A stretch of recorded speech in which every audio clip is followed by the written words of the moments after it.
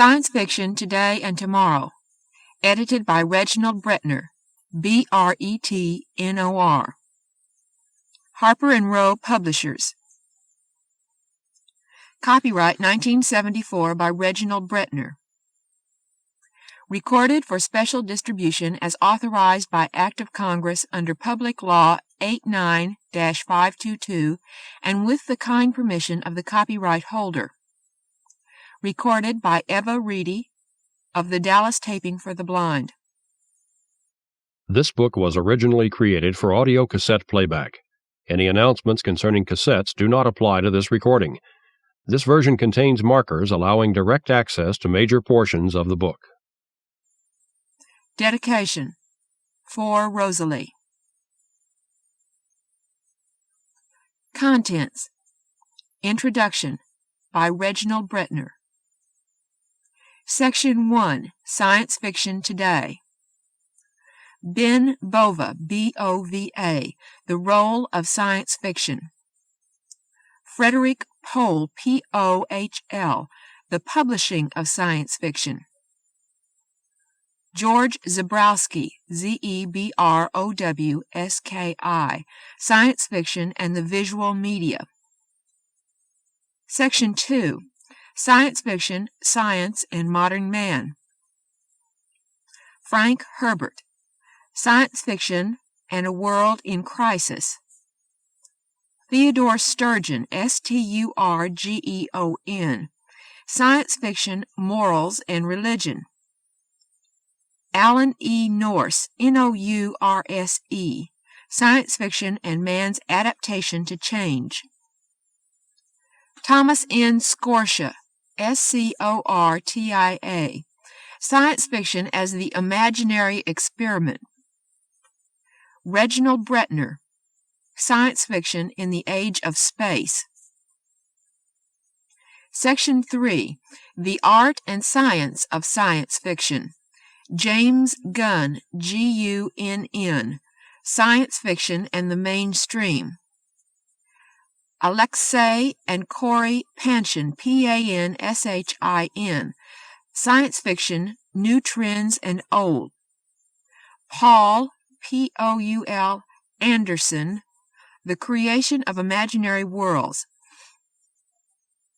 Hal Clement, The Creation of Imaginary Beings. Anne McCaffrey, M-C-C-A-F-F-R-E-Y, Romance and Glamour in Science Fiction. Gordon R. Dickson, Plausibility in Science Fiction. Jack Williamson, Science Fiction, Teaching and Criticism. A Critical Sampler. Introduction.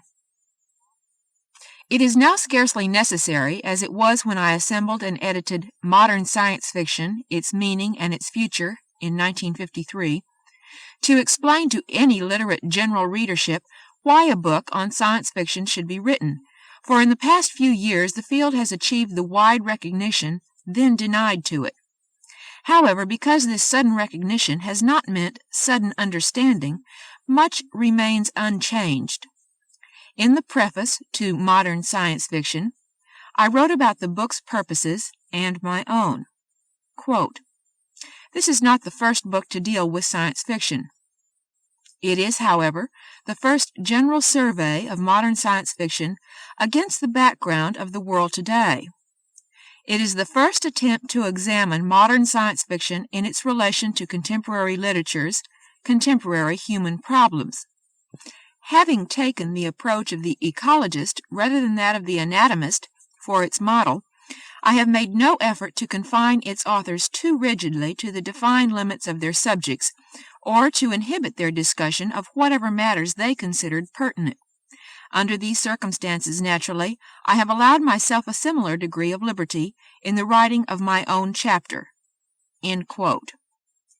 20 years have passed, during which many more books on science fiction in its various aspects have appeared.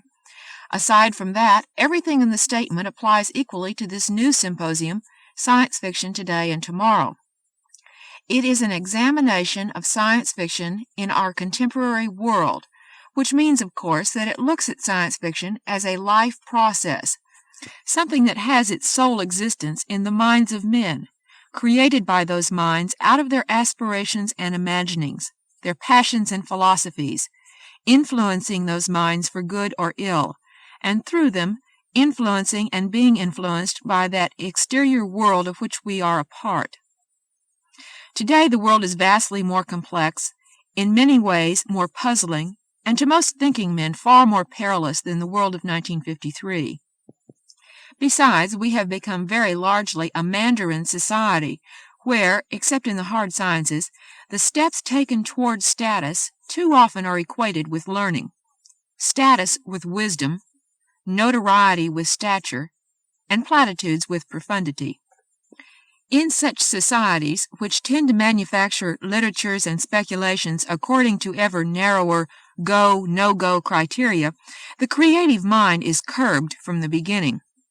When, in addition, the manufacture is on a mass basis, when literatures and speculations are contrived by fewer and fewer men to reach more and more people through mass news entertainment media, those natural channels of interpersonal interchange and feedback that enrich a culture become spontaneously constricted, very much as they are deliberately constricted by totalitarian governments, and creative minds not only are constrained, but the chances for creative individuals to realize their potential can be nullified almost completely.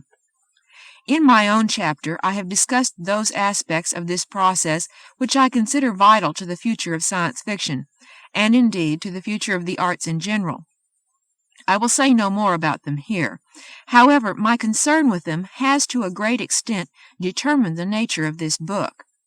Even more than in 1953, I wanted to present as many fresh and vital views of our surrounding complexity as possible, not interpreted ritualistically, not forced into conformity with any rigid teleology, not carefully culled to display the fashions and pretensions of literary criticism, but marshaled to produce what can perhaps be described as a survey of science fiction today and tomorrow from that broad perspective which science fiction has itself invented. Essentially, this meant that the imaginative scope, the creative talent, the vast variety of backgrounds in education and experience, and the almost limitless range of beliefs and hopes, ambitions and ideals which have produced science fiction as we know it, should be harnessed to the task of its interpretation. That is why all the contributors are writers well known in the field. That is why, as individuals and as writers, they are so diverse. That is why they were selected. The book was written to a prepared table of contents, from which we departed only very slightly as the text took shape. Alan Nourse, for instance, suggested his own subject of science fiction and man's adaptation to change, which I had not thought of, and Tom Scortia, by changing one word in the title of his chapter, made its meaning much clearer. The book is, I think, a good and useful one.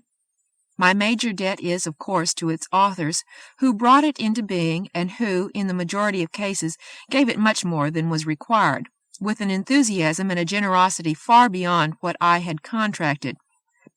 I am also indebted to Victoria Schochet, Schochet, and others on Harper & Rowe's editorial staff, first for their interest in the book, and then for their patience with its compiler. I am very grateful to Jacques Barzun, Barzun, and to Larry Niven for permission to quote from their published works, and to Richard J. Portal, Chief Reference Librarian at the Jackson County Public Library, for his prompt and always accurate answers to my many questions. Finally, I want to thank Carol Young of Grants Pass, Oregon, who somehow puzzled out and typed the final manuscript. Reginald Bretnor. Section 1. Science Fiction Today. Ben Bova, The Role of Science Fiction. The year 1972 was marked by publication of a controversial book, The Limits to Growth. This study of the world's future done by a team of MIT scientists with the aid of computer models of the future of our society, was sponsored by an international organization called the Club of Rome.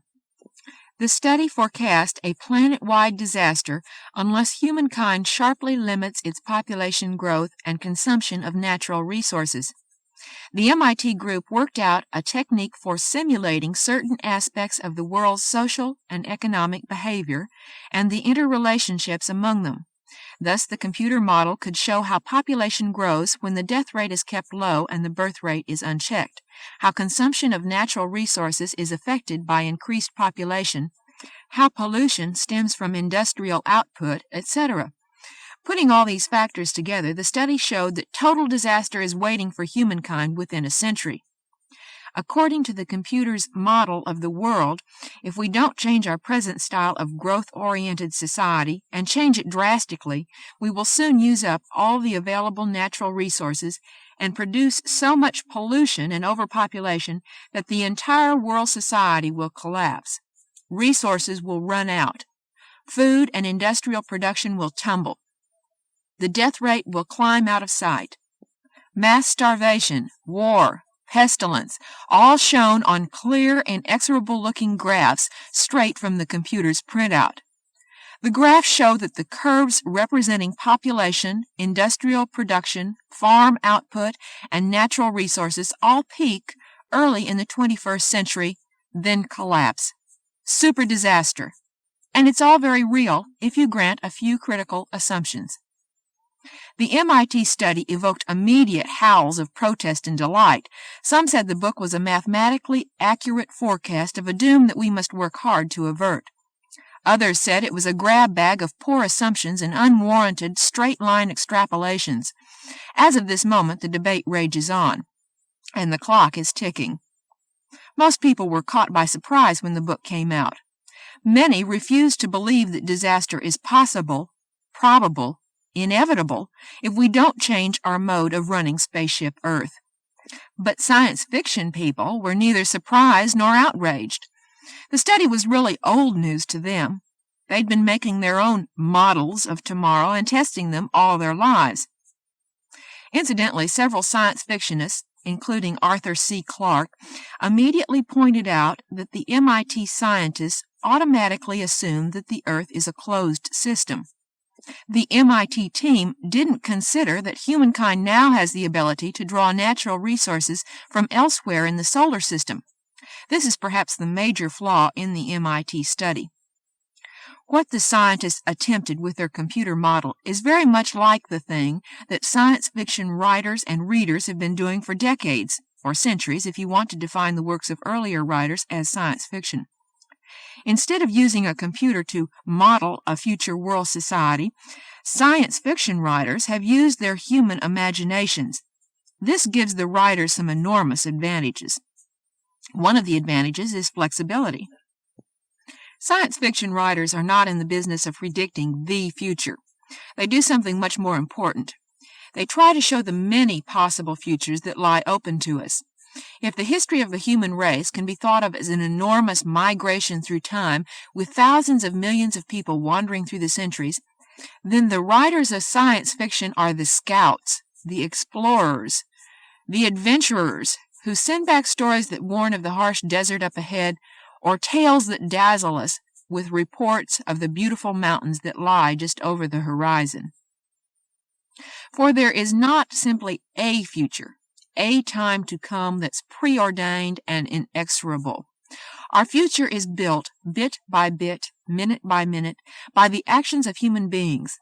One vital role of science fiction is to show what kinds of future might result from certain kinds of human actions. Have you ever stood on a flat, sandy beach at the edge of the water and watched the little wavelets that play at your feet? After the breakers have dumped their energy and the water rushes as far up the beach as it can, there's a crisscross pattern of wavelets that model the beach. If the sun's at the proper angle, you can clearly see what physicists call interference patterns. The wavelets interact with one another, sometimes adding together to form a stronger wave, sometimes canceling each other to form a blank spot in the pattern. The myriads of ideas that parade across the pages of science fiction magazines and books each month form such a pattern in the minds of readers and writers. Some ideas get reinforced, added to, strengthened by repetition and enlargement. Other ideas get canceled, fall out of favor, are found lacking in one way or another. Thus, for more than a generation now, science fiction people have been worrying about problems such as pollution, nuclear warfare, overpopulation, genetic manipulation, runaway technology, thought control, and other threats that burst on the general public as shocking surprises. Other potential problems have been examined and dropped. Today, there are few stories about invisible men seized by dreams of power, or plagues of space germs infecting Earth. When Michael Crichton's Andromeda Strain became a vastly popular book and movie, most science fiction people groaned. But it's an old idea, they chorused, meaning that it's no longer a valid idea. The problem does not and probably will not exist. But this old idea was shatteringly new and exciting to the general public. To communicate the ideas, the fears and hopes, the shape and feel of all the infinite possible futures, science fiction writers lean heavily on another of their advantages, the art of fiction. For while a scientist's job has largely ended when he's reduced his data to tabular or graph form, the work of a science fiction writer is just beginning. His task is to convey the human story. The scientific basis for the possible future of his story is merely the background. Perhaps merely is too limiting a word. Much of science fiction consists of precious little except the background, the basic idea, the gimmick. But the best of science fiction, the stories that make a lasting impact on generations of readers, are stories about people. The people may be non-human. They may be robots or other types of machines, but they will be people in the sense that human readers can feel for them, share their joys and sorrows, their dangers, and their ultimate successes. The art of fiction has not changed much since prehistoric times, mainly because man's nervous system and the culture he's built out of it have not basically changed. From the earliest biblical times through Homer to Shakespeare, Goethe, and right down to today's commercial fiction industry, the formula for telling a powerful story has remained the same. Create a strong character, a person of great strengths, capable of deep emotions and decisive action. Give him a weakness. Set him in conflict with another powerful character, or perhaps with nature. Let this exterior conflict be the mirror of the protagonist's own interior conflict, the clash of his desires, his own strength against his own weakness. And there you have a story. Whether it's Abraham offering his only son to God, or Paris bringing ruin to Troy over a woman, or Hamlet and Claudius playing their deadly game, Faust seeking the world's knowledge and power, Gully Foyle, Gully Foyle, D.D. Harriman, Montag the Fireman, Michael Valentine Smith, Maud Dib, Muad''Dib. The stories that stand out in the minds of the readers are those that are made incandescent by characters, people who are unforgettable. To show other worlds, to describe possible future societies and the problems lurking ahead is not enough. The writer of science fiction must show how these worlds and these futures affect human beings. And something much more important, he must show how human beings can and do literally create these future worlds. For our future is largely in our own hands. It doesn't come blindly rolling out of the heavens. It is the joint product of the actions of billions of human beings. This is a point that's easily forgotten in the rush of headlines and the hectic badgering of everyday life. But it's a point that science fiction makes constantly. The future belongs to us, whatever it is. We make it. Our actions shape tomorrow. We have the brains and guts to build paradise, or at least try. Tragedy is when we fail, and the greatest crime of all is when we fail even to try. Thus, science fiction stands as a bridge between science and art. between the engineers of technology and the poets of humanity. Never has such a bridge been more desperately needed. Writing in the British journal New Scientist, the famed poet and historian Robert Graves said in 1972, "Technology is now warring openly against the crafts, and science covertly against poetry." What Graves is expressing is the fear that many people have. Technology has already allowed machines to replace human muscle power. Now it seems that machines such as electronic computers might replace human brain power. And he goes even further, pointing a shaking finger at science as the wellspring of technology and criticizing science on the mystical grounds that science works only in our usual 4 dimensions of space-time, while truly human endeavors, such as poetry, have a power that scientists can't recognize, quote, because at its most intense, poetry works in the 5th dimension, independent of time, end quote. Graves explains that poetry is usually the product of intuitive thinking, and grants that some mathematical theories have also sprung from intuition. Then he says, yet scientists would dismiss a similar process as illogical.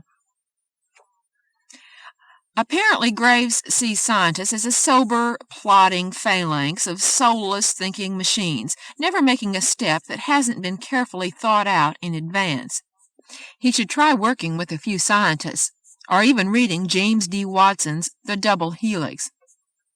As a historian, Graves should be aware that James Clerk Maxwell's brilliant insight about electromagnetism, the guess that visible light is only one small slice of the spectrum of electromagnetic energy, a guess that forms the basis for electronics technology, was an intuitive leap into the unknown. Maxwell had precious little evidence to back up his guess. The evidence came later. Max Planck's Planck original concept of the quantum theory was also mainly intuition. The list of wild jumps of intuition made by these supposedly stolid, humorless scientists is long indeed. Scientists are human beings. They are just as human, intuitive, and emotional as anyone else. But most people don't realize this. They don't know scientists any more than they know much about science. C.P. Snow pointed out 2 decades ago that there is a gap between the 2 cultures, and Graves' remarks show that the gap is widening into a painful chasm. Graves is a scholar who should know better. He's justly renowned for his work in ancient mythology, where he's combined his gifts of poetry and historical research in a truly original and beautiful way. But he doesn't seem to understand that scientists do precisely the same thing, because he doesn't understand scientists. Since the prehistoric days of tribal shamans, most people have held a highly ambivalent attitude toward the medicine man, astrologer, wizard, scientist. On the one hand, they envied his abilities and sought to use his power for their own gain. On the other hand, they feared his power, hated his seeming superiority, and knew damned well that he was in league with dark forces of evil. There has been little change in this double-edged attitude over the centuries. Today, most people still tend to hold scientists in awe. After all, scientists have brought us nuclear weapons, modern medicines, spaceflight, and underarm deodorants. Yet at the same time, we see scientists derided as fuzzy-brained eggheads or as coldly ruthless, emotionless makers of monsters. Scientists are a minority group, and like most minorities, they're largely hidden from the public sight, tucked away in ghettos, laboratories, campuses, field sites out in the desert, or in Pacific atolls. Before the public can understand and appreciate what science can and cannot do, the people must get to see and understand the scientists themselves, get to know their work, their aims, their dreams, and their fears. A possible answer to this problem of humanizing science and scientists comes from the field in which Graves made his major contribution, mythology. Joseph Campbell, professor of literature at Sarah Lawrence College, has spent a good deal of his life studying humankind's mythology and writing books on the subject, such as the 4-volume The Masks of God and Hero with 1,000 Faces. He has pointed out that modern man has no real mythology to turn to. The old myths are dead, and no new mythology has arisen to take their place. And man needs a mythology, Campbell insists, to give a sort of emotional meaning and stability to the world in which he lives. Myths are a sort of codification on an emotional level of man's attitudes toward life, death, and the whole vast and sometimes frightening universe. An example: almost every primitive culture has a Prometheus myth. In our Western culture, the Greek version is the one most quoted. Prometheus was a demigod who saw man as a weak, starving, freezing creature, barely able to survive among the animals of the fields and woods. Taking pity on man, Prometheus stole fire from the heavens and gave it to man at the cost of a horrible punishment to himself. But man, with fire, became master of the earth and even a challenge to the gods. A typical myth, fantastic in detail, yet absolutely correct in spirit. One of man's early ancestors discovered fire about 500,000 years ago, according to anthropological evidence. Most likely these primitive Homo erectus creatures saw lightning turn shrubbery into flame, hence the legend of the gift from the heavens. Before fire, our ancestors were merely another marginal anthropoid, most of whom died out. With fire, we've become the dominant species on this planet. The Prometheus myth explains this titanic event in terms that primitive people can understand and accept. The myth gives an emotional underpinning to the bald facts, ties reality into an all-encompassing structure that explains both the known and the incomprehensible parts of man's experience. Much of today's emotion-charged, slightly irrational urge toward astrology and the occult is really a groping for a new mythology, a mythology that can explain the modern world on a gut level to people who are frightened that they're too small and weak to cope with this universe. Joseph Campbell's work has shown that there are at least 4 major functions that any mythology must accomplish. First, a mythology must induce a feeling of awe and majesty in people. This is what science fictionists call a sense of wonder. Second, a mythology must define and uphold a system of the universe, a pattern of self-consistent explanation for both the known and incomprehensible parts of man's existence. A modern mythology would have a ready-made system of the universe in the continuously expanding body of knowledge that we call science. Third, a mythology must usually support the social establishment. For example, what we today call Greek mythology apparently originated with the Achaean conquerors of the earlier Mycenaean civilization. Zeus was a barbarian sky god who conquered the local deities of the matriarchal Mycenaean agricultural cities. Most of the lovely legends about Zeus's romantic entanglements with local goddesses are explanations of the barbarian patriarchal people overwhelming the farmers' matriarchies. Fourth, a mythology must serve as an emotional crutch to help the individual member of society through the inevitable crises of life, such as the transition from childhood into adulthood, the adjustments of the individual to his society, the inescapable prospect of death. Science fiction, when it's at its very best, serves the functions of a modern mythology. Certainly, science fiction tries to induce a sense of wonder about the physical universe and man's own interior private universe. Science fiction depends heavily on known scientific understanding as the basic underpinning of a universal order. Science fiction does not tend to support a given political establishment, but on a deeper level it almost invariably backs the basic tenet of Western civilization. That is, the concept that the individual man is worth more than the organization, whatever it may be, and that nothing is more important than human freedom. Whether or not science fiction helps people through emotional crises is more difficult to tell, and probably the only remaining test to the genre's claim to mythological stature. It is interesting that science fiction has a huge readership among the young, the adolescents who are trying to figure out their own individual places in the universe. And how many science fiction stories about superheroes and time travel and interstellar flights are really an attempt to deny the inevitability of death? On this emotional level, science fiction can and does serve the functions of mythology. On a more cerebral level, science fiction helps to explain what science and scientists are all about to the non-scientists. It is no accident that several hundred universities and public schools are now offering science fiction courses and discovering that these classes are a meeting ground for the scientist-engineers and the humanists. Science and fiction, reason and emotion. Science fiction can also blend reason with emotion in another way, to show the true beauty and grandeur of the universe, whether it's a galaxy full of stars or a drop of water teeming with delicate, invisible life. How many young students have been turned on to science by reading science fiction? Most of the men who have walked on the moon's surface trace their careers back to early readings in science fiction.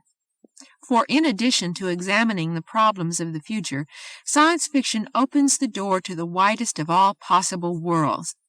The bone-chest cities of Ray Bradbury's Mars, the galaxy-spanning adventures of E.E. Smith, the quietly extraordinary pastorals that Zena Henderson writes, Asimov's ASIMOV robots, Dickson's droll aliens.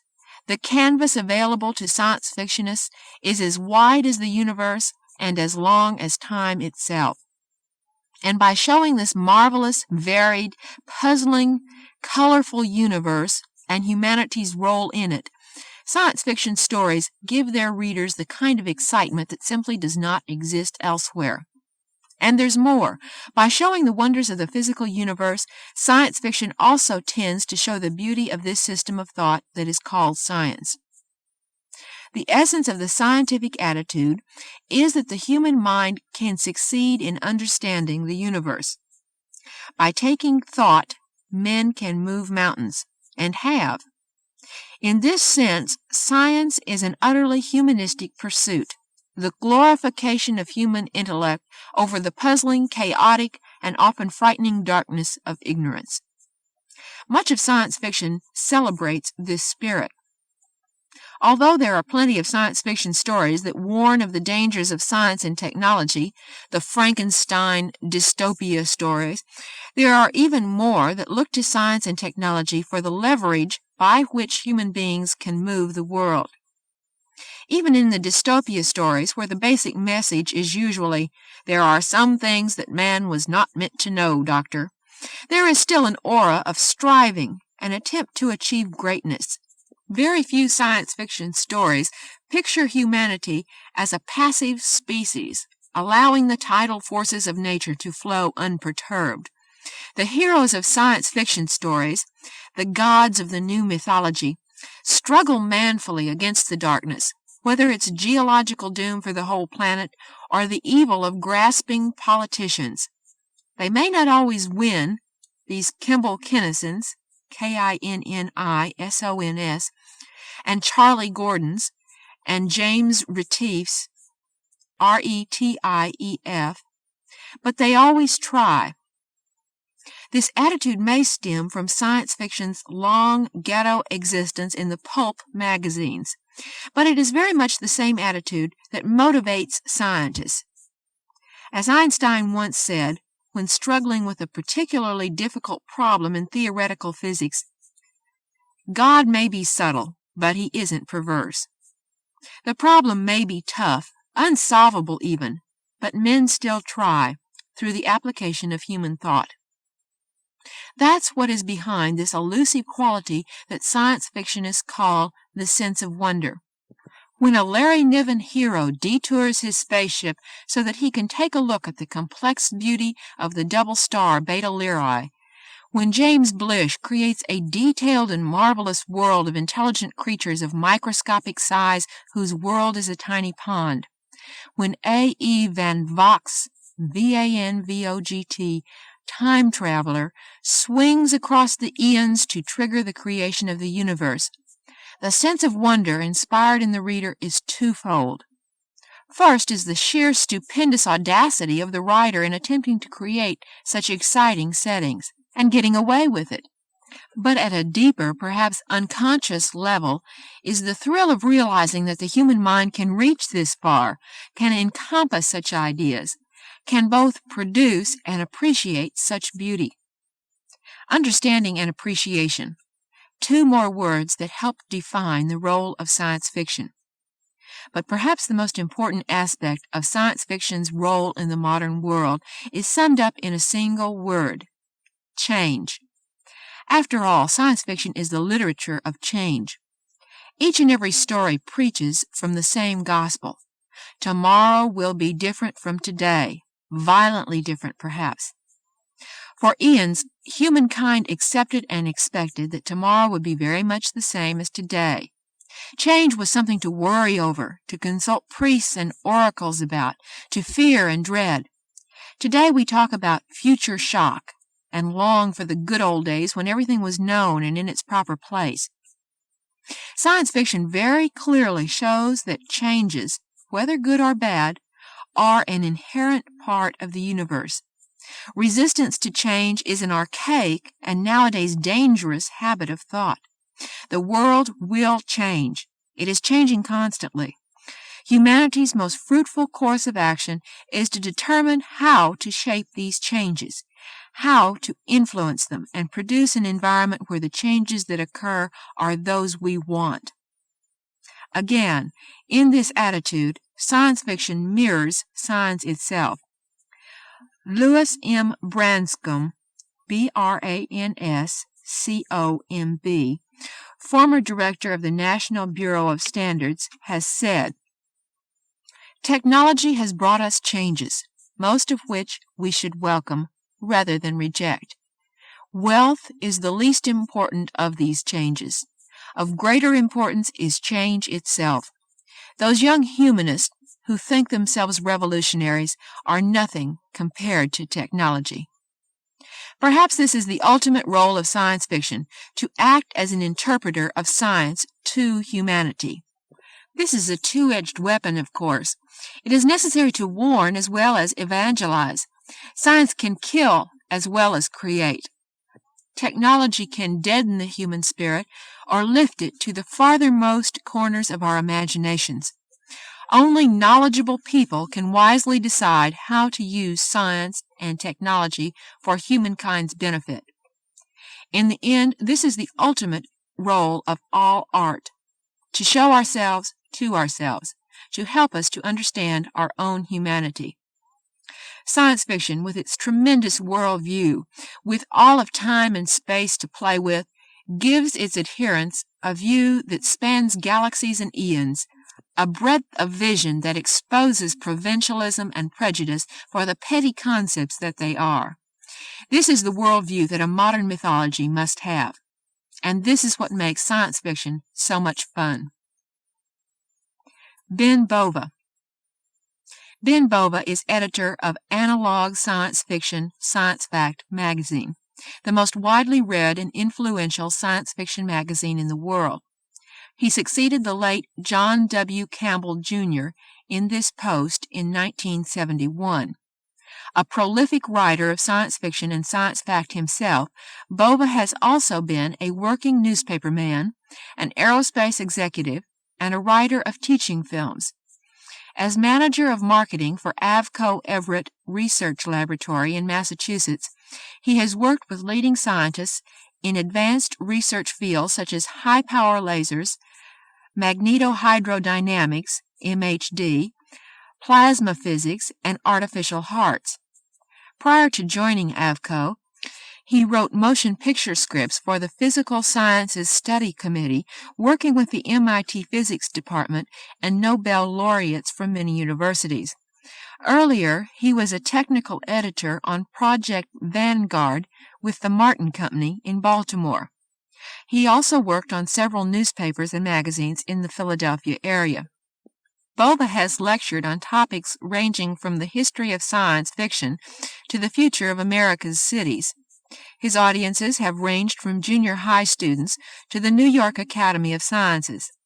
He was born in Philadelphia, where he attended Temple University and received a degree in journalism. His short stories and science articles have appeared in all the major science fiction magazines, as well as the Smithsonian Magazine, the IEEE Spectrum, and many other technical journals. His book, The Fourth State of Matter, was honored as one of the top 100 science books of the year in 1971 by the American Library Association. Starflight and Other Improbabilities was selected as a Junior Literary Guild book in 1973. The following are books written by Ben Bova. Science fiction. The Star Conquerors, 1959, Winston Company. Star Watchman, 1964, Holt, Reinhardt, and Winston. The Weathermakers, 1967, Holt, Reinhardt, and Winston. Out of the Sun, 1968, Holt, Reinhardt, and Winston. The Dueling Machine, 1969, Holt, Reinhardt, and Winston. Escape, 1970, Holt, Reinhardt, and Winston. Exiled from Earth, 1971, Dutton. THX 1138, 1971, Paperback Library, with George Lucas.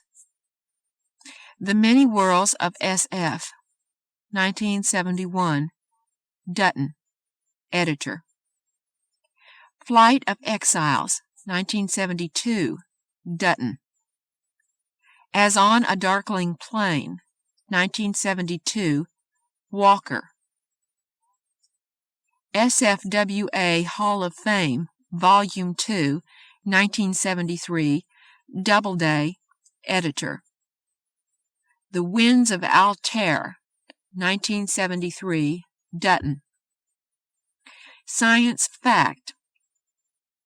The Milky Way Galaxy, 1961, Holt, Reinhardt, and Winston.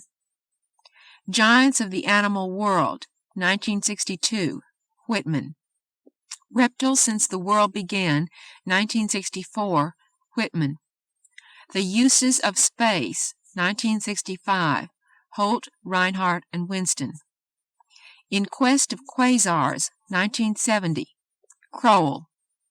Planets, Life, and LGM, 1970, Addison. The Fourth State of Matter, 1971, St. Martin's. The Amazing Laser, 1972, Westminster. The New Astronomies, 1972, St. Martin's. Man Changes the Weather, 1973, Addison. Starflight and Other Improbabilities, 1973, Westminster. Frederik Pohl, Pohl, The Publishing of Science Fiction. Although science fiction exists in many forms, film, television, radio, the graphic arts, and the think tanks, and in fact one writer defined science fiction as a method of looking at the world, still when most of us use the term science fiction, we mean to describe some story that, in some form or another, we have read.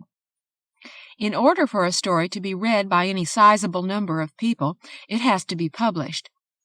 The basic fact that one must realize about the publishing business is that it is a business. It happens to be a business that is devoted to the preservation and circulation of an art form, namely writing. Nevertheless, publishing itself is not an art, and like every other business, it is basically concerned with earning a profit. There are exceptions.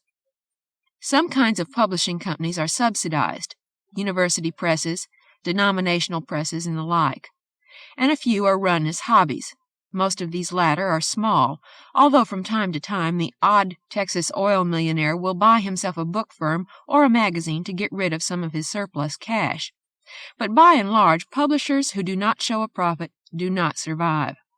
Once one gets this fact firmly in mind, a lot of questions that come up about the publishing of science fiction resolve themselves pretty quickly. Why isn't SF published in weekly magazines on slick paper with 4-color illustrations? because whoever tried it would lose his shirt, that's why. Hugo Gernsback did try something like it around 1950, and did, in fact, lose a packet. It was called Science Fiction Plus. There are two main genera of publishing: books, defined as anything that does not bear a date, and periodicals, newspapers and magazines. For much of the active part of the history of science fiction, its principal medium of publication was the magazine. This is no longer true.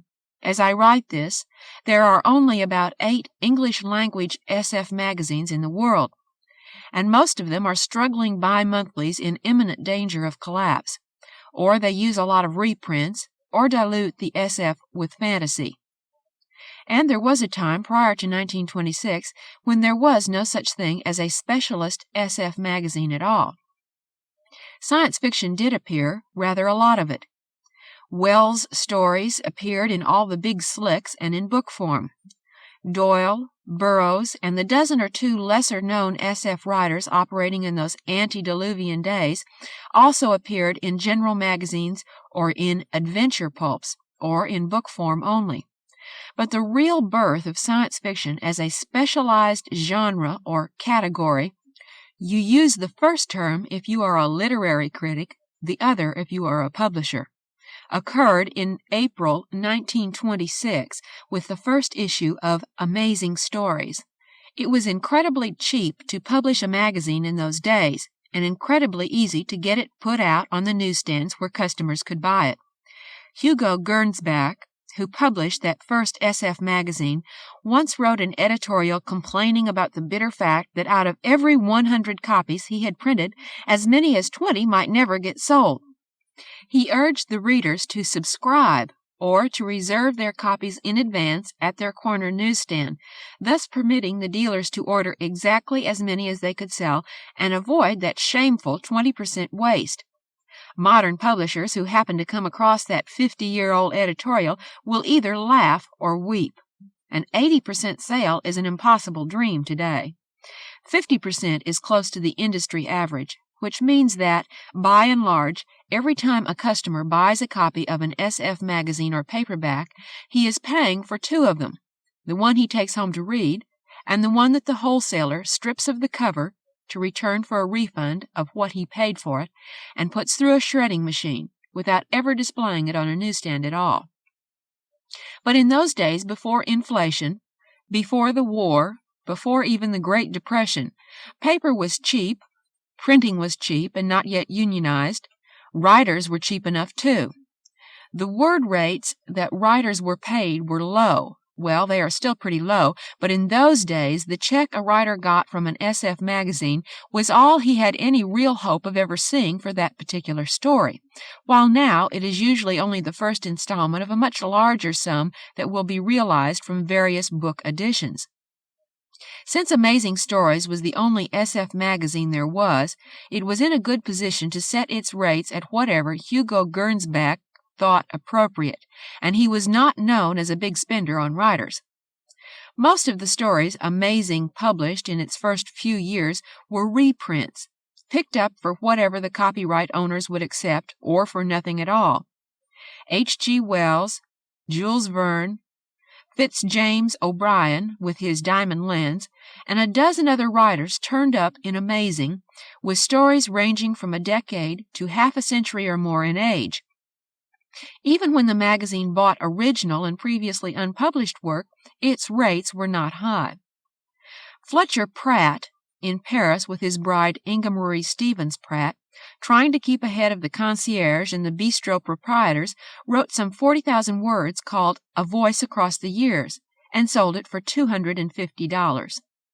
More fortunate writers, closer at hand and better able to haggle, might get a cent a word, and occasionally even a little more, but usually even that was not paid until the story had been published, at least a few months, sometimes a year or more after the story was accepted.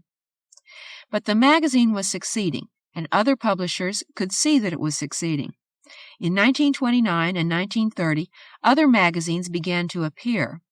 Gernsback, who had lost control of Amazing Stories in the stock disasters of 1929, came back with a new company and 2 new SF magazines, Air Wonder Stories and Science Wonder Stories, soon to be merged into just plain Wonder Stories. The pulp chain publishing house of Clayton started an SF title to add to their Westerns and Air War magazines called Astounding Stories. Those were the big 3 SF magazines. They had incredibly high survival rates. Their outward forms changed, to be sure, but still Wonder, sold to a different publisher and rechristened Thrilling Wonder Stories, survived World War II, and that was the shortest lived of the lot. Both Amazing and Astounding, as of this writing, still survive. Astounding is now called Analog Science Fact and Fiction, but it is, as anyone knows, the same magazine. The magazines did not, however, maintain perfect health. The real world kept battering at them. For one thing, there was a depression. This need not have been fatal in itself, and wasn't. Magazines are traditionally thought of as a depression business because the people who can't afford a new car or a nightclub can often manage the price of a magazine to read and lose themselves in night after night. Even so, by the mid-30s, both Amazing and Wonder were down to every other month publication, and tottering at that. Astounding, after some shaky times around 1933, seemed to be doing better than either of its competitors, but Astounding had an advantage neither of the others possessed.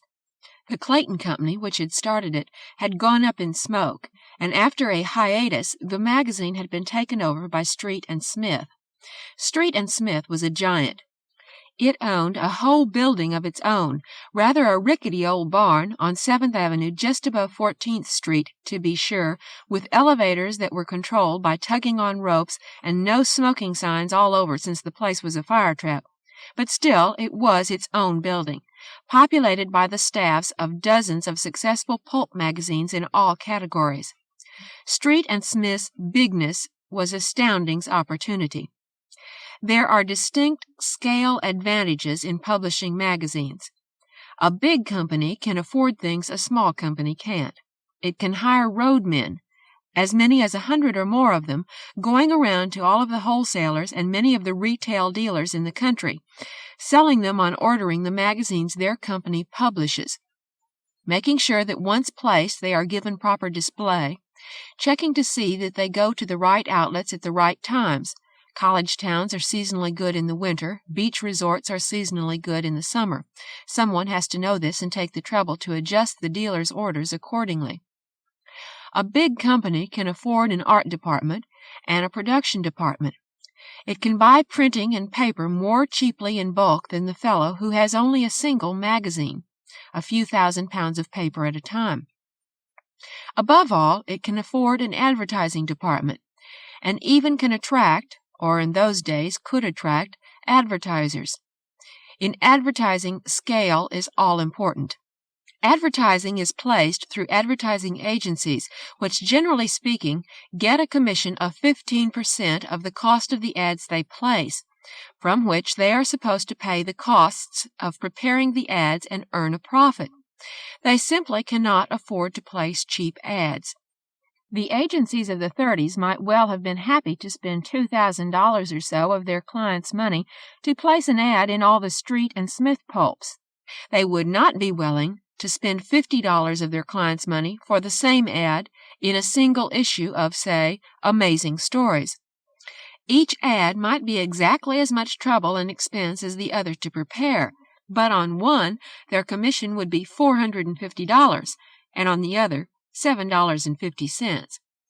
So for these reasons and others, not forgetting 2 able and energetic editors, F. Orland Tremaine and John W. Campbell, Astounding delivered a tidy profit to its owners every month, while Amazing and Wonder were having trouble meeting their printing bills. Both Amazing and Wonder found themselves cutting corners and trying curious expedients to survive. The first and easiest thing to do was to cut their expenses, which they did, as much as they could. Where they couldn't cut prices, they gave themselves operating capital loans by paying their bills as slowly as they possibly could. They paid their writers on publication, sometimes not even then. My own first sale, I remember, was to Amazing Stories. It was a poem. I wrote it in 1935. It was accepted in 1936. It was published in 1937, and it was paid for in 1938. That is not a record. There are writers who got paid far more slowly, and as recently as a few years ago, some who still had not been paid more than 30 years later. Wonder Stories tried the experiment of starting the first large-scale science fiction fan club, the Science Fiction League, as a promotion device. It was their hope that they would be able to enroll thousands of members, all of whom would buy every copy of the club's official organ, which, of course, was Wonder Stories. Their expectations were not realized. Many of the members bought the magazine more or less regularly, but more importantly, they invented science fiction fandom, which now can turn out more people for a single weekend convention than the SFL ever managed to sign up. It was through the SFL that local clubs got their first major impetus in forming and staying alive, and from them came everything else. In this same burgeoning era of the late 20s and the whole decade of the 30s, a certain amount of science fiction was still being published in book form. It was almost never labeled science fiction. That term was reserved to the pulp magazines, and, in fact, most of them even called it by other names: science fantasy, or stories of superscience, or Gernsback's private pet coinage scientifiction, abbreviated STF. But science fiction the books were, and some of them were of high quality. S. Fowler Wright, with The World Below, W. Olaf Stapledon, Stapledon, with Last and First Men, and others, originating in England and being reprinted in the United States. A series of first-rate juveniles by Carl H. Claudy, Claudy, in the United States, and so forth. There were not a great many of them, and no book publishing house ever considered anything like a science fiction line, as they had mystery lines, romance lines, western lines, and so on. But they did come out, a trickle every year, eagerly snapped up by the fans, and, except for a few blockbusters like Aldous Huxley's Brave New World, generally ignored by the rest of the human race. They did not sell very well, but that was not particularly important. Most books don't sell very well, and in those days they sold even worse than they do now. But they were also cheap to produce. A novel that sold 1,000 copies at a list price of $2 or so would just about pay its printing bills. The author would not get much, but at least he would taste a couple of $100 for his trouble. Most publishers stayed in business because their sales departments had carefully kept their contracts bright with buyers. Not the cash customers who bought books to read, but those persons charged with buying books wholesale for libraries, bookstores, rental libraries, and so on. A good sales department made a prosperous publisher. And now and then one book out of 10 or 20 would have a quality about it that made people like it and talk about it, and then reorders would come in voluntarily, and it would go back to press, and everybody would make money, even the writer. But that did not often happen with science fiction in those days. So by the end of the 30s, the science fiction publishing world consisted of a handful of spottily successful magazines and an even smaller output of books, plus one other thing. The other thing was a vigorously boiling body of fan activity. The fans had begun to publish their own magazines to fill in the dry weeks between the times when the new issues of Astounding, Amazing, and Wonder came out. These amateur magazines are still with us. They are called fanzines. In the 30s, that term had not yet been invented. They were called fan mags, when they were called anything at all, and they existed in uncountable numbers. Uncountable because no one ever knew from one day to the next how many of them there were. Some fan or club would stir itself into activity and borrow a mimeograph machine, and they would put out 1 issue, or 20, as long as momentum held out. Probably 6 fan mags were announced for every one that really appeared. Most were mimeographed, 1 or 2 professionally printed or offset, quite a few hectographed, making use of a process that involved flat trays of jelly remorselessly curling pages and hideously purple-stained fingers for everyone involved, or even carbon-copied. Mostly what they contained were comments on the stories in the professional magazines, or news of fan activities, or gossip or debate, but many of them printed amateur stories and amateur art. This was generally pretty poor stuff, particularly the fiction, but C.M. Kornbluth, Kornbluth, Donald A. Wollheim, Wollheim, Ray Bradbury, Hannes Bok, Bok, and 100 other latterly successful SF writers and artists got their start that way. I was one of them. 2 other developments were occurring in the late 30s. One was that prosperity was beginning to sneak back a little at a time. There was more money around than there had been. All kinds of money, including risk capital for starting marginal new publishing ventures. The other was that Astounding had a bright new editor, John W. Campbell, still in his 20s and full of ideas, energy, and obstinacy. He was using those things to change the whole nature of science fiction, finding and developing new writers, distributing plot ideas and story elements to every writer who would listen, propagandizing for the kind of story that might be a contemporary novel in a 25th century magazine, and in general turning science fiction into a tool for exploring alternative futures. Campbell was a remarkable man. In a field dominated by idiosyncratic and able editors, he was the best of them all. He succeeded in all his aims. And all of a sudden there was a science fiction boom. Was it the change in the kind of stories Campbell was printing? The stirrings of prosperity? The burgeoning of fandom? With its recruitment of new talent graduating every year out of the fan mags into professional activity? It may have been any or all of them, but something was happening. Thrilling Wonder Stories brought out a companion magazine, Startling Stories, and then another, Captain Future. Hugo Gernsback, having sold off Wonder, but anxious to get back in the game, started Future and Science Fiction Quarterly. F. Orland Tremaine, who had been replaced by Campbell on Astounding and then departed Street and Smith entirely, came back with a magazine of his own called Comet. A small company with an editor named Robert O. Erisman, Erisman, started a couple of magazines. So did another with an editor named Malcolm Rice, Reiss.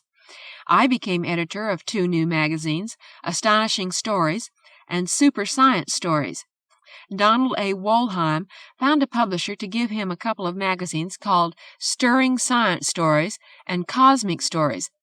About all anyone seemed to need to start a new SF magazine was a title, and clearly it didn't even have to be a good one.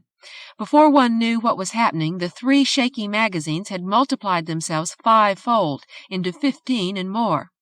Rates were low, so were salaries, so were profits.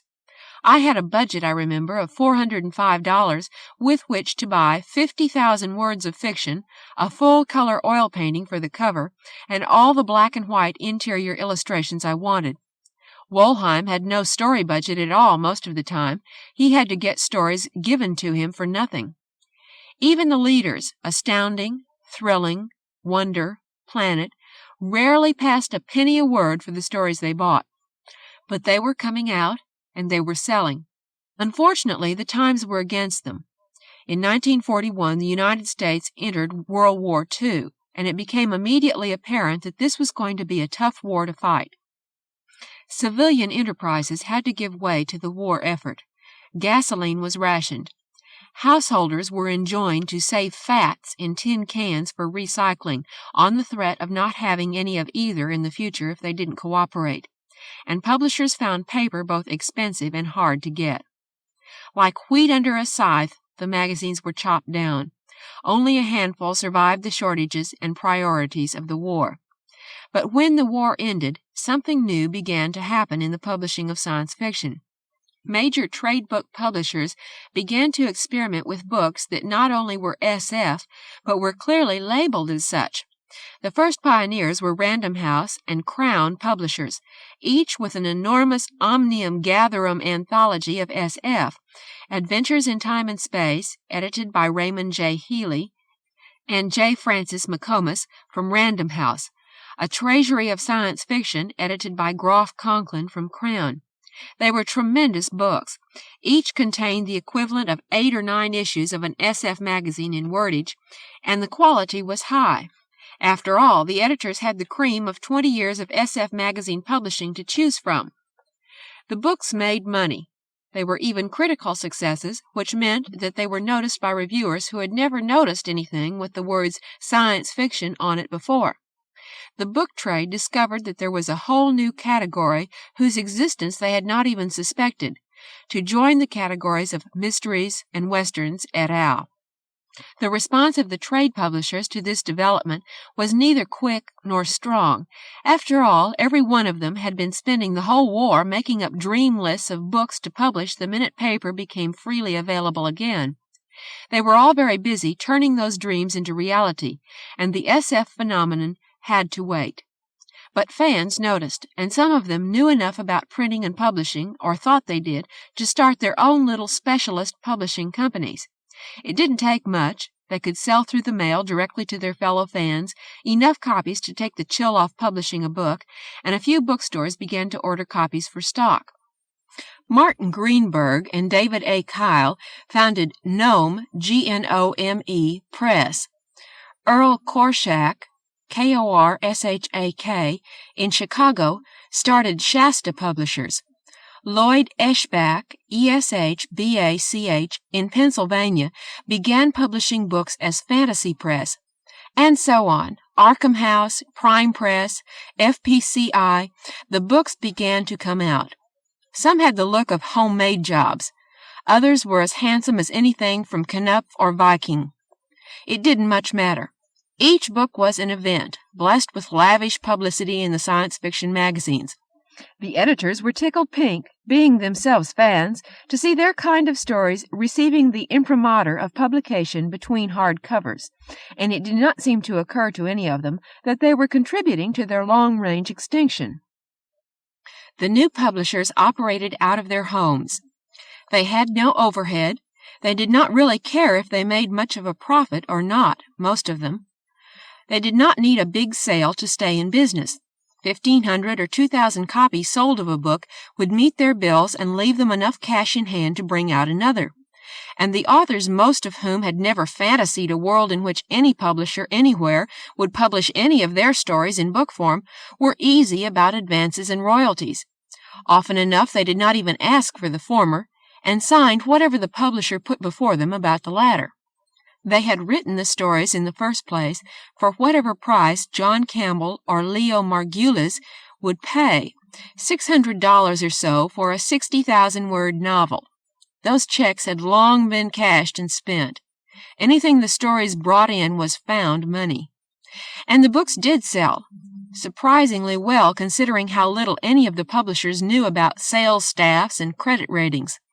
It was not long before the big trade publishers noticed what was happening and decided to move in. I was a literary agent at the time, and this was a most enjoyable development for me. The first 2 major publishing companies to get their feet wet in SF as a category were Doubleday and Simon & Schuster. I was personally involved in both. In the time-honored publishing tradition, I let them pick my brains about SF, and they let me sell them books, and all of us were happy as could be. The boss editor at Simon & Schuster in those days of the late 1940s was a marvelously personable and persuasive man named Jack Goodman. He had no difficulty bending SF writers and agents to his will, not that any of us minded.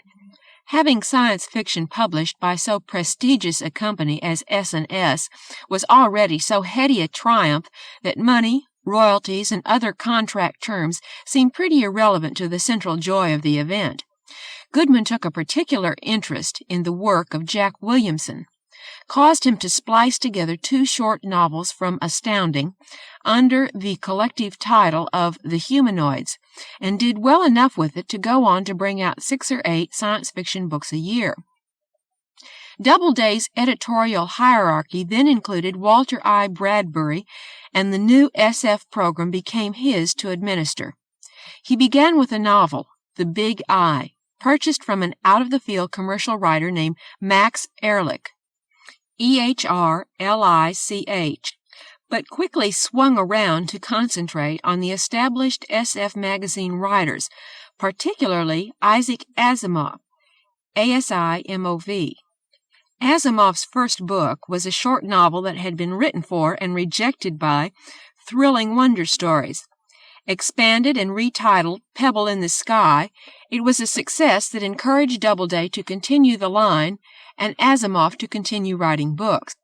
As of the end of 1972, his total had reached more than 130 titles, 50 of them published by Doubleday. A number of smaller publishers began to join the giants, and by 1950, there were half a dozen regular trade publishers in the SF field, plus the half dozen more specialist fan presses, and all were thriving. These were hardcover publishers. The paperback houses were yet to be heard from. Some of the larger and more daring houses had already begun to get their feet wet. Pocket Books had published The Pocket Book of Science Fiction almost a decade earlier. New American Library had begun to sign up some of the hardcover books for paper-bound reprint. Bantam Books had published one anthology, Shot in the Dark, edited by Judith Merrill, Merril, and was showing signs of interest in more. But no paperback house had actually begun a line of science fiction. Then Ian Ballantine, who had been president of Bantam Books, left that company to open up shop on his own as Ballantine Books. Ballantine was, and is, an enterprising and original soul, and was willing to take a chance on science fiction on a continuing basis. The first 2 books he bought were both from me, as it happens. Star Science Fiction, first of a series of anthologies of original science fiction stories, which I edited, and a novel that C.M. Kornbluth and I had written for Galaxy, where it was published under the title of Gravy Planet. Somewhat revised and slightly shorter, it appeared in simultaneous hard and softcover editions from Ballantine as The Space Merchants. Some of the magazine editors, who had been gung-ho for the new fad of hardcover science fiction book publishing, looked askance at seeing the books come out in paperback form. They felt that the paperbacks represented serious competition where it counted, in the marketplace. It took nearly 20 years for their worst fears to be realized, but they were right. Paper-bound books reach much the same market as magazines. They are on sale in the same candy stores, drug stores, bus terminals, airports, and hotel lobbies. They are distributed through the same national distributing concerns. But they are intrinsically easier and therefore cheaper to distribute than magazines, in that they do not have an official off-sale date. Magazines stay on sale only for the period of issue. Your December issue of Analog is no longer a saleable commodity on January 1st. The paper-bound book that comes out on the same day can still be sold the following month, or the following year, or any time at all, at least up to the point where it becomes so thumbed and shop-worn that it has to be returned for decency's sake, or, more likely, the dealer wants it out of the way to make room for new stock. The competition for newsstand space is ferocious, and even paperbacks have grave trouble in staying on sale long enough to reach their optimum audience. But at least they do not have a self-imposed termination date as magazines do. By 1953, Ballantine had a lock on nearly every major SF writer as far as his paper-bound book rights were concerned. Arthur C. Clarke, Ray Bradbury, Robert Sheckley, Sheckleyi, John Wyndham, Wyndham, and a dozen others. As other companies came into the field, they had to be content with the books Ballantine had somehow overlooked or had not wanted in the first place. Some, even so, were markedly successful, particularly Ace Books, which, under the editorship of Donald A. Wollheim, quarried out a highly successful list of primarily adventure SF books. They are sometimes called space opera. But Ballantine was first, and even now, more than 2 decades later, it retains a list that includes more acknowledged SF classics, the books that are taught in the college courses and go back to print year after year, than any other paperback house.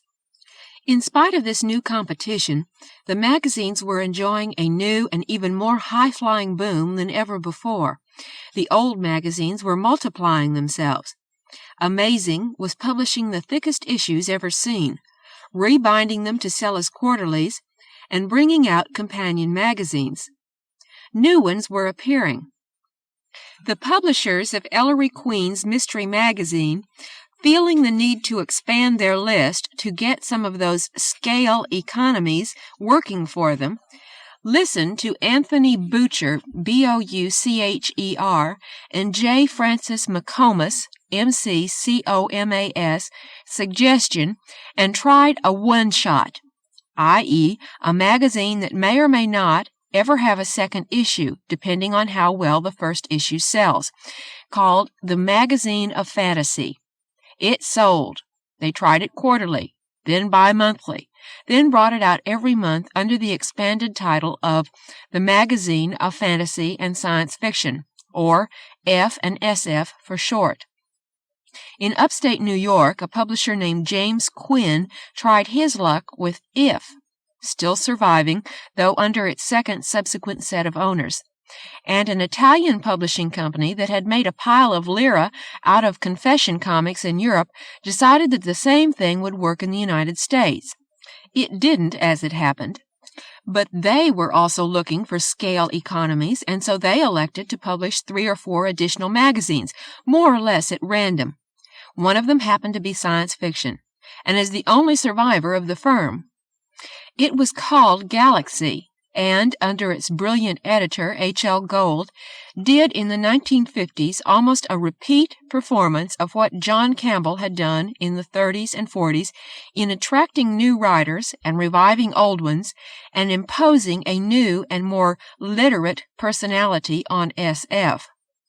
By the middle of the 1950s, the number of existing American SF magazines had reached an all-time high, some 38 separate titles, including a few that were marginal in that they dabbled in other fields than SF, Weird Tales, for example. Then 3 things happened almost at the same time, and all 3 of them were bad for SF magazines.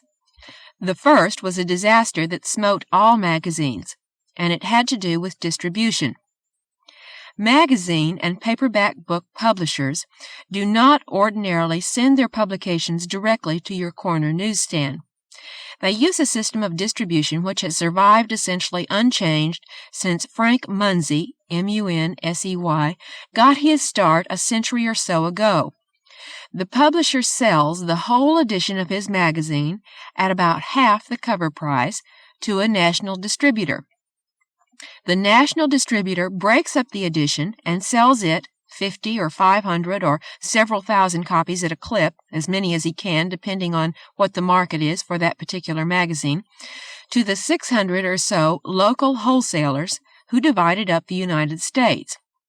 The local wholesalers put that magazine, along with all the other magazines and paper-bound books and odds and ends they handle, on their trucks and send them around to the local newsstands. The newsstand puts them on sale. Each of these people takes a piece of the 50% or so that is the difference between the cover price and what the publisher gets for it in the first place. And each of them has the privilege of returning all unsold copies to the place they got them from for full refund. What happened in the 1950s was that the big old American News Company, first and largest of the national distributors, was taken over in a stock raid. Some canny investors had noticed that the cash value of the real estate and other properties ANC owned was a lot more than the aggregate value of the stock, so they bought up the stock and liquidated the company. They made a fortune in capital gains, but in the process they put A&C out of the business of distributing magazines. The worst part of it was that A&C had a unique position among national distributors. It was so large that it maintained its own entire network of local wholesalers around the country. All of the other national distributors combined, they were collectively called the independents, shared the same parallel network. When A&C folded, all of its local wholesalers folded with them, and every independent wholesaler in the country became an instant monopolist. Costs went up. Services went down. All magazines were hurt, and many of them folded. The second event also affected all magazines. It was called television. What TV meant to magazines was unwelcome competition for the advertising dollar. More and more advertising money poured into the boob tube, and much of it came right out of the budgets that had once been allocated to buying space in periodicals. Those two things affected all magazines and still do. The third event was of peculiar importance to the SF magazines, and it was Sputnik. No one had guessed that the first puny venture of man into space would have a disastrous effect on SF publishing, but it did. The little steel basketball the Russians coaxed into orbit turned much SF into reality, and apparently readers began finding in their daily newspapers what they had once had to buy SF magazines to read about. It seems probable that something similar occurred after the first atomic bomb at Hiroshima, but it was obscured by the greater publishing disaster of paper rationing and post-war upheaval. If editors and publishers had expected any effect at all from the explosion of man into space, it was a hopefully beneficial one. They acted that way, almost all of them, scheduling articles on the space program and switching the main themes of their covers from bug-eyed monsters to orbiting hardware. They probably would have been better off staying with the BEMs because for a solid year after Sputnik, magazine circulation slid down and down. In the last few years of the 50s, the mortality rate was terrific, and the decline has continued to this day. As of this writing, January 1973, there are only about 4 or 5 real magazines of SF alive in the United States today, and most of them are showing symptoms of unease. There may have been one additional factor operating at the time of the great weed-out of SF magazines. It may even have been the most important one. There simply were not enough good stories around to fill 38 science fiction magazines. Even if there had been, there were not enough good editors to select them. Most of the great boom crop of the 50s consisted of terrible stories. In an ideal world, the effect of this would be that the bad magazines would die and the good ones flourish. It isn't an ideal world.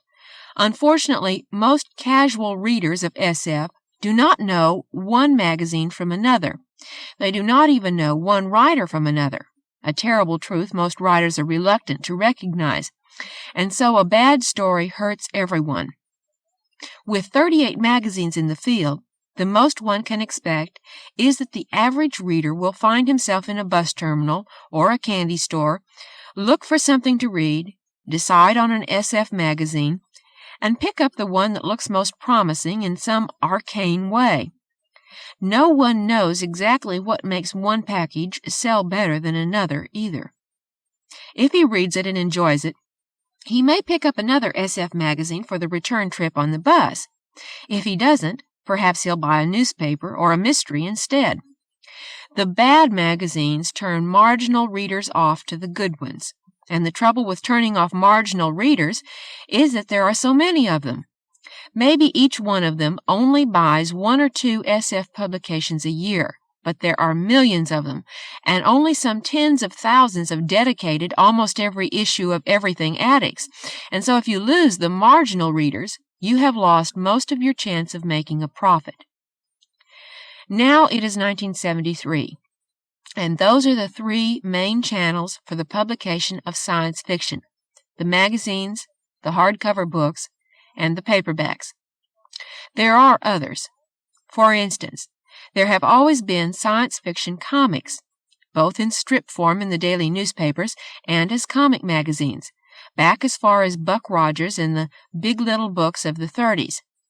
Science fiction does appear in general magazines. The stories in Playboy, in particular, are high in quality, and because Playboy pays 10 or 20 times as much as any SF magazine does, they do attract some of the best writers in the field. And, of course, there are films, TV series, and other forms of dramatized science fiction. They are of varying merit, but they do exist, and there are tens of thousands of people who consider themselves addicted to science fiction because of, say, Star Trek, but have never bought a magazine or book. Battered and bruised, the magazines still survive. Partly they keep going because of the dogged loyalty of their hardcore fans.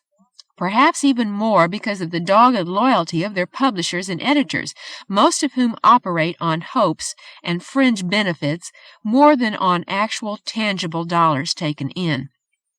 In 1972, one science fiction magazine editor was eligible for welfare because his salary was so low. The case isn't typical, but it's scary. Would it matter if every science fiction magazine folded, as long as the books in paperback and hardcover editions kept coming out? It would probably matter a lot. It probably has seriously damaged the field already to have them in doubtful shape, if only because they are the time-honored and also the easiest and best vehicle for recruiting new writing and art talent to the field. To see how this works, just think of some reader. It could be yourself, out in, say, Sweetwater, Texas. You've read a lot of stories. At some point, you think to yourself that you could write a story just as good as some of the stories you see published. That's what most of us did, at some time or another, and out of every 100 of us who thought this, perhaps 1 or 2 turned out to be at least partly right. So you write a story. Then what do you do with it? If you have been in the habit of reading science fiction magazines, you have likely noticed that on the contents page there is an editor's name and an address and some wordage.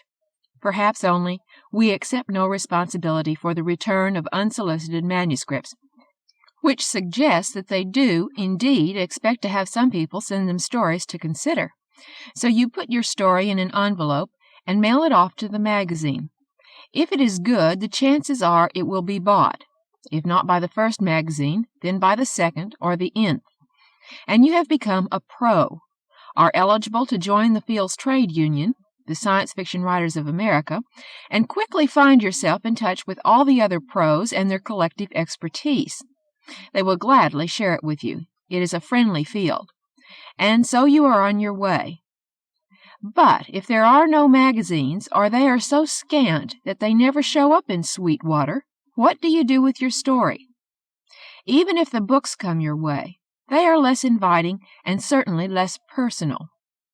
So very likely you do nothing at all with your story.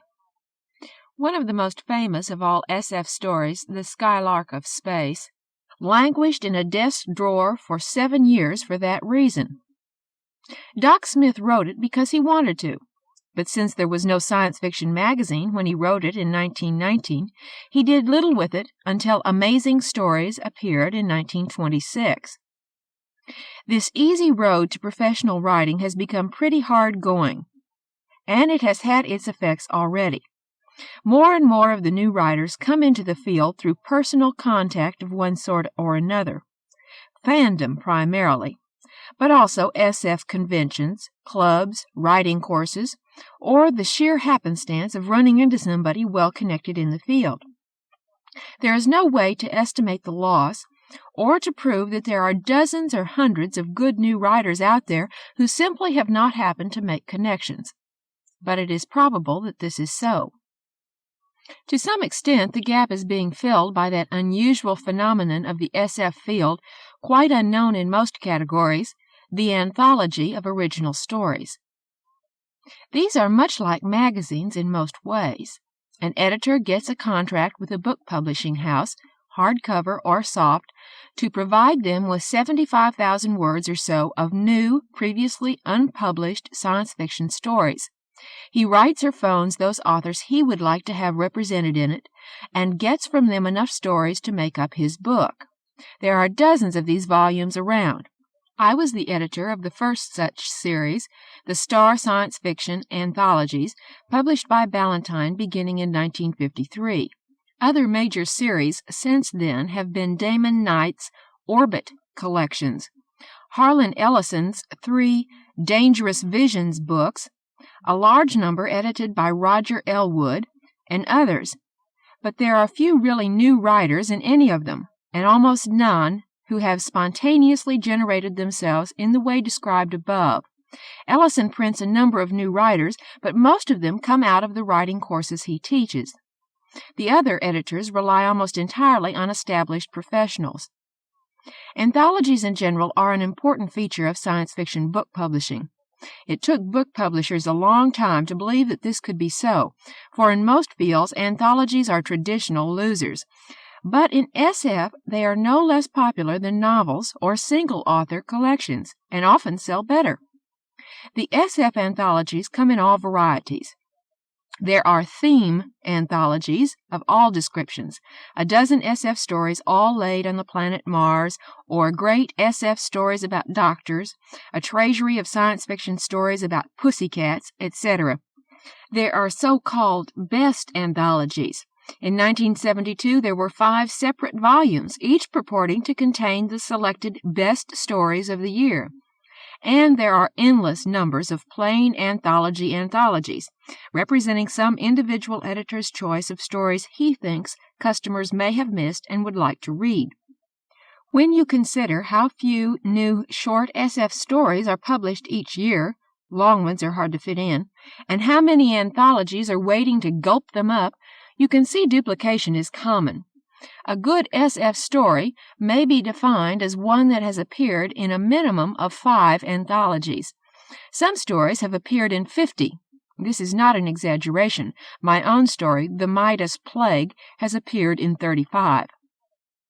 Altogether, science fiction is a respectable fraction of the total publishing industry.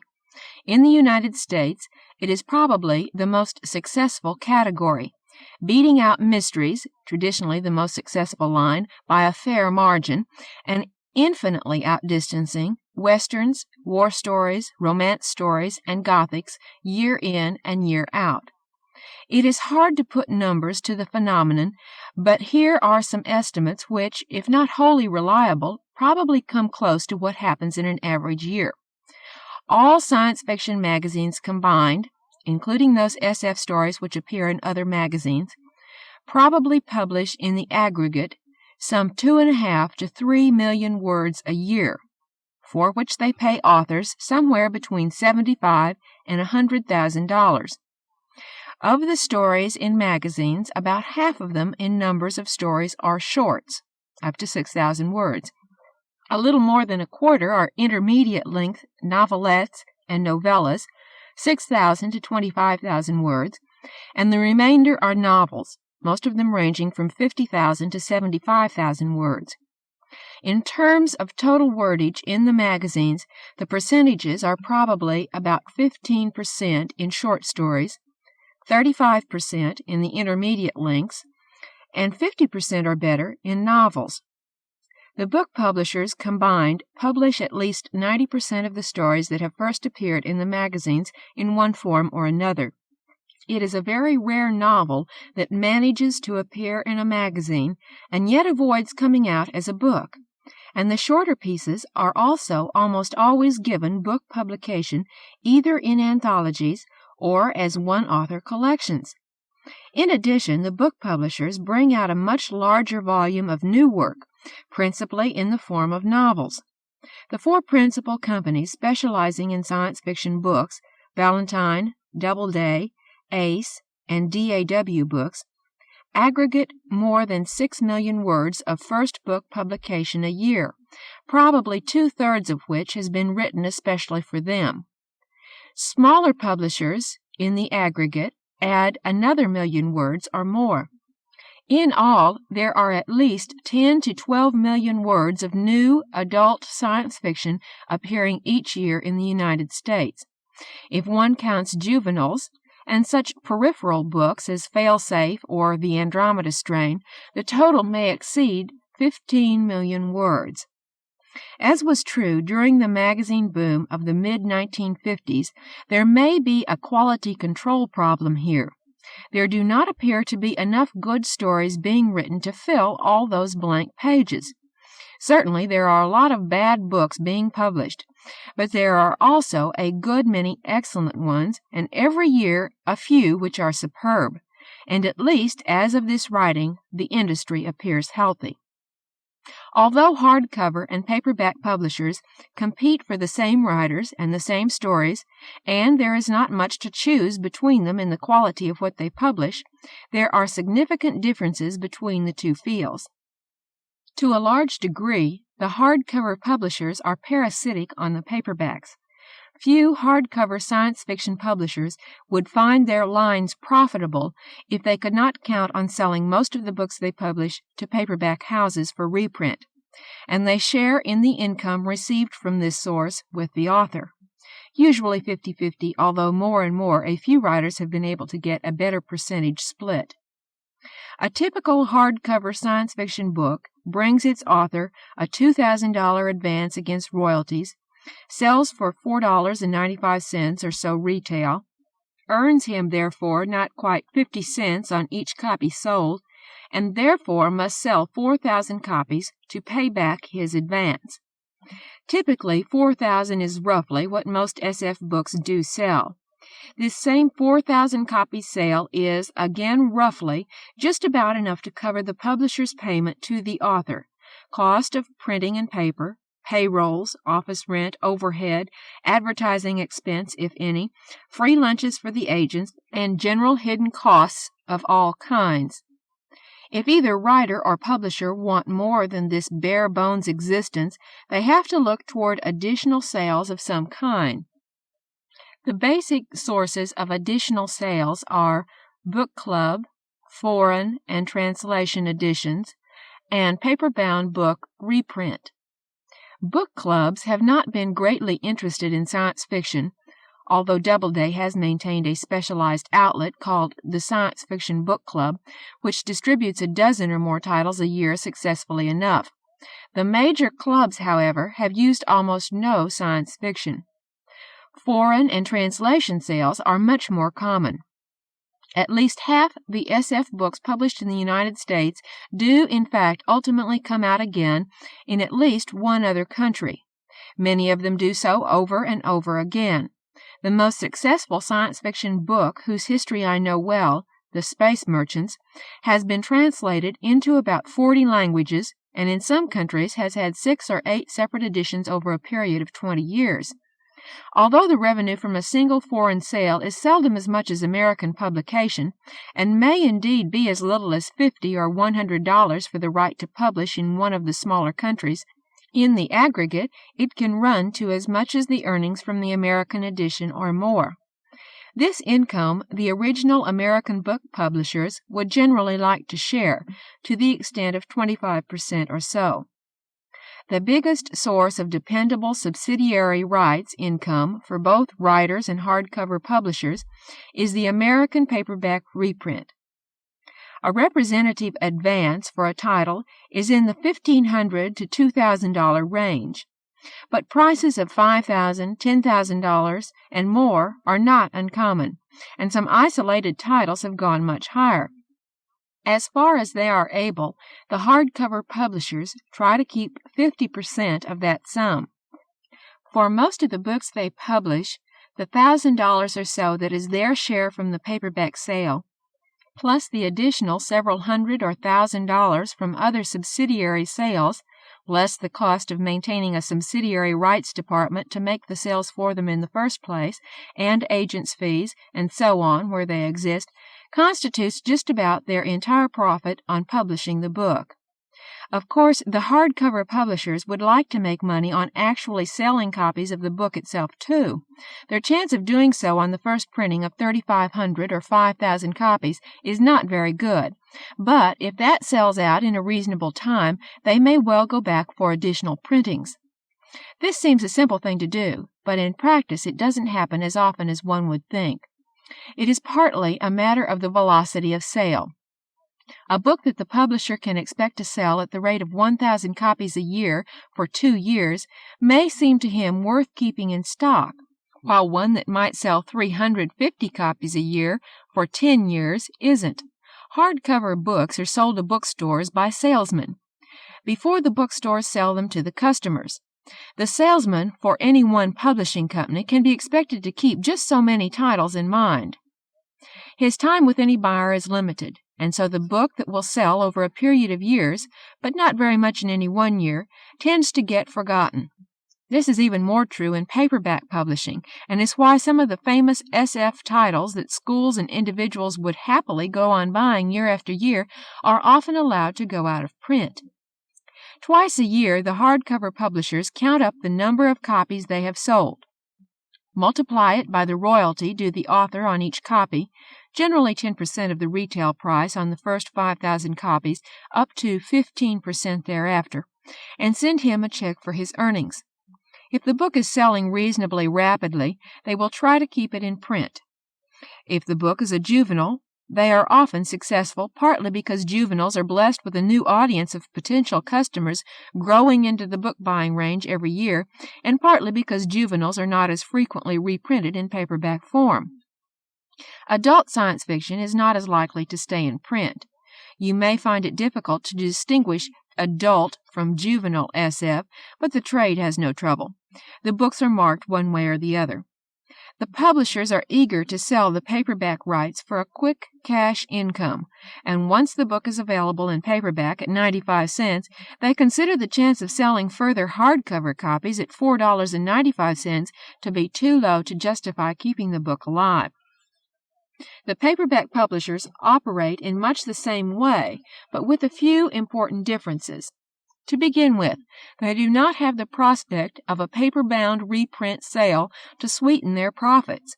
They are the paperback reprinters, so the bulk of their income they must earn by selling actual physical books to actual real customers, not even to libraries or institutions, which find paperbacks too fragile to circulate very efficiently, but to individual readers. There is also a fundamental difference in the way sales are counted and royalties are paid. Your hardcover book is printed, and the publisher's salesmen go out to sell it. Every time they sell a copy, they report it, and that sale gets added into your royalty statement so that half year by half year, each statement should show at least a trickle of additional sales to the author.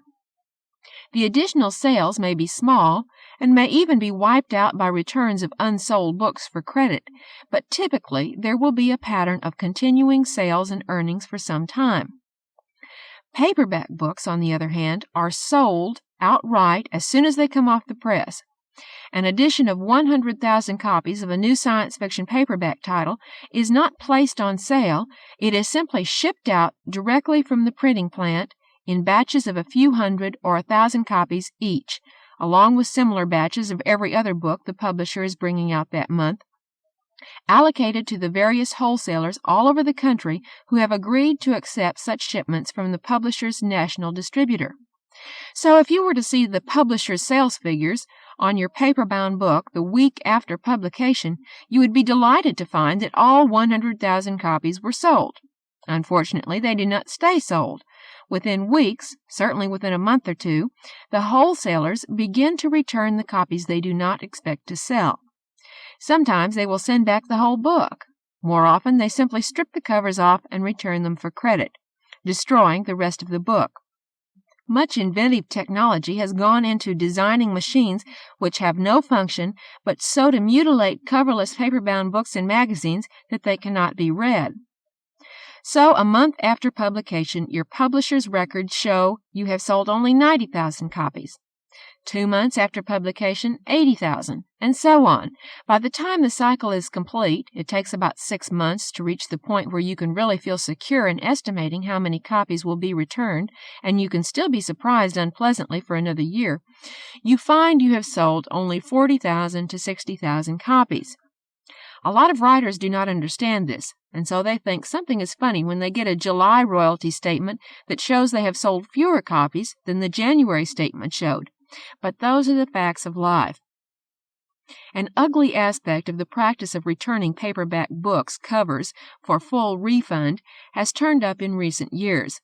Some underground genius, the word is that the mafia has something to do with it, decided that as long as you could sell a single sheet of paper, the stripped-off cover, back to publishers for $50 or so, it would be profitable to print up covers yourself and, with the connivance of legitimate wholesalers, mail them in for a neat piece of change. No one knows exactly how many of these counterfeit covers have been returned, but the number is undoubtedly in the millions. This is very unpleasant to paperback publishers, representing an out-of-pocket loss of perhaps $10,000 or more on a single title.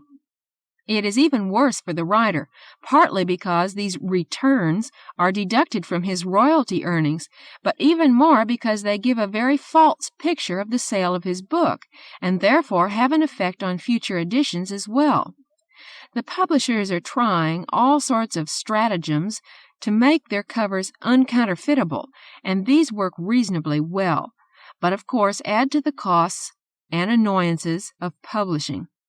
If a paperback book does sell well, it is not impossible for the publisher to notice this fact and go back to press for more copies almost at once. It is, however, extremely unlikely, at least on the average SF book. Big block-busting bestsellers are watched carefully, and great efforts are made to keep them in print, but this process is expensive. When the total expectancy of sale is only average, it is cheaper and simpler for the publisher to wait until the whole 15-month or 18-month cycle of release and returns is complete, and then to take the final sales figure as gospel. By then, so much time has passed that the simplest way for the publisher to capitalize on the success of the book is to put a new cover on it and reissue it as though it were a brand new title. He might even want to change the title of it so as to confuse the customers into ordering again, as well as the wholesalers, but he can't because that has become against the law. Since by the time that happens, the publisher is committed to a bunch of new titles, and since he may well feel that so much time has passed that the sales figures no longer represent the current market, there is an excellent chance that he will prefer to forget the whole thing. So much for science fiction publishing as it is. What of the future? When I was an Air Force weatherman, we were taught to plot isobars and sample the atmosphere with radiosondes, and to make use of Bjarknay's air mass theory and the adiabatic lapse rate in order to predict what the weather was going to be. But most of the forecasts that we issued were made on the basis of what is sometimes called the persistence theory of meteorology. That is, you look out the window. If it is raining, you allow as how it will go on raining for a while. If it isn't, you predict that it won't. This is not a bad way of predicting the close-range future of anything, and it is very likely the best way to look into the next few years of publishing. Large masses have a certain inertia. They change, but they seldom change rapidly, and publishing practices have immense inertia. So it is likely that for the immediate future things will not change drastically. The magazines will remain in trouble. The hardcover publishers will continue to live in large part off reprints. The paperback publishers will continue to suffer from 50% wastage of everything they print and from slow, unreliable sales figures. Yet things could change.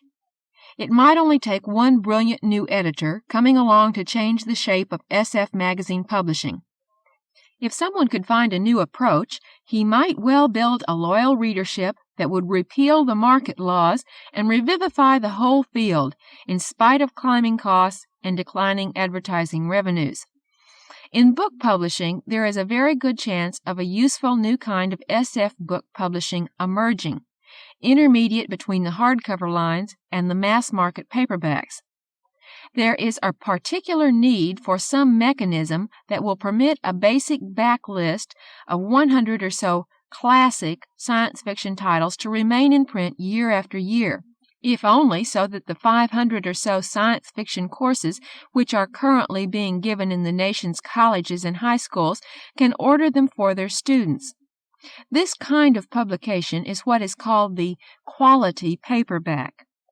These are physically a little bigger than the Ballantine or Ace mass-market books.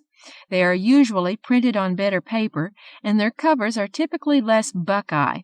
Their editions are substantially smaller, 10,000 or 25,000 instead of 100,000, and they cost about twice as much as the mass-market books. Their advantage is that each title can be stocked and sold on its own merits, as the titles on a mass-market list cannot. Instead of suffering a wastage of 50% on copies stripped and pulped, over a period of time each printing should approach a 100% sale. There are technical and commercial problems involved that will take some solving, but the need and the market are there. It is probable that this will happen in some form in the fairly near future. Further in the future, there is an excellent, but not very immediate, prospect of custom publication. This is a proposal made principally by a man named Eugene Leonard, who is in the business of designing systems approaches to communications problems. His notion is that when you want a book, you pick up your telephone and dial in an order, whereupon your parlored teleduplicating machine starts printing a copy up for you. A system involving a screen like a closed-circuit TV set, plus a duplicating machine like a Xerox, could run off a 300-page novel for you in a few minutes, just before duplicating your morning newspaper and after bringing you your morning mail. Clearly, this would be more expensive per copy produced than conventional printing and binding, but it could amount to not much more than a penny a page to duplicate. And there would be zero wastage, since the copy of the book would not exist until you ordered it. Microfilm and microfiche are interesting possibilities on the horizon. They have been on the horizon for so many years now that most people in publishing have begun to turn off their brains to the potential here. But just in the past few months, some new developments have come along. There exists a new process which involves shrinking the size of each individual letter on a page and printing other letters in the spaces thus left free so that a single piece of film contains 64 or more pages of copy. A cheap and portable reading machine, probably smaller than a dispatch case and costing something like $5, separates out the characters that belong to any single page and re-enlarges them so you can read them, so that you can sit in the bus with a few slides and a viewer and read a novel on the way to work. Once enough people have the viewers, it will not be hard to manufacture and market microfilms. They would be substantially cheaper than regular books and would have the further advantage of using up the forests at a markedly slower rate, not to mention saving the difficulty of getting rid of all those old books, magazines, and newspapers. All of this, of course, assumes that an audience capable of assimilating the printed word will still exist. That may be an untenable assumption, since TV already makes reading a minor skill for many people. It may well be that the future of communications will hardly involve the written word at all, and that TV, video and audio cassettes, and personal receivers for broadcast and closed-circuit programming will abolish publishing as such entirely. But those developments are outside the scope of this chapter. Frederik Pohl. Frederik Pohl, 3-time Hugo winner, editor of some 30 science fiction anthologies, and author and/or co-author of more than 40 books, mostly fiction, is now acting as science fiction consultant at Bantam Books. He has a broad and diversified background as a science fiction editor and writer. From 1960 through 1969, he was an editor at Galaxy Publishing Corporation, publishers of Galaxy and If science fiction magazines. Since then, he has devoted himself full-time to writing. He is the author, with C.M. Kornbluth, of The Space Merchants, 1953, which has been translated into more than 30 languages. His most recent science fiction novel is The Age of the Pussyfoot, 1970, and his latest nonfiction book is Practical Politics, 1972, a handbook of the political process in America. He also is the author of The Case Against Tomorrow, 1957, and Drunkard's Walk, 1960, and the editor of Star Science Fiction Stories, The Expert Dreamers, Galaxy Reader, and Nightmare Age.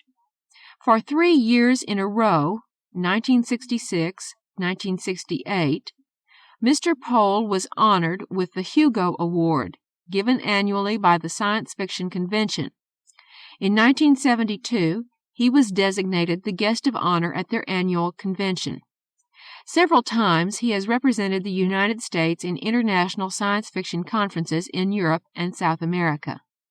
A native of New York City, he has lived for the past 22 years in Red Bank, New Jersey, with his wife and family. George Zebrowski, Science Fiction and the Visual Media. Science fiction film is mainly a story of failure on many fronts. Numerous critics, those who know science fiction and those who do not, have pointed this out for so long now that it has become a familiar point in many discussions of the subject. I would like, however, to avoid a parade of bad films, or films which contain technical virtues of interest only to those willing to ignore the absence of everything else a good science fiction film should have to preserve their enthusiasm. Rather, I would like to explore those very fronts where science fiction film fails and where it can succeed.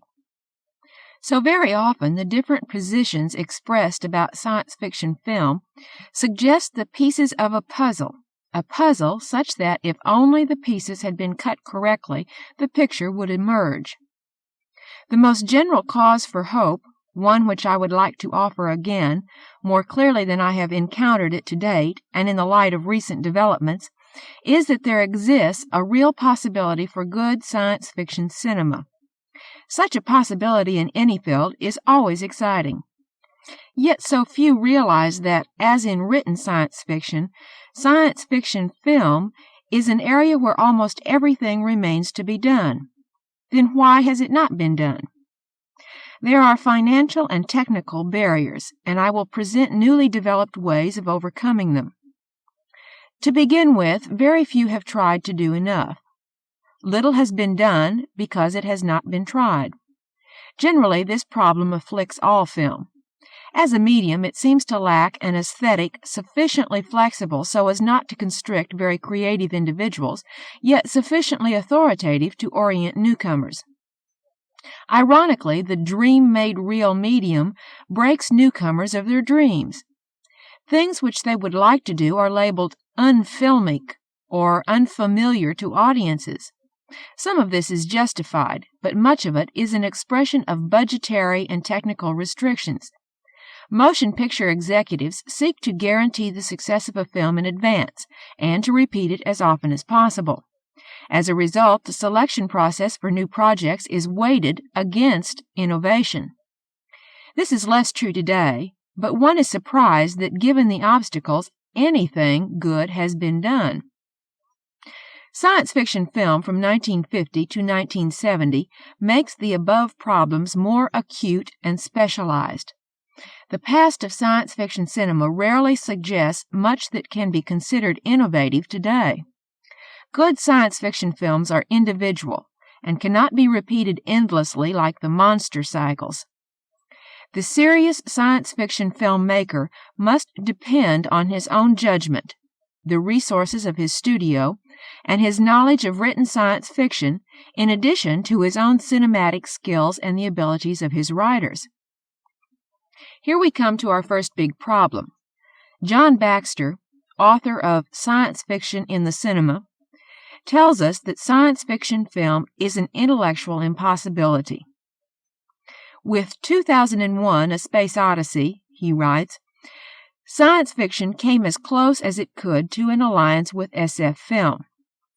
Whether by instinct or design, Kubrick, Kubrick, and Clark had found a plot device that combined the positive attitude of science fiction with the negative attitude of SF film.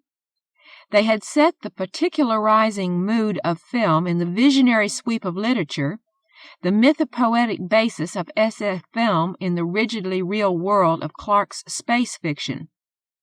But despite this superficial combination, the tension is still there. One doubts that it can ever be otherwise when two dissimilar feels, for better or worse, are nailed together. Throughout his book, Baxter stresses that what is called science fiction film is a primarily visual, sensuous medium which cannot express the science fictional ideas found in the written form. We should view SF film as a visual play of man's fears and symbols in the 20th century. Written science fiction tries to be logical, abstract, and scientifically believable, while SF film is associative, immature, scientifically inaccurate, and irrational. And it should not even try to be good science fiction because that is impossible. Baxter directs our attention to the visual things in a large selection of examples from SF film. Much of what he points out about the visual elements of past SF films is revealing, managing to show things which many of us had not noticed about even the worst of the monster mole sagas of the 1950s. But he puts himself in the position of the opera lover who must admit that the story of a particular work may be inane while the music is a work of genius. In fact, Baxter does admit this sort of thing a number of times, but manages to hold that it is not damaging at all to the concerns of a legitimate appreciation of science fiction cinema. Naturally, it would be as wrong to deny film its visual glories as it would be to deny opera its music. The novel quality of film is the visual experience, just as one of the most important aspects of opera is the music. But a film is also theater drama, including sound and music, and opera has been known to be excellent theatrical drama apart from its music. As a matter of historical record, there have been intermediate states. Legitimate plays have been filmed with the camera expanding audience awareness. Television programs are often an example of well-made plays, if uninspired, which are simply filmed. At least two operas, Purcell's Dido and Aeneas, Baroque, and Berg's Vatsik, Modern, have been said to use music and action cinematically. It is not a question of reducing any one form to another, which is where much of the jealousy and confusion between, for example, films and novels originates.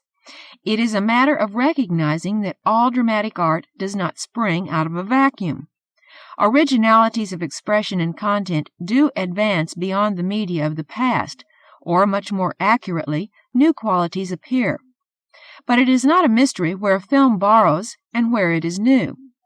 Therefore, it becomes nonsense to deny science fiction film the capacity to embody sophisticated SF ideas on the screen as well as in the written form, just as it would be foolish to argue against the Greek dramatists or Ibsen, Shaw, and others that ideas cannot be made to work on the stage.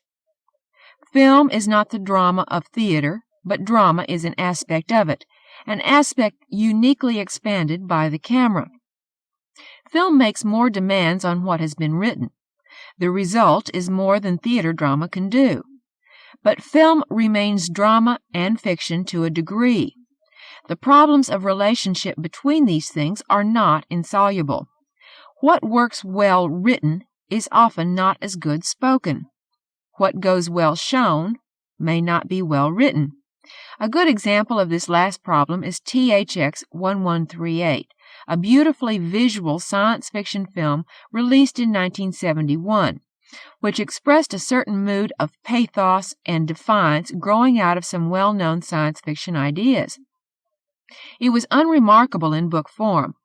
Like Fantastic Voyage, the book was a novelization from the film, and did not require exceptional writing to be an adequate verbal memento of the film. As a work of written science fiction, it would have required a more ambitious approach in that medium to have been exceptional.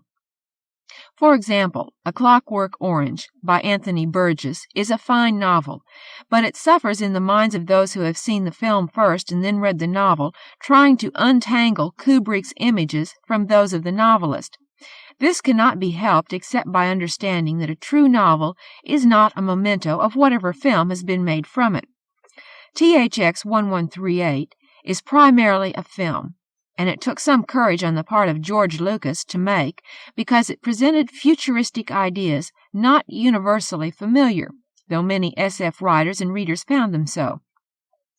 Consider the problem of ideas in science fiction film more closely, assuming that they can be conveyed on the screen. The problem is very much like the one of ideas in written SF. Necessary ideas and backgrounds involving a future world, or any world significantly different from the present, tend to stop the progress of a story while the reader is made aware of what he has to know to understand the particular nature of the story problem, and final resolution.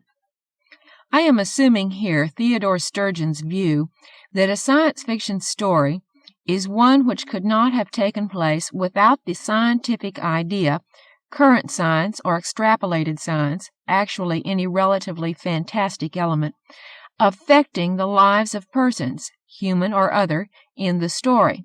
If the story is written in a scientific spirit of believability and serious concern about the future, it is a science fiction story.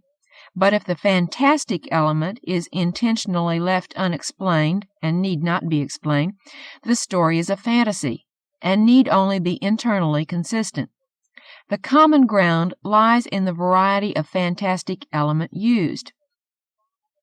The information load of a science fiction story has always been a problem because the work must also be a work of fiction, subject to the demands of good fiction. When the information is extensive, characters convey it to each other in conversation, which is sometimes legitimate dialogue and sometimes contrived. The author tells things to the reader, quoted information is placed in front of chapters, direct thoughts of characters are presented. When the needed information is scant and the story takes place near or during our times, the author can get in a few things at the beginning and let the reader assume others, as in a contemporary novel or story, where no one explains elevators or taxis. One reason why the monster films of the 50s are so easy is because all the viewer has to know is that there is a monster, and the story moves forward visually. American science fiction, growing up as it did in the pulps, is defensive about ideas. They are something to be slipped into the story. The story action comes first, before characterization and style or ideas. This is not difficult to understand if we remember that fiction is a story medium. A well-plotted story tends to survive even when everything else is minimal. SF films inherited this traditional reluctance. A science fiction writer fears being called an essayist when he aims to be a writer of fiction, a maker of words, a purveyor of altered human experience and character. But he also fears having his ideas ridiculed for implausibility or scientific error. Science fiction is at once vulnerable from the side of the intellectual and the anti-intellectual. But the root question to ask, one which will help us see the solution, is this: what are ideas? Where are they found? And the answer is that people have ideas. Characters think them, say them, write them, live them at all levels of articulation. It is not everything they do, but it is enough to help us out of our problem in film and in written SF. The theater has always known this, as have European novelists. In science fiction, Robert Heinlein, Heinlein, has known this from the start of his career, as did H.G. Wells. Heinlein's and Wells' characters always need to know what the reader needs to know as the story progresses. The first-person subjectivity of Heinlein's characters enables them to relate to the reader on any level, intellectual as well as emotional. I'm not saying that other writers do not do this at all. I am saying that few authors have the self-assurance to practice ideas in fiction and make a seamless fabric out of the effort. Too many never get over the feeling that it is always a case of slipping in the ideas. SF film tries to leave them out.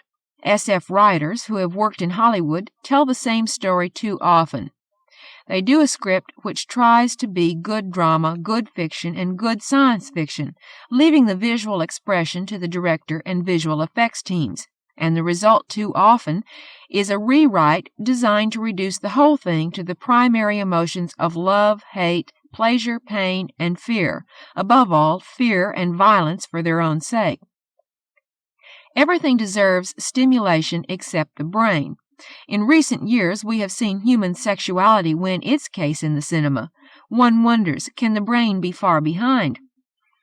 The infuriating fact is that often many efforts achieve beautiful visual results, things which are a contribution to the visual aspect of film, so much so that critics like John Baxter retreat into the visual as the only relevant point of discussion. The king has a great tan, which only helps emphasize that he has no clothes. Parallel attitudes in written science fiction are those which gravitate toward style, ideas, or action at the expense of other things. One might just as well insist on breathing by itself, hearing or tasting by itself. Even radio, which could imagine anything for its listeners, gave strong attention to other fictional virtues. Advanced gourmets insist on the total experience of a restaurant, from the decor to the excellence of the food. To be fair, all this is the inevitable result of different people being good at different things, but there is little excuse for being unaware of the problem on a critical level. Again, very few have made the effort to think about the problem very much less try to put the pieces together in a constructive way. The amount of mystification present in much of the writing about film tends to discourage lucid thought with a flourish of technicalities and specialized knowledge. I have high admiration for those skilled in the aspects of preparing a film, and the highest regard for those who make the visual image itself real and individual before my eyes. I understand the tendency to be involved with what one does best. My point lies not with the improvement of the image maker's art, that is up to him, but with a specific answer to the problem of making a good science fiction film. We know that it can be done and should be done. We know that the specter of ideas as a problem can be put to rest, in the sense that Baxter raises it, as an inherently insoluble one. We know that the image makers are more than up to it, even in the realm of ideas. The art of montage, for example, can produce a sequence of images which can forcefully elicit thoughts and ideas as well as feelings from the viewer. A good science fiction film must be made, therefore, with craftsmanlike attention to its dramatic and filmic possibilities. Its fictional qualities, drama, character, conflict, resolution, etc., its science fiction possibilities, ideas which must be embodied in characters and visual images. Ironically, SF film should have some advantage over written SF because it can show backgrounds and people living in them in a self-explanatory way. Strange also that films based on the lives of the great inventors and scientists like Edison, Curie, and Pasteur are not afraid to communicate ideas concerning what these people did. Why is it that SF filmmakers lack the confidence to do the same thing consistently in SF film? Does reality lend authority where imagination and extrapolation seem contrived? All that can truthfully be concluded is that making a good SF film, much less a great one, is extremely difficult, no matter how easily the problem and solution are resolved on paper. The work demands conviction and familiarity with the things peculiar to science fiction on a level of working confidence, as well as filmic skill. It is a difficult but not impossible task, contrary to the thesis of John Baxter's book. Overimpressed with the difficulties and past successes, he shifts the debate away from the hard, demanding things to the comfortable areas of existing achievement, not peculiar to SF cinema, but characteristic of all cinema: visual skill. He diverts our attention away from what is possible and still remains to be done in SF film. Part of the problem that conceptually mature science fiction has had in America exists in the problem of communicating ideas. Ultimately, this kind of problem lies deeply embedded in the educational character of a people, which expresses itself in the popular attitudes toward intellectuals, scientists, and others who deal in ideas. These attitudes have been communicated to those who back films, and many SF films express these prejudices. The circle closes, and new audiences learn these prejudices again. But there are ways of entertaining the mind, even the popular one. Filmmakers ignore a number of things in the popular audience. People are curious, a self-educational quality, especially if they know they can find out. People are game players. They like to solve things. Television programs like Mission Impossible and Hawaii Five-0, crude as they are in many ways, are filled with complex ideas unpretentiously explained. For example, in one episode of Hawaii Five-0, the viewer learned a few things about how agencies use computers in stock transactions, and the information was vital to the human problem and to the enjoyment of the program, as well as satisfying in itself.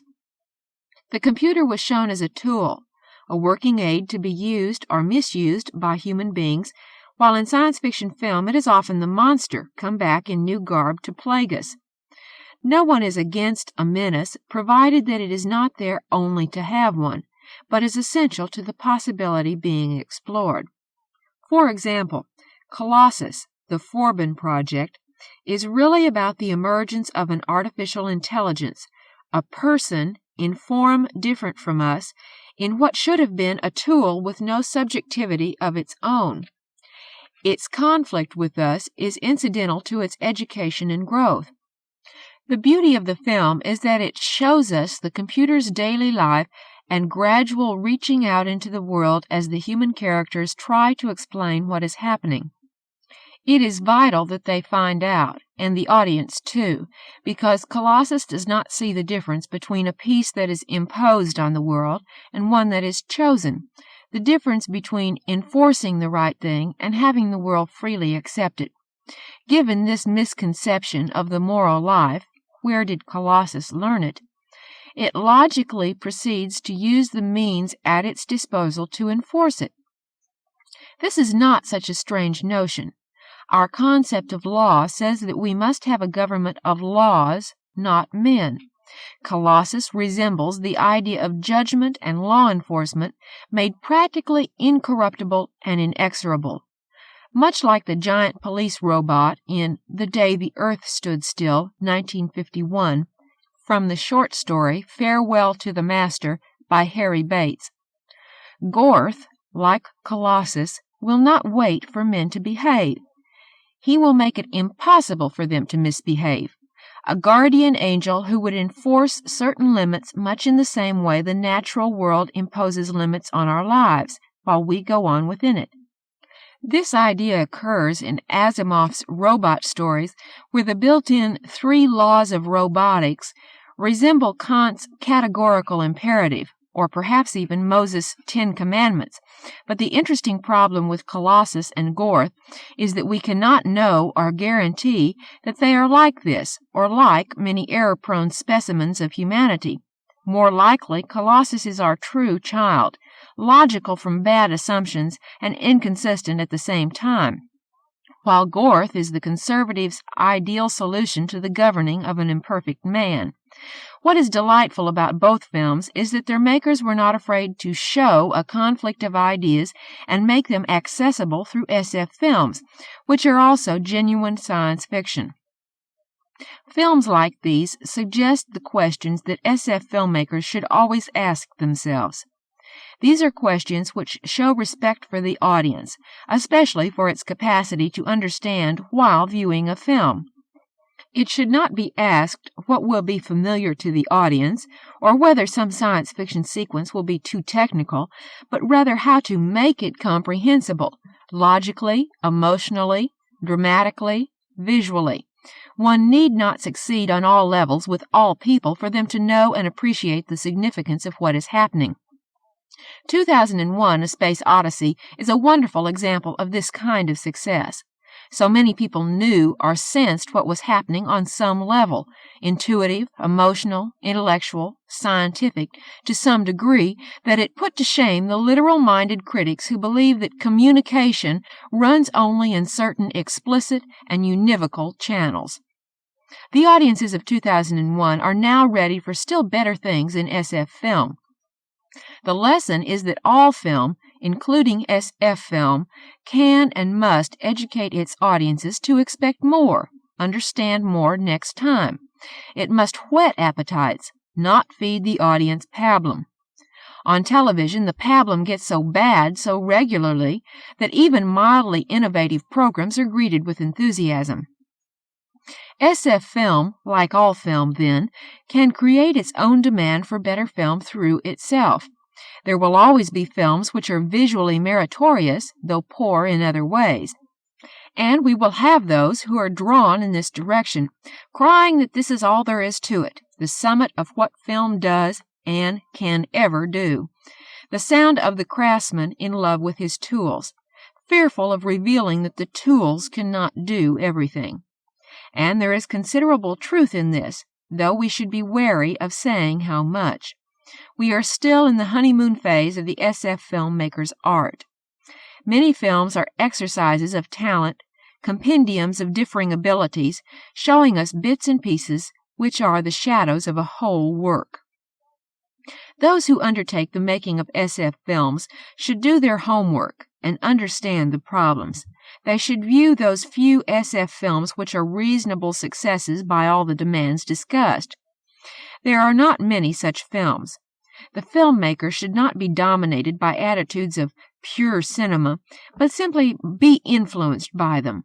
In those few cases where a science fiction writer was directly involved in the making of an SF film, the product came out weighted toward science fiction virtues, ideas expressed visually, through the spoken word, musically, the virtues of intelligence and coherence in regard to SF characters and events.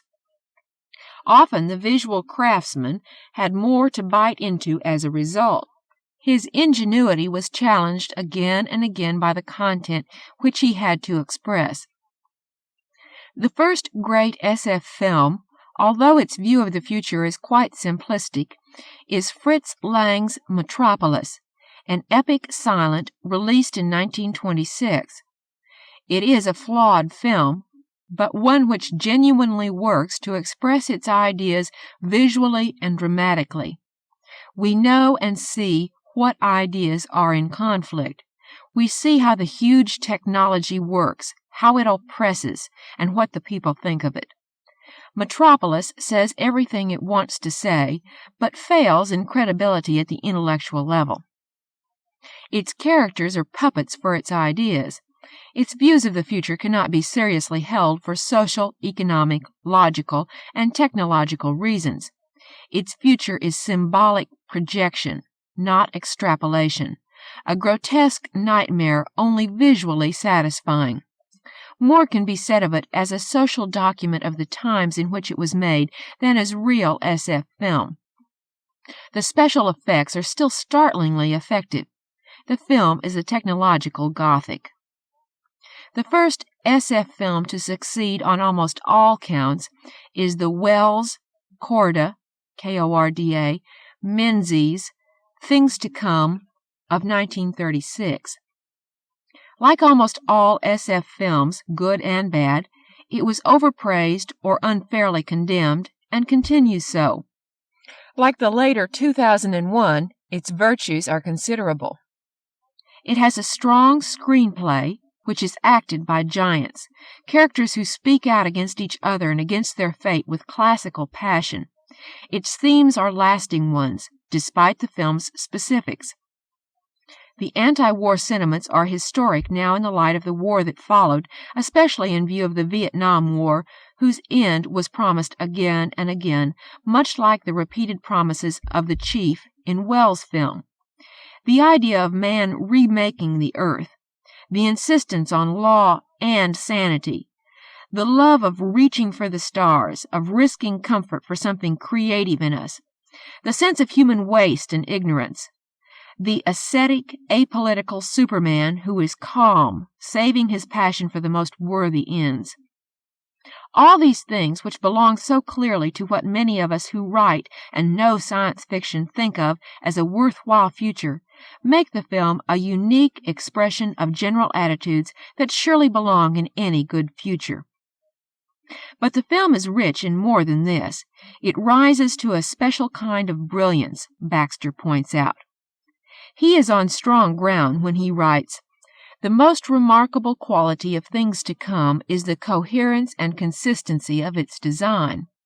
Menzies may not have been a master of direction, but his sense of balance and mastery of what Eisenstein called visual counterpoint has never been better displayed than in this film. Concerned only in the most general way with textures and movements within the frame, Menzies puts his whole effort into the balance of his sets, the conflict between masses, and the choreography of matter.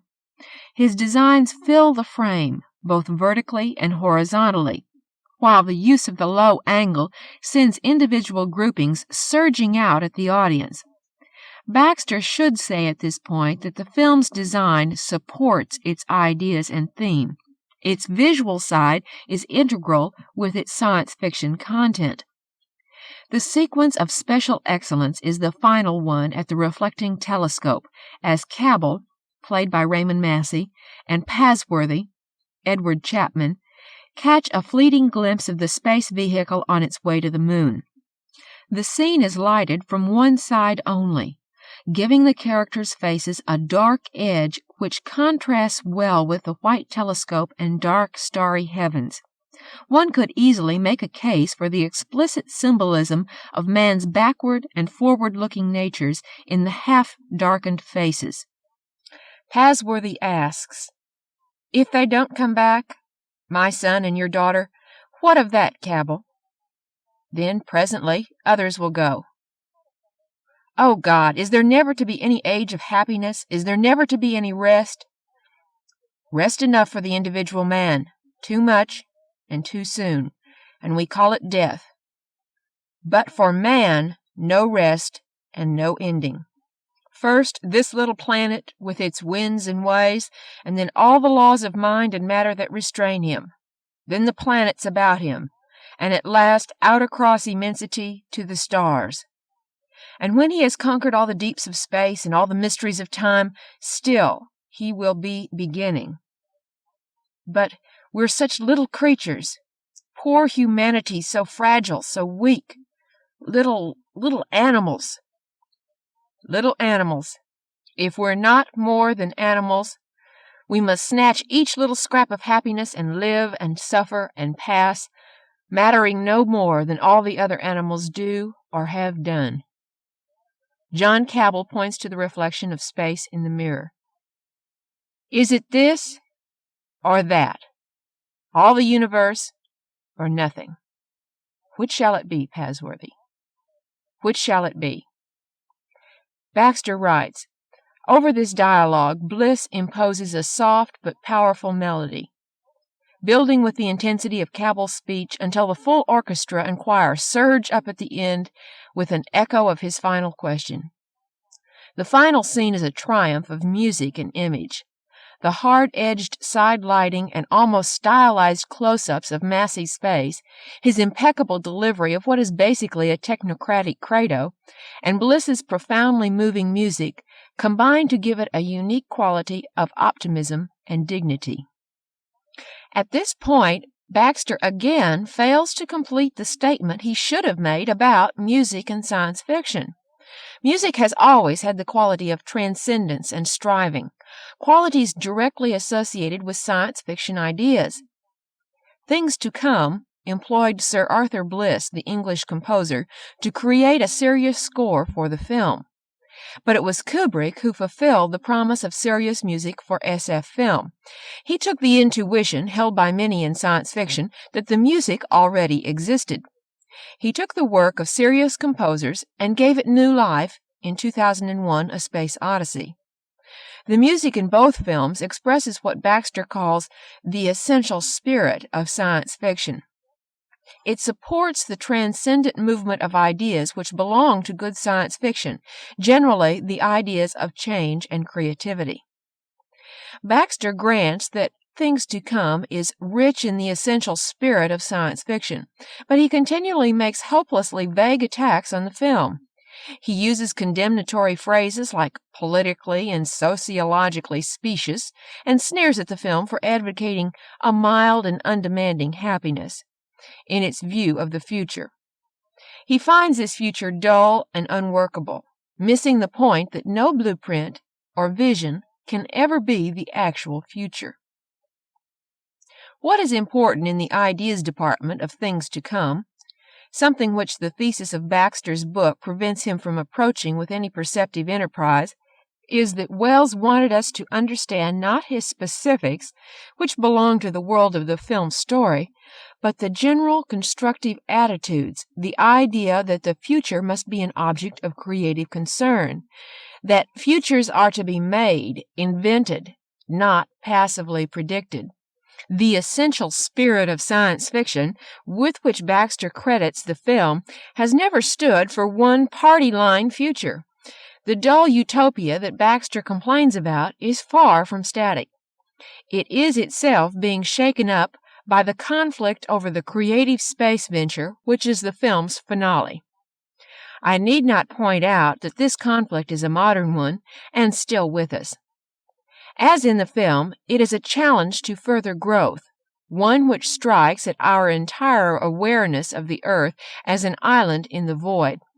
That the idea of space travel should be pitted against the reality of human welfare on Earth, and in 1937, is proof that even in his old age, Wells had an historical imagination of the first order.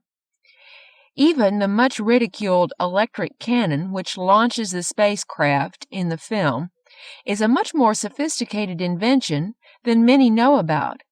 It is not a simple Vernian cannon which would compress the astronauts into pulp when fired.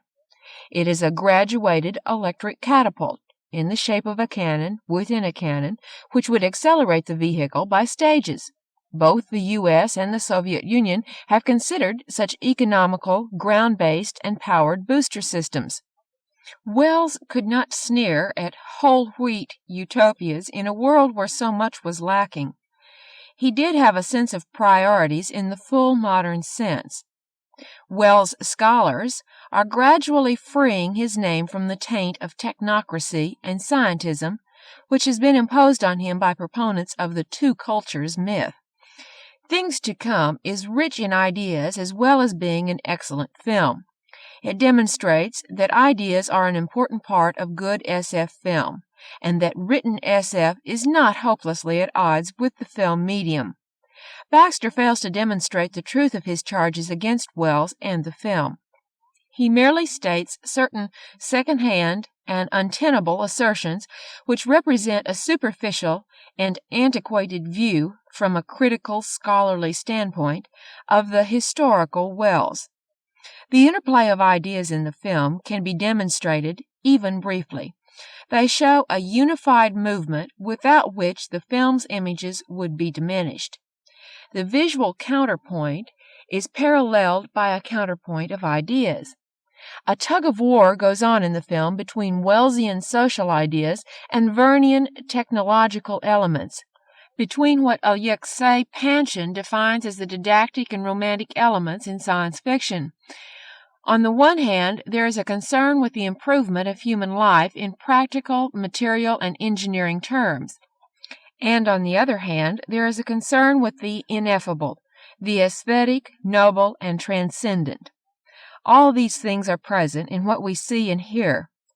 In every scene, the film expresses the intrusion of the unknown into the known and limited, the sort of thing which every now and then pushes our imaginations into new realms, and without which life would not be worth living. It is the attitude which Wells tried to harness to the remaking of the world. He did not have to succeed with the world. or be a perfect prophet with a workable scheme on the screen to make this a great SF film, which it is because it does everything necessary to such a work. Where Things to Come falls somewhat short is in its model work, which is inferior to Metropolis, though adequate. But for all its visual beauty, Metropolis fails as SF film, though not entirely as film, because it says so little, not much more than something about how workers and factory owners should cooperate. The story and characters of Metropolis carry no conviction. At its most simplistic, Things to Come projects a sense of open possibility absent from Metropolis. Things to Come has a strong grasp on the polar opposites of safety and adventure, of boredom and novelty, of consolidation and innovation. Its finale is an archetype of great science fiction moments. In this case, the moment when a future state of affairs is about to be surpassed by further progress. Wells was a critic of progress, as Jack Williamson has pointed out in his study of Wells, not simply an advocate. In Things to Come, we are made to feel dramatically, intellectually, and visually that the overall pattern of progress cannot be grasped in advance, except momentarily, and that beyond the attainment of social welfare lies the problem without end, the question of what makes living worthwhile. Creative ventures of our own choice, made possible by the dull comfort of material welfare which Baxter scorns. This problem lies deeply in human nature and is the source of pessimism about humanity. That Wells should present it to us alongside the outward-looking dream of space travel constitutes a vision of maturity, a turning away from the frustration of solipsism and despair, the diseased pessimism which World War II placed over his mental life like a shroud. Other science fiction films, which were good science fiction, include Destination Moon, 1950. It taught audiences about the reality of space travel, ironically a child of the war, and its problems. It taught them to expect accuracy in scientific details, as well as showing them the natural beauty of Earth, Moon, space, as much an object for visual poetry as any part of nature. The film was made by George Pohl with the cooperation of Robert Heinlein. As with Things to Come, Destination Moon has the virtue of being well spoken. The characters speak with a moving, quiet dignity and authenticity, though on a lesser scale than in Wells' film. The element of the spoken work is one of the things that makes both films exceptional drama. The Time Machine, 1969, also by George Pohl, is a well-made adaptation of Wells' classic novel. As in the book, the film clearly reflects Wells' fear of a comfortable utopia which will put us to sleep. The film has been called conventional, but it does capture Wells' technical wonders, the time machine itself, as well as his concern for mankind. Rod Taylor is perfect as the likable time traveler. No one who is attentive to the film's all-around virtues will come away disappointed. It may not be what it should have been, but it is good SF film, an almost non-existent thing. More recent examples give cause for hope. Good SF came to television regularly in the 1960s, and a few of the best examples of SF film were presented on the small screen. The finest examples were Harlan Ellison's Soldier and Demon with a Glass Hand, both one-hour episodes in the anthology series The Outer Limits. Soldier, a fascinating glimpse into the mind of a fighting man from the future lost in our present, becomes more meaningful during reruns as we watch him trying to understand our world, where war is not the all-embracing reality, even though we took a step in that direction during the 1960s. The film brilliantly gives us indirect glimpses into the terrible reality of the future world, where cats are bred to be intelligent spies, where superweapons and inhuman war situations require human war robots, bred artificially, parentless devices of the state, The meticulous craftsmanship of this film is a wondrous thing to be seen, and more than once. Demon with a Glass Hand is more fantastic, but an intriguing joy to watch and think about, again fulfilling that union of genuine science fiction ideas and brilliant film making. The idea of the title, a computer hand with 5 plug-in fingers, is a concept that can live brilliantly in a film or science fiction novel. The story was shot in an old iron lattice-work office block and gives the film a unique quality of brooding darkness. Ellison later went on to write The City at the Edge of Forever for Star Trek. It was one of the few episodes which made its people live and suffer believably in a science fiction framework which genuinely pervaded the entire situation and which provided both its human and science fiction resolution at once.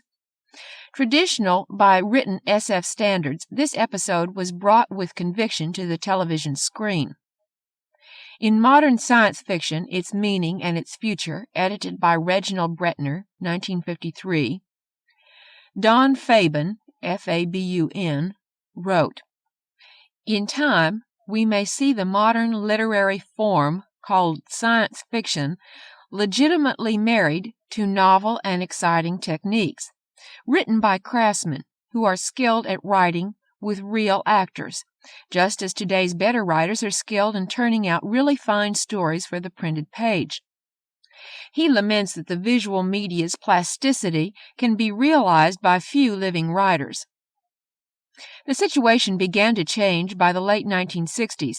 2001, A Space Odyssey, made with the help of Arthur C. Clarke and directed by Stanley Kubrick, who confessed that he wanted to make the good SF film that everyone was always talking about, proved that a new audience for SF film had arrived. 2001 brought out clearly, through the reactions of audiences and critics, all the problems associated with SF film. It became obvious that the critic or viewer chooses to pay attention to one thing or another, and his assessment of a film depends on what elements he happens to value above others. But we have seen why SF film demands an attention to a variety of elements on the part of the filmmaker, and this same attention must also be demanded of the critic and viewer. Like the viewer, the critic must learn to understand, not preconceive. The critic has no business watching a film casually or uncritically, and SF film especially demands more than facile reactions written in ignorance of what makes a good science fiction film. 2001 was full of science fiction ideas presented visually. The film did what no SF novel could do outside the imagination of a perfectly imaginative reader. It worked well for those who brought to it only minimal understanding of its backgrounds and concepts, as well as for those who knew science fiction. Like the other SF films which involved SF writers significantly, 2001 preserved much of its writer's character and concerns in its final form.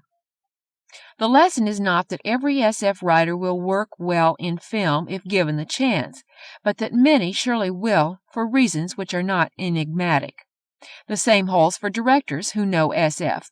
We are at the start of an innovative period in science fiction film. A few examples of technical advances which will remove all the barriers between what the science fiction writer can imagine and what can be put on the screen with complete realism include the so-called Magicam process, mini-sets, microphotography, and videotape techniques. Any set can now be built in miniature, and live people can be projected into the sets with complete believability. This allows the instant changing of sets during shooting, as well as their construction and use for a fraction of previous costs. The use of videotape, involving the transfer of videotape images to film, means that SF film, as well as all film, can be produced more flexibly and economically.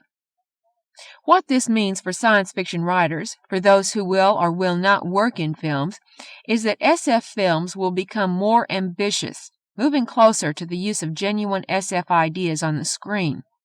Filmed SF will have a chance of becoming more than the morality play of the monster cycles.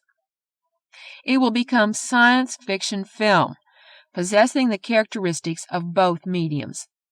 The problem, we have seen, has been on the filmmaker's side, as well as on the side of the critics and audiences who adapted to the level of SF film in the past, confusing it with horror and fantasy stories.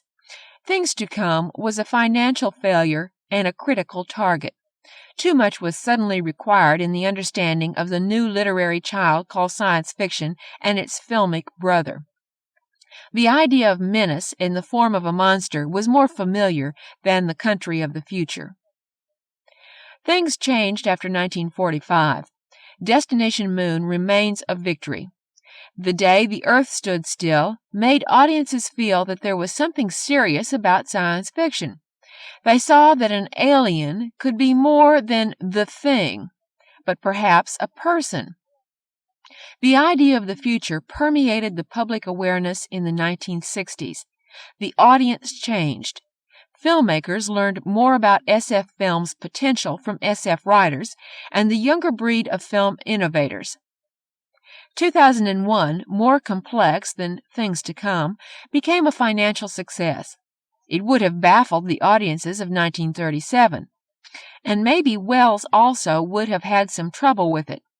Film audiences and critics and filmmakers alike learned, to some degree, that SF cinema, like all film, is a cultivated taste where it is serious, a continuing process of enjoyment and widening awareness which should lead to an understanding of what its best creators intend, both in terms of good SF and what SF film requires as visual expression. The successful creation of SF film will require a level of skill and creativity beyond all except those who deliberately set out to meet the challenge. If I am correct, and SF filmmaking achieves an integrative, unified approach to its various aspects, then the resulting excellences are not ones I would want to miss. They may even be strong enough to convince me that fully half the life of science fiction in time to come will be in the visual media. Acknowledgements.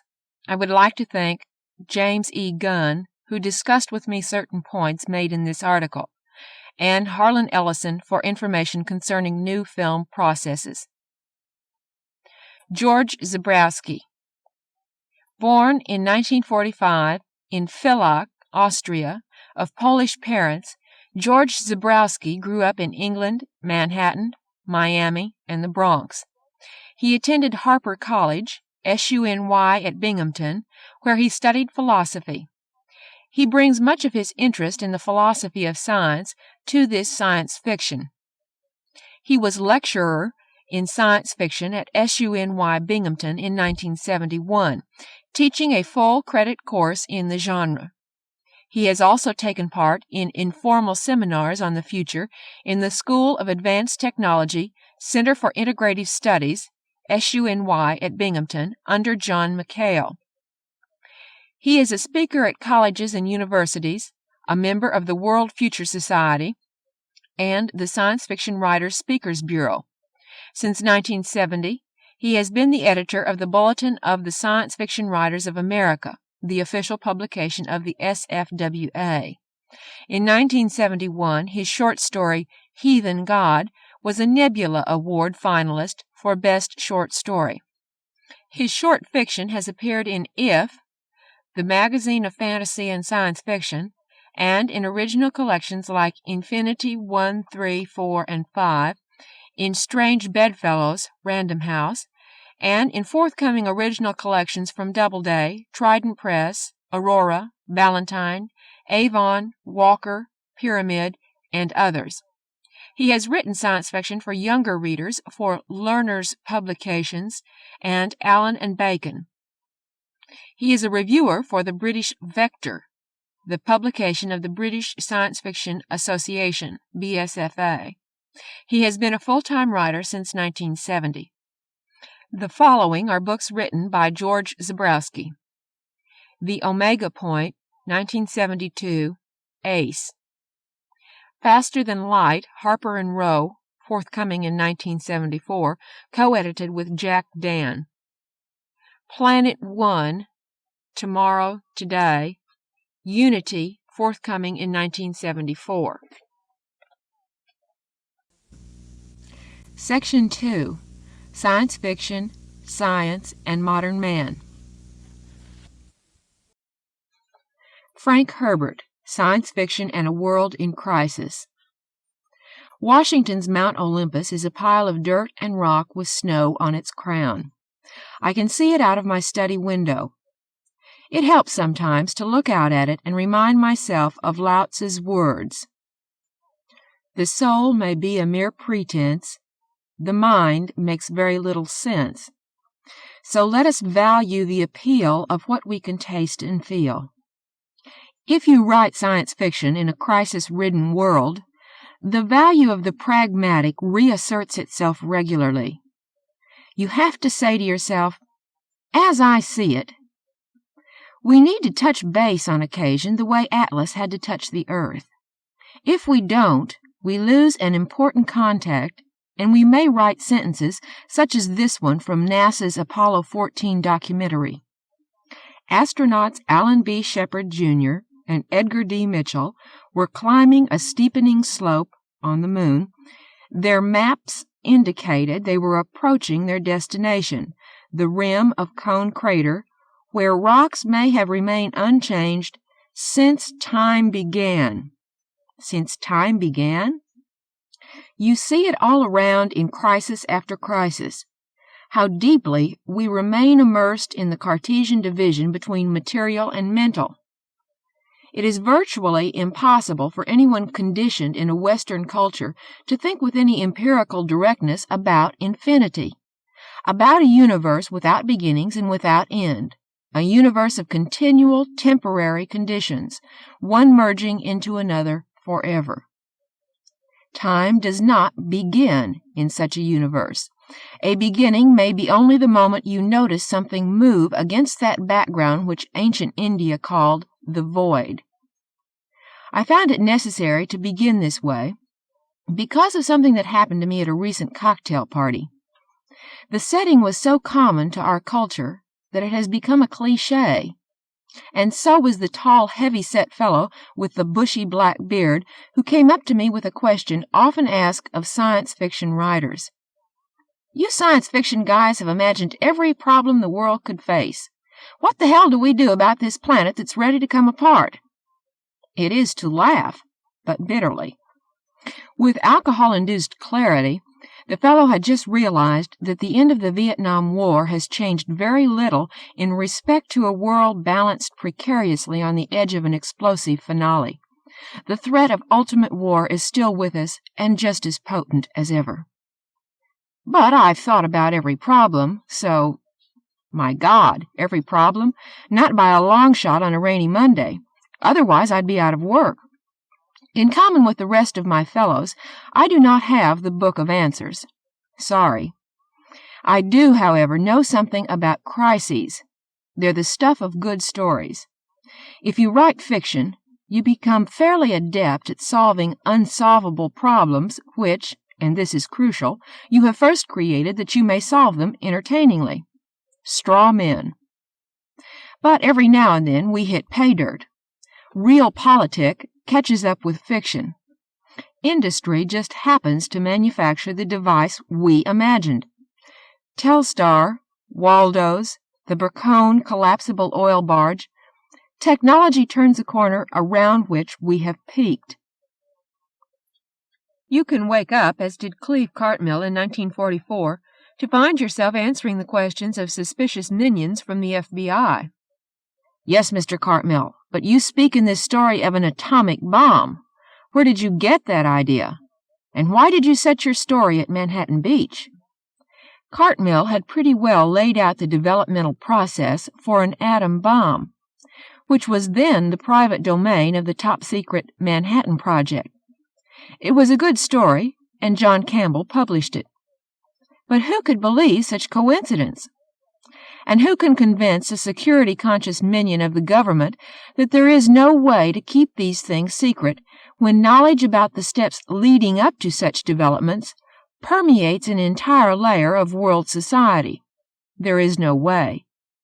Despite Descartes, mental and material do not separate. But nobody seems to believe that a mere science fiction writer can think up such things out of his own head. The question has a definite accent to it. Where'd you get that idea? Pause. Out of your head? The head of a science fiction author is not supposed to produce the stuff of real crises. We're supposed to entertain, to amuse, to provide interesting food for thought, and occasionally to bring people up short with a gasp or two. Vide 1984. Vide Brave New World. When you think about it, you realize these two works have influenced our world. Neither Brave New World nor 1984 will prevent our becoming a planet under Big Brother's thumb, but they make it a bit less likely. We've been sensitized to the possibility, to the way such a dystopia could evolve. If we're to understand the relationship between such fiction and a world of real crises, it pays us occasionally to look out at Mount Olympus and append some footnotes. With the exception of the fancy eugenics, B&W presents us with a society that might have been planned by a committee of behavioral psychologists. In many ways, it resembles nothing more than a worldwide Walden II. The Universal Infant Conditioning, the College of Emotional Engineering, and the system of world controllers ruling by scientific behavioral modification would appear to meet with the approval of W2 author B.F. Skinner, who, you may recall, has been described as the world's foremost social engineer. Both Orwell and Huxley were concerned with the ability of our democratic institutions to survive the onslaughts of overpopulation and rising industrialism, mass business, mass government, mass automation, etc. They were concerned with their own understanding of that concept, which we call freedom. Pause now and consider certain practices by the United States federal government, by state and local authorities here and elsewhere in our world. Consider wiretapping, mandatory lie detector tests, the keeping of extensive files on citizens alleged to be dissenters, refined electronic surveillance, manipulation of the media, the deliberate distortion of meanings in language. All of this foreshadows 1984.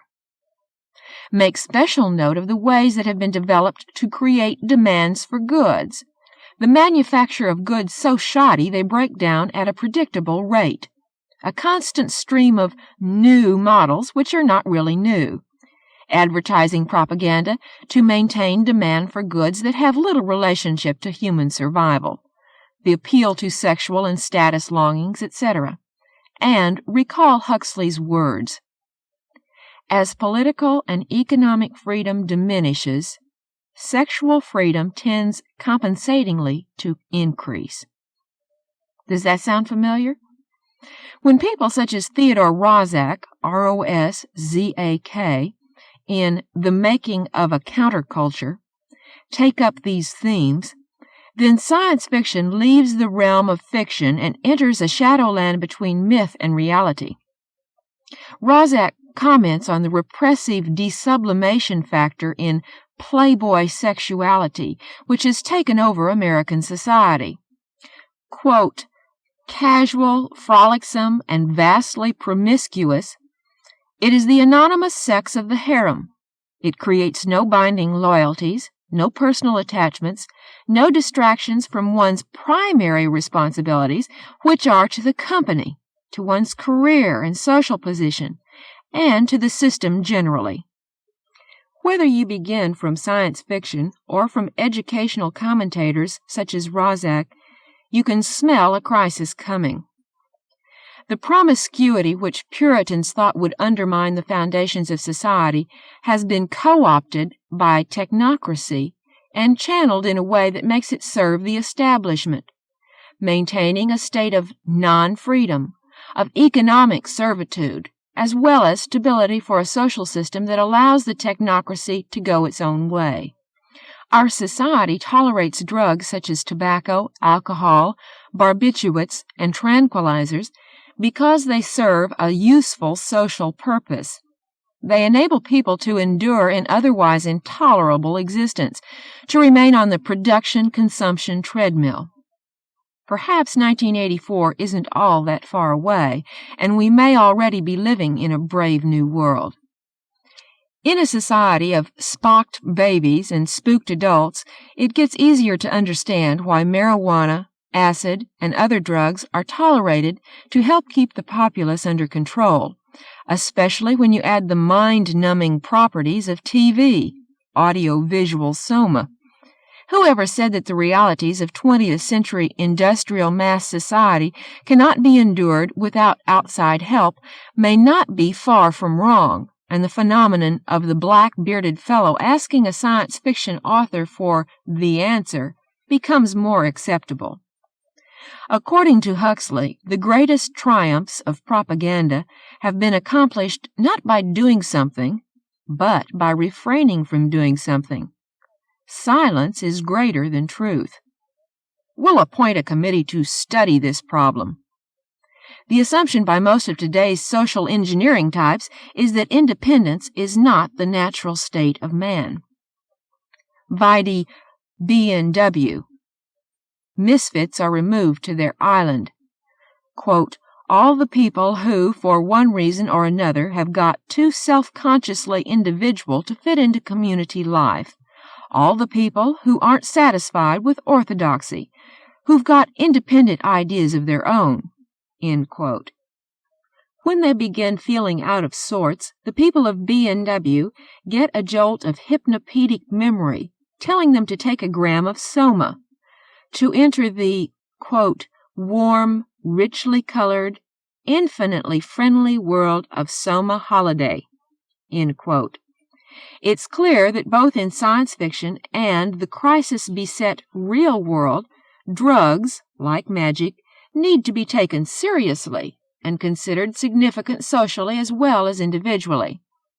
Can't you visualize the sincere announcer on TV telling you, drugs can be of significant value when used in a conscientiously applied program of personal hygiene and regular professional care? In the foreword to B&W, Aldous Huxley begins his prescription for the revolution to bring about the world of his book by telling you that, first, the government requires a greatly improved technique of suggestion to make everyone susceptible to the propaganda of the new society. He includes infant conditioning and the use of certain drugs, and a greatly transformed norm of sexual behavior from that which our fathers openly accepted. Where B&W pointed the way, Masters and Johnson, or Kachadurian, Kachadurian, and Lund follow to fill in the gaps. You've read all of this in science fiction, of course, and made many of the comparisons yourself, and it's nice to think you're sitting there with the avant-garde, first to know what tomorrow's world will be. Let me recommend, therefore, that you study the records of history a bit more carefully. The sexual morality of B&W was the norm in the 19th century Oneida colony of upstate New York. The Arab culture pioneered in the use of drugs to control the populace 1,000 years ago. If history teaches us that we learn nothing from history, then there may be little point in rehashing these observations on human behavior. Perhaps it'd be better to save this material for fiction, that world of perfection, which is where things operate the way I want. In the real world, it has all happened before. There's no such thing as a new crisis, just instant replays on the old ones. It's fun to play the game, though, and to hope that your newest window dressing on the old patterns will tell us something really new. After all, science fiction in its dealings with crises for the sake of story does indicate other avenues open to us. We can, for example, assume that behind any accepted morality, fictional or otherwise, is the function of maintaining social stability. When emotions brought out by repression become socially disruptive, dangerous to social harmony, then the repression may be eliminated by the society itself. Our new morality, so shocking to Middle America, could be an evolutionary force to eliminate potentially disastrous social conditions. It could be the social organism's way of dealing with the need for sexual expression without the dangers inherent in producing too many new humans. As you can see by the foregoing, the science fiction mind is always ready with alternative possibilities, which is part of the game of human change. Much of our lives we're breaking camp from one set of known surroundings and heading off into an unknown other place, which we hope will become just as familiar as today's surroundings. That's the stuff of science fiction, and it is, as well, the stuff of world crises. The hierarchical levels of future society may very well be sharply defined by categorical birth into different intelligence classes, a birth prearranged from conception. Science of the pragmatic world may give us the aristocracy of the IQ, which previous aristocracies attempted to create by mating only with their own kind. We may look back on 1984 and B&W as relatively mild and amusing examples of fictional exploration in social engineering. Much depends upon the way we integrate the myth world of our wishes into the physical experiences that define who we are as an animal society. This is the crux of all attempts to diagnose current conditions and form some articulated whole that expresses the nature of world crises. If we say, on the one hand, that our world suffers from a certain kind of disease that brings on these recurrent crises, then under present conditions of dependence upon words, the disease we have becomes more important than who we are as a people. This could be why we, as a society, suspect the large social diagnoses of the engineers and psychiatrists. We know with a sure and ancient instinct that to be treated and cured of such a disease could take from us both the why and the who of our identity. Certain pitfalls exist in our tendency toward overdependence upon the professional expert, the specialist. When we turn toward such counsel, we begin by admitting that we are helpless and require their superior guidance. At the very moment we seek such help, we have created a particular kind of non-symmetrical relationship. The professional, all-powerful, all-knowledgeable on one hand, and the dependent, abject one on the other hand. One side assumes all of the healthy viewpoint, and the other side takes on all of the sickness. With a kind of suicidal totality, we turn matters over to the professional, saying, "Heal me." This is the situation upon which the politician capitalizes, and which psychiatry, psychology have been unable to resolve. Instead, the so-called mental sciences have been seeking political power for many years. This was to be expected as a natural outcome of their power posture. They assumed the position of all health, dealing with all sickness. Such non-symmetrical relationships inevitably produce shattering crises. Remember the old Chinese curse, "May you live in interesting times." The Chinese of those days valued a serene existence. Their utopian ideal was based on a sophisticated appreciation of the world, on the guiding of the senses into heightened awareness. It's not surprising that Zen found wide acceptance in such a culture. The inner world, obviously, was where one dealt with consciousness. Thus, external crises were to be avoided. Ignorance, poverty, starvation, and disease were the evils. War was a class monopoly and was to be kept in its own place. Famous generals could not hope for the status of famous teachers. Fear was a tool of statecraft and was to be used to keep down the size of government. Apotheosis, transubstantiation to an immortal state with one's ancestors was a necessary part of culture. In such a setting, interesting times were times that changed dramatically, rolled on the wheel of crisis. Those old Chinese could have made common sense with Middle America. Both looked to the ideal society as one of social unity, of togetherness, as the ultimate social achievement. The distinguishing of one individual from another has to be held within tight limits. To be different is to be dangerous. God bless the child who has his own.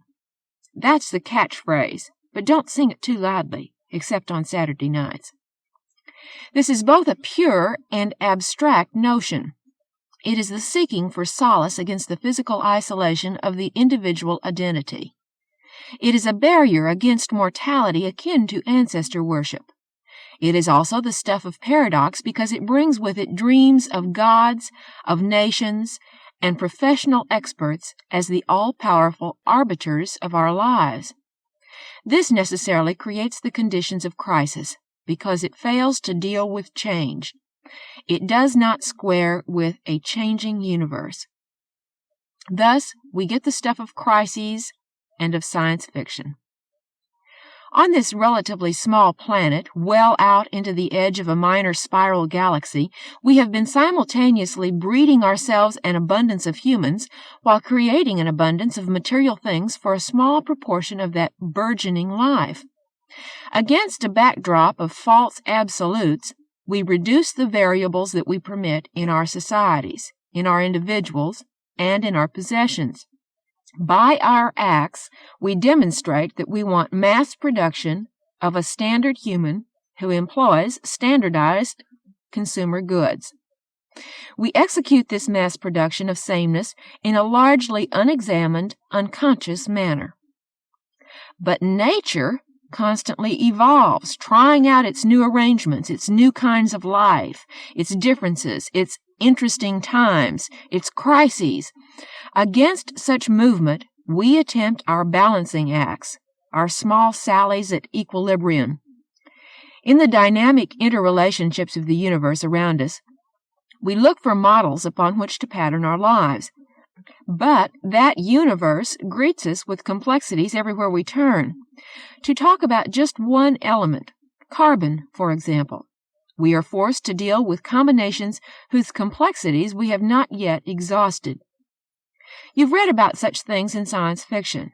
You see the conditions around you which touch your own life. Still, you seek the answer. Our land of plenty was supposed to lead the way to a world of plenty for humankind. Instead, we followed a more ancient pattern, becoming like the worst in those we opposed. We lead the world today in the potential for mass violence. The material doldrums of the 1950s trended gradually into this era, and instead of plenty, we find ourselves in a world where, if we shared the world's food supply equally with every living human being, all of us would starve. Malthus pointed the way. Science fiction has been filling in the possibilities of a Malthusian world ever since. If we experience massive human dieback in such areas as the island of Java by 1980, Malthus and science fiction will have been proven correct. But at what a cost? We approach this next level of crises as though we lived constantly in the presence of devils. If no devils appear, we manufacture them. Give us this day our daily devil. To counter the unconscious and conscious tensions aroused by such a process, we seek seclusion, individual privacy, all the while breeding ourselves out of that vanishing commodity. Creativity of any kind has become the modern devil, and the oddball is dangerous. We want to end all conflicts. They not only kill us, they never seem to produce the glorious and victorious end conditions which we verbally attach to them. But now that the Vietnam War has been brought near a close, we awaken to the realization that we still live in a world threatened by imminent, totally destructive mass conflict. We cure the disease and find we still suffer from it. Paradox, paradox. the stuff of crises and of science fiction. We walk across the ground of our fears, and our movement stores up static electricity which shocks us every time we touch the real world. Somehow we are not grounded to the universe, but we go doggedly about those tasks we consider necessary, emulating the muddle-through quality of the ideal 19th century British public servant. And all the time, we fight to repress the sinking feeling that everything we do is useless, that the next crisis will leave us destitute. Why can't the world be more like me? Middle America über alles. On the wall of a small hotel in Kabul, Afghanistan, there is a notice which reads as follows. Menu. Acid, $1. Opium, 30 Afghanis. Heroin, 70 Afghanis. Ask Abdul. The hotel, populated in season by large numbers of expatriate American youths, represents a full retreat from crises. Retreat from crises into crisis. You may find it strange that I read this and other signs as heralding hard times ahead for science fiction as we have known it. This is how I read it. The current utopian ideal being touted by people as politically diverse on the surface but not underneath, as President Richard M. Nixon and Senator Edward M. Kennedy, goes as follows. No deeds of passion allowed, no geniuses, no criminals, no imaginative creators of the new. Satisfaction may be gained only in carefully limited social interactions, in living off the great works of the past. There must be limits to any excitement. Drug yourself into a placid norm. Moderation is the key word. And how the old Chinese would have loved that. In a word, you can be a bozo, but little else. Rolling Stone, in the fall of 1972, described this world of bozoness. Bozos are the huge, fat, middle waist in the land.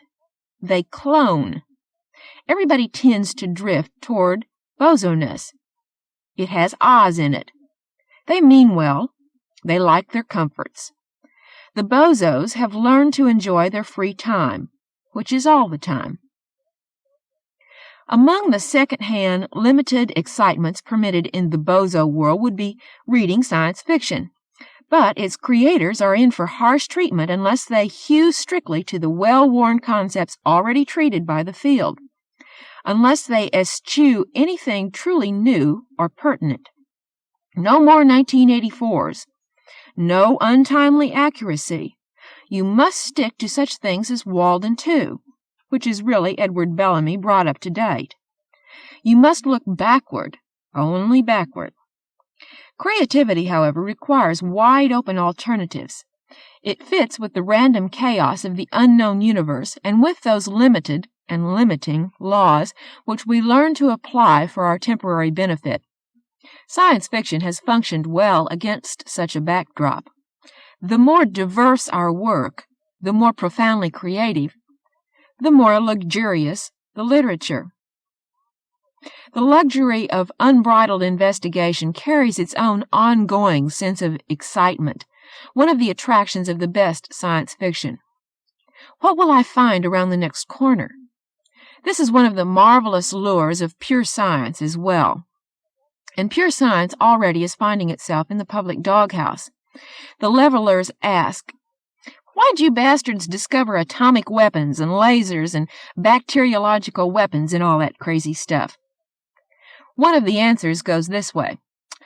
I was driving down this road, see, and there it was.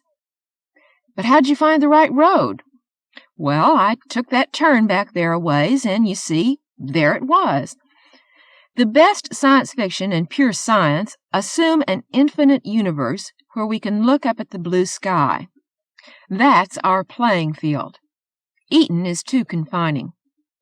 That sense of infinity, anything can happen, gives us the proper elbow room. But an infinite universe is a place where crimes of passion can occur, where any dream can be dreamed and realized. The reward of investigating such a universe in fiction, or in fact, is not so much reducing the unknown, but increasing it, opening the way to new dangers, new crises. This implies disorder, when what we suppose we're seeking is order. The story plot and the scientific law represent order, but chaos lurks at their edges. Order equals law, a key word for humans. Law indicates the form by which we attempt to understand order. It enables us to predict and otherwise deal with order. And we don't like the mathematician suggesting to us that we occupy a universe of multiple orders, plural, and thus of multiple laws. Humans want beginnings and nice anthropomorphic motives and happy endings. But motives, intent, are not required against an infinite field of laws. The assumption of infinity opens quite a contrary view. Infinity does not require beginnings or endings. Intent does require them. The essence of infinity is no beginning, no ending. Without beginning, there is no intent, no motive, mysterious or otherwise. Without ends, there can be no ultimate, absolute, goals, no judgments, and the whole concept of sin and guilt, products of intent, falls apart. Such concepts as sin, guilt, judgment require beginnings, which are cut out of an infinitive system, boxed in, articulated and defined for human motives. They occur as segments of a linear system whose infinite surroundings must be represented as nonlinear. Such concepts are ways of dealing with finite, human-created and human-interpreted laws, and are only incidentally, in the fullest meaning of that word, related to infinity. To project a god, a government, or a professional expert against such a backdrop, we set limits. Law and order represent a system of dealing with interesting times such that we set our preordained limits upon crises. Law and order is a breeder of crises because it cannot predict everything that will happen. To accept a universe where anything can happen, however, is to accept a hellish insecurity which is, in itself, an ongoing crisis. We don't know how to understand such a universe. The essence of something we don't understand is that it appears chaotic. It lacks recognizable order. There's a devil in anything we don't understand. It is menacing. It is an outer darkness in which we not only lose a recognizable ground upon which to stand, but we also lose all sense of identity. It is a vision of hell. We must defeat such a devil at all cost. And we forget that we created this devil. We say instead, "This is who I am. This is my absolute God. These are my absolute laws. Get thee behind me, Sathanus." Thus we strive for the illusion of all-knowing in an infinite universe where anything can happen. We seek the basic law to explain a never-ending all, which stands as a seething backdrop, as the Vedantic void, that ultimate chaos from which any form of law or order must derive. In The God Makers, I have a religious leader say it this way: "We have a very ancient saying, the more God, the more devil, the more flesh, the more worms, the more property, the more anxiety, the more control, the more that needs control." The lost existence of our Eden paradise gets further and further from a dichotomized, man-limited world, less attainable every instant. We must turn to science fiction for the temporary illusion, for the prediction that once again we will enter into the blissful universe of godlike order. You would be astonished at how often science fiction editors get the Adam and Eve story as the first effort of the aspiring writer. It has become the cliché of clichés in our field. We attempt to deny Eden's ultimate, unchanging conservatism, its essential boredom for the questing intelligence. The very language in which these concepts are couched provides a retreat to match the menu on the Kabul Hotel's wall. Santaroga Barrier puts it thus: "We sift reality through screens composed of ideas, and such ideas have their roots in older ideas. Such idea systems are necessarily limited by language, by the ways we can describe them. That is to say, language cuts the grooves in which our thoughts move. If we seek new validity forms, other laws and other orders, we must step outside language. We must stand silently and point at the new thing. This represents an essential Zen concept. Santaroga portrays an extreme reaction against many of the problems challenging human survival in the 1970s.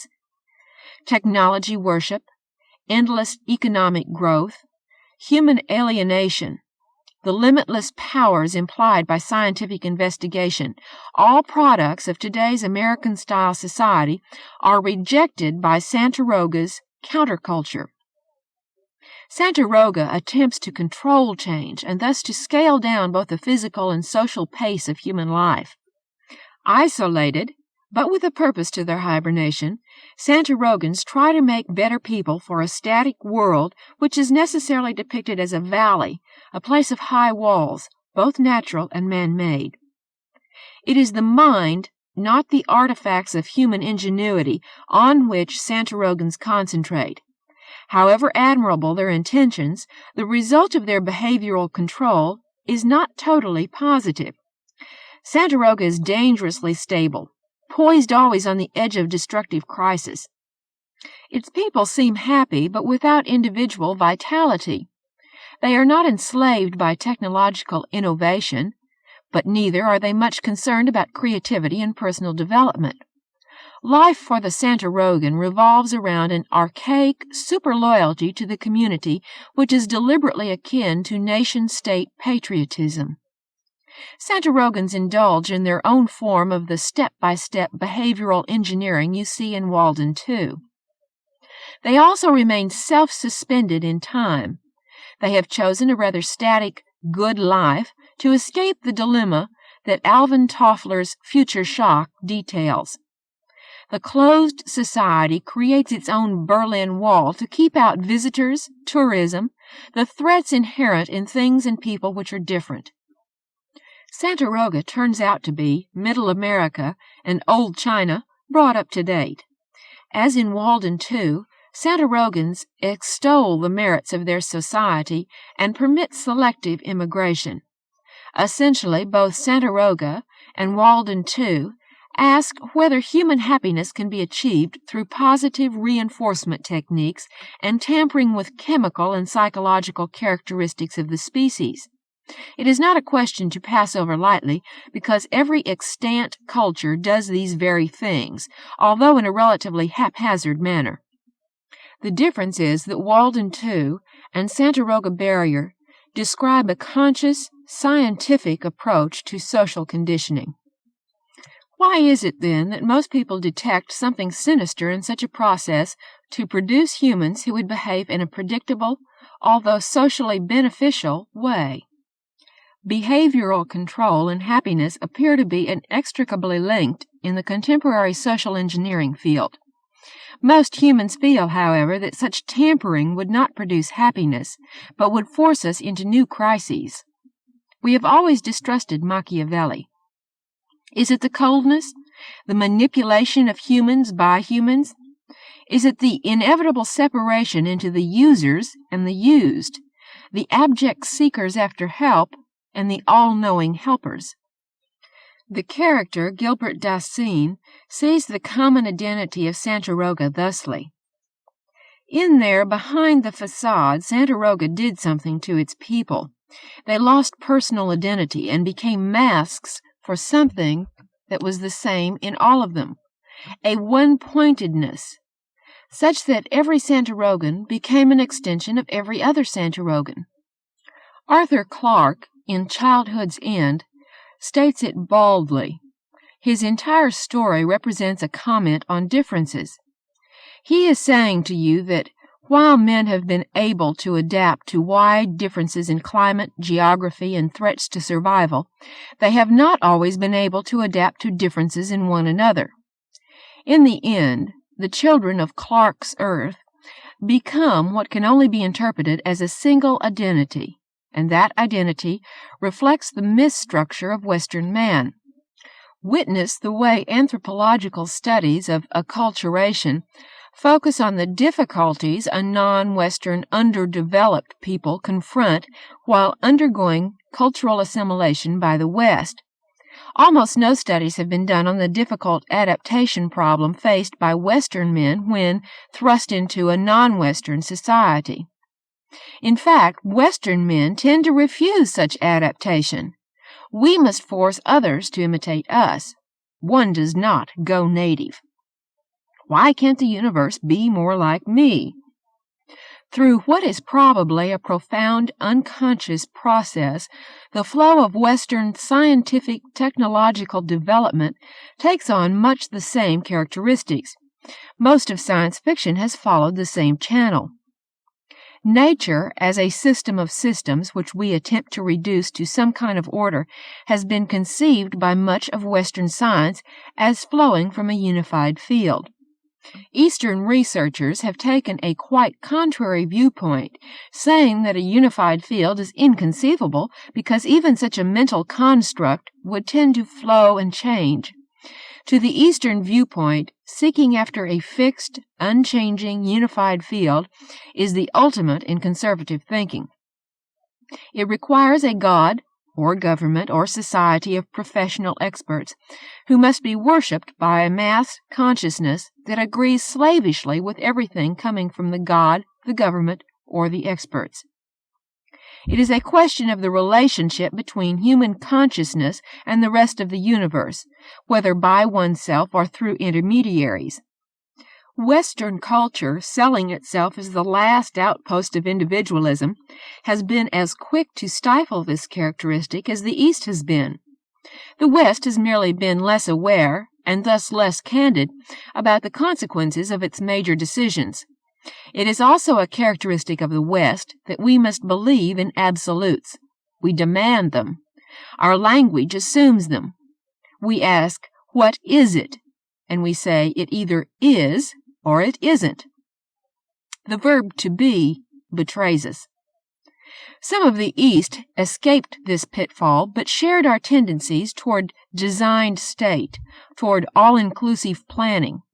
We in the West seduced the East not through guns and massive power, but through engineering and planning. We captured most of the Eastern consciousness through engineered contingency factors. An engineer of my acquaintance, servant of a powerful industry, when asked how his industry dealt with unknown contingencies in its long-range plans, said, "We put a very large item in the budget and label it contingency. When the unexpected problem arises, if it's something money won't solve, we borrow facilities from other areas.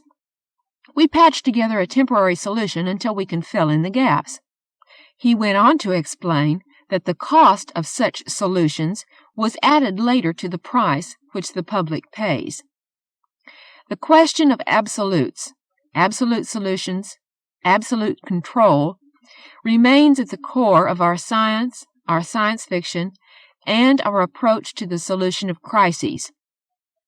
It is, without a doubt, a battle of ingrained conservatism against outer chaos. Our utopian dreams of Eden are essentially conservative. We dream of a designed state wherein all the needs of the designers are secure. The main function of paradise is to entertain the needs of its human creators. Everyone must be a bozo, happily comfortable, and thus limited in severely designed ways. There goes freedom of choice, and in come Santaroga and Walden too. And God had better answer our prayers or we'll stop worshiping him. We'll vote for somebody else. Few seem to have remarked the failure of demanding, ego-centered prayer as an argument for the current revival of Satanism, witchcraft, and the like. The morality argument has fallen on hard times recently. Is it significant that both Barry Goldwater and George McGovern, candidates who offered themselves on morality platforms, lost by about the same proportion? There does appear to be an element of moralizing which says, "Why can't you be more like me?" When the chips were down, the American electorate may have said, "I'll render my own moral judgments, thank you, and you can stuff that preacher pose. Judge not, lest ye be judged." In a sense, the struggles of our world, the crises arising from these struggles, and the stuff of our literary creations which reflect on the sensory universe represent a battle over human consciousness and its judgments. It's not so much the minds and hearts of men that are at stake, but their awareness, the ideas they are permitted. The struggle is over what is judged valuable in our universe. Some of the antagonists follow a value system based on what can be measured, counted, or tabulated. They call this attitude realpolitik. Others base their standards on undefinable terms, undefinable because they change when we touch them, such as freedom, the rights of man, morality, the law of God. These latter concepts defy programming. They must be continually reinterpreted. Witness the provisions for change in the United States Constitution. Islam provided for Qadi, Qazi, judges who rule on secular matters as they derive from the Quran. Qadi must be adult, free, Muslim, and unconvicted of slander. Even as they are defined, these concepts fall outside current conventions of language which, as a set of symbols, remains finite and forever incomplete as a communications tool. Language opens up the reflection of thought, but by its very nature it also creates boundaries which appear insurmountable when posed against infinity. Language programs us, decides what we see and how we see it, what value judgment we place on anything we see. It is a root of prejudice and a limiter of perceptions as the embodiment of previous experiences which have been judged and catalogued. A new occurrence, pervaded by past perceptions, can be misconstrued. Power, secular and religious, is grounded in language.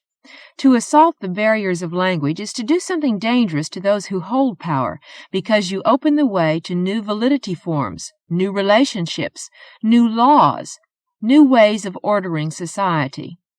Language represents an intervening force when we articulate our dream utopias. It prevents the realization of dreams. It is a sea of paradox, the substance of interesting times, curses and blessings, and interesting stories. Without language there would be no science fiction. What a crisis that would be!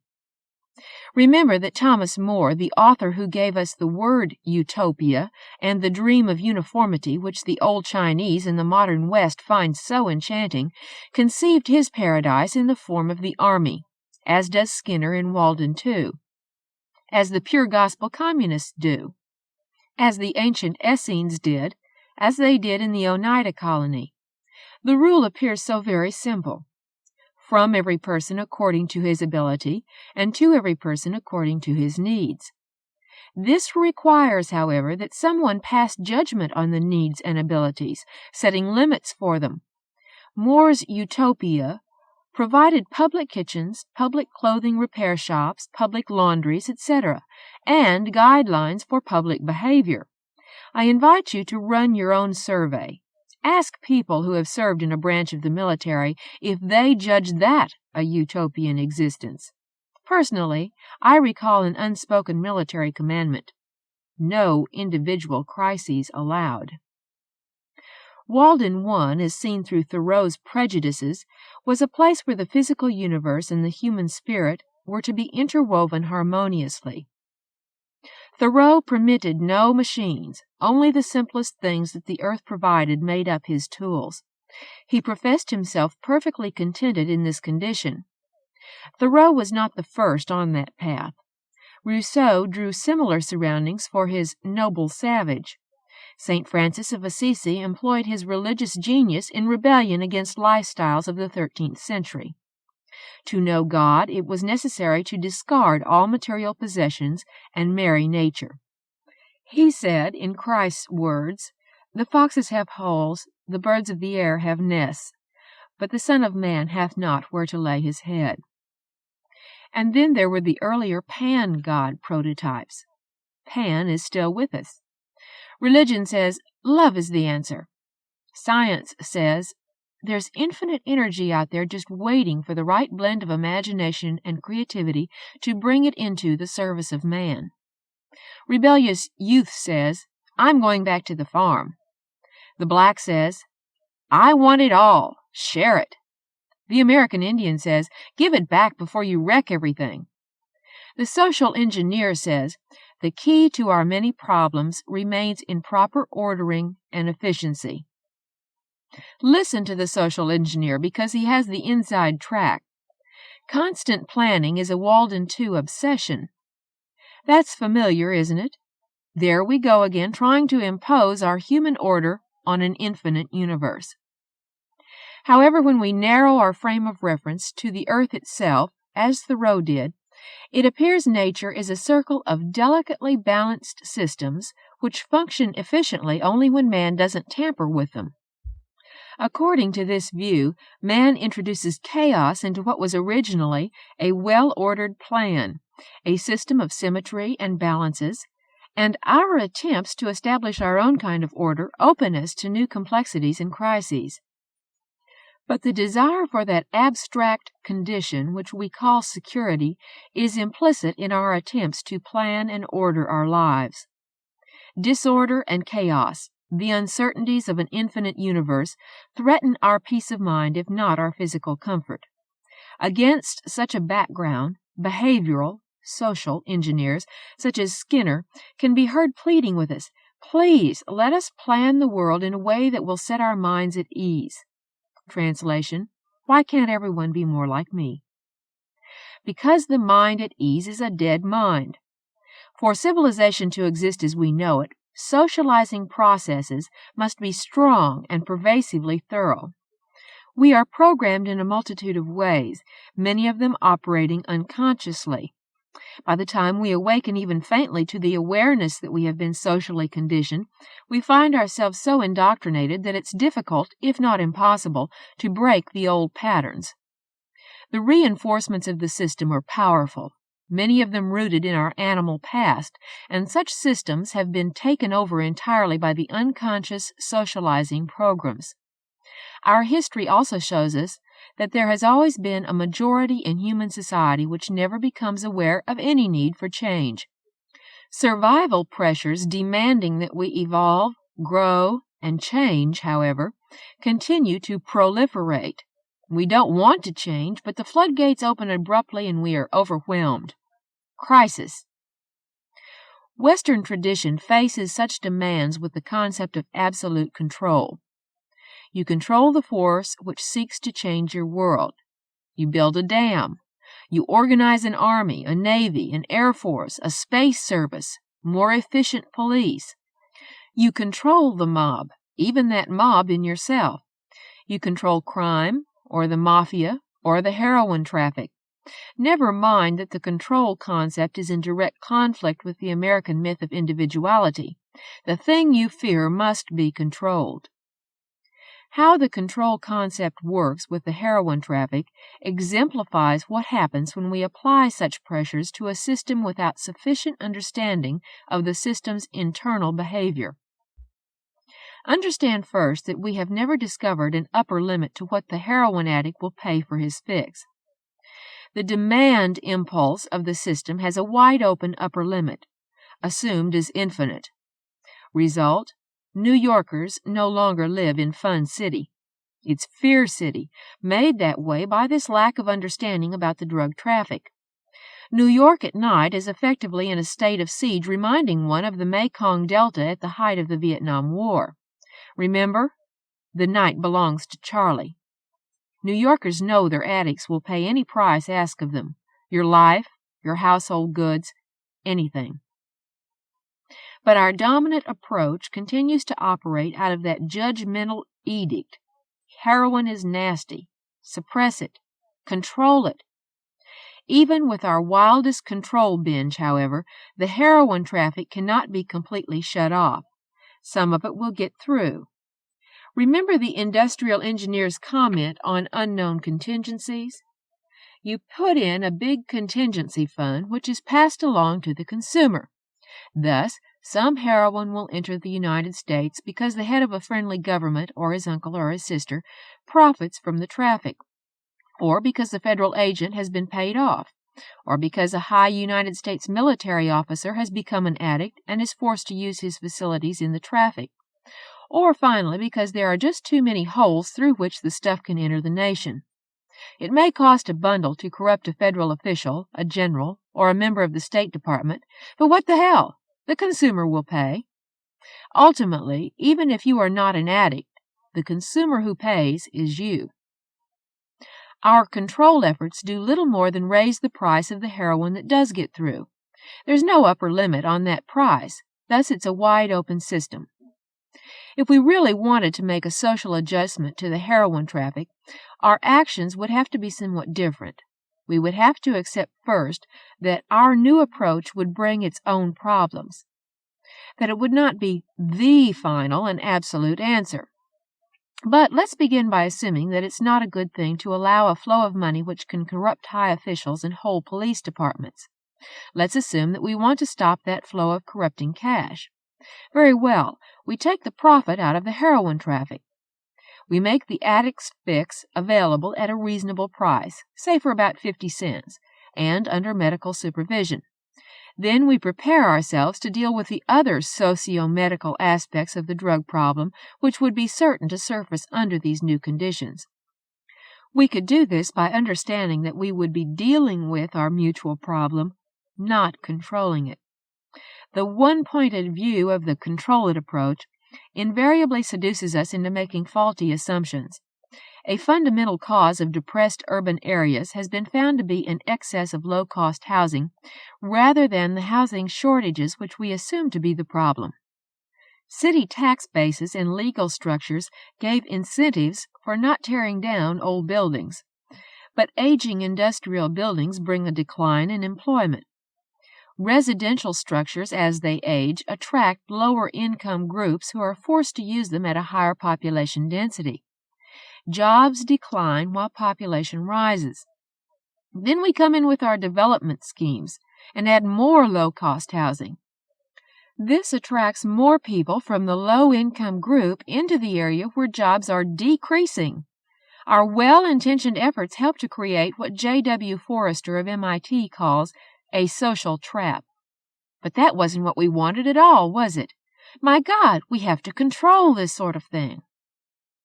Pakistan wanted to control its mosquitoes because the insects are a vector in a runaway malaria problem.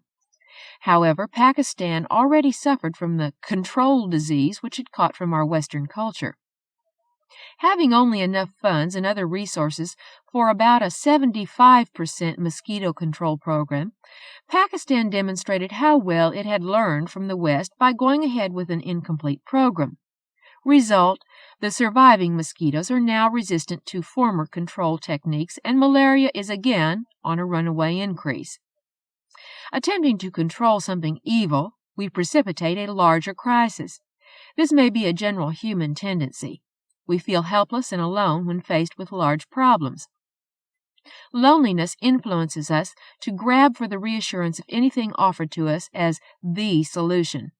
We want someone to assure us he has the answer, and if we'll only follow him, it produces very odd behavior. The more complex a problem appears, the more apathetic we become. The more we turn away, the more strongly we grasp at a proffered solution which is presented with the promise of immediate relief. After all, Pakistan's 75% mosquito control program did ease the malaria problem temporarily. We know that a single-pointed attempt to solve a problem is more likely to increase that problem's complexity, make the problem harder to solve, and eventually confront us with a crisis. The arguments for planet-wide planning of human existence are relatively easy to accept, but the danger of massive, single-entry solutions remains as long as humans demand immediate relief. It is astonishing how many college-level young people writing scenarios for a utopian rebuilding of world society begin their scenarios with a worldwide disaster which kills off 90% or more of the human population. These scenarios then have the survivors, including the scenario author, of course, climb back to a planned civilization based on non-repressive freedom. The quote is from an actual scenario by a 20-year-old college junior. Many of these young writers turn to Herbert Marcuse and Paolo Soleri, strange bedfellows indeed, for supportive arguments, and they draw heavily from the works of such writers as Robert Heinlein, Ray Bradbury, Arthur Clarke, Ted Sturgeon, Isaac Asimov, Alfred Bester, Jack Williamson, Tony Butcher, alias W.A.P. White, John Campbell, Lester Del Rey, R.E.Y., Hugo Gernsback, Henry Kuttner, Kuttner, C.M. Kornbluth, Frederik Pohl, Fritz Leiber, Murray Leinster, Judith Merrill, Merril, Margaret St. Clair, alias Idris Seabright, Clifford Simak, Simak, Robert Silverberg, William Tenn, Tenn, alias Philip Klass, Klass, Jack Vance, Poul Anderson, A.E. Van Vogt. This is just a partial list of authors named as sources by students in university classes writing utopian scenarios. The science fiction authors are understandable in this list, but Soleri and Marcuse may need some explanation. Soleri provides them with the concept of arcologies, the single social superstructure, world village, and Marcuse outlines the psychomythology of rebellion. It is Marcuse who provides the justification for killing the world's population down to a manageable size. Soleri leads the scenario writers to think of mining the old cities for materials to construct new super-urban communities linked by high-speed transit. We in science fiction provide social and technological innovations, the frosting on the supercake. Inevitably, the scenario writers come down to hard judgments, decisions about the limits within which people will be forced to live.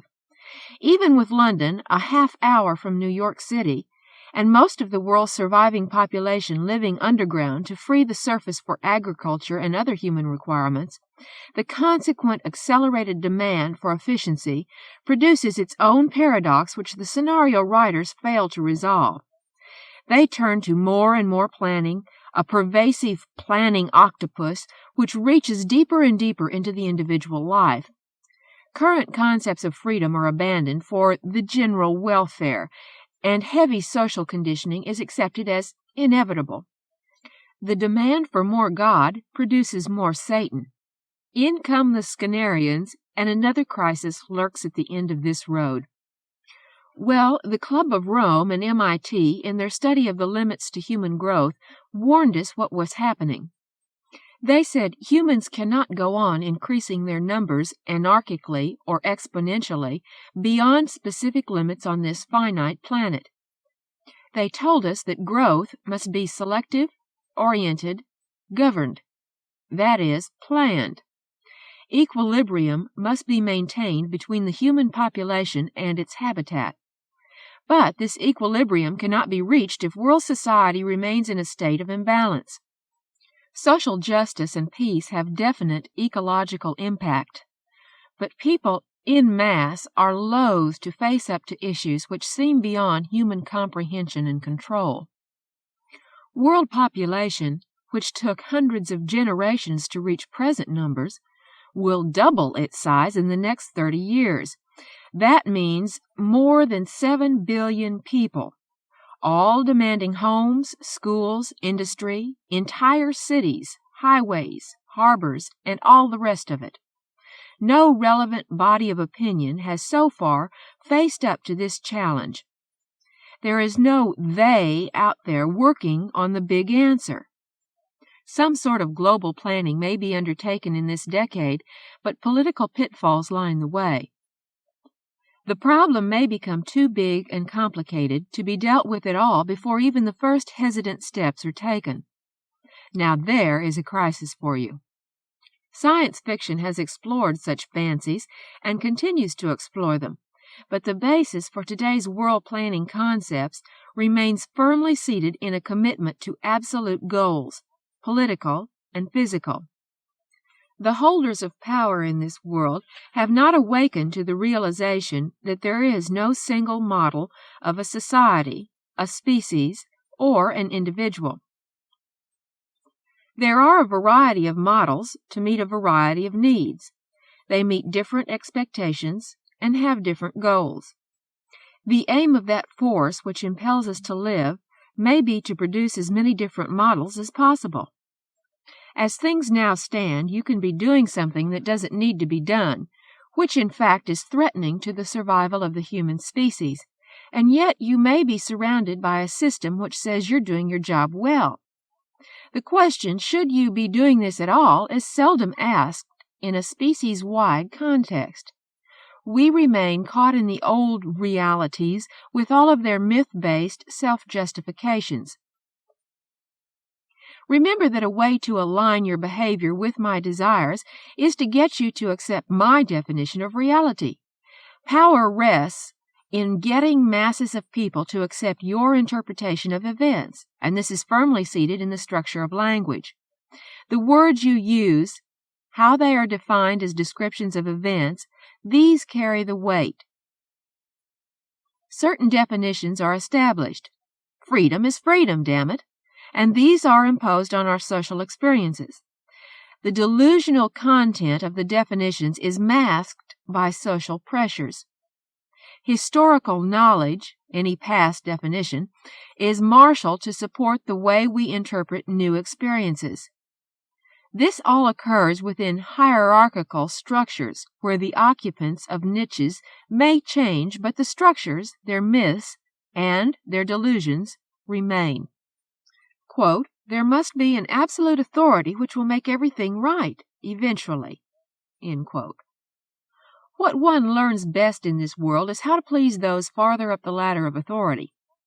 Education and social pressures cultivate individuals highly sensitive to the demands coming down to them from above. Most people believe what they are told to believe.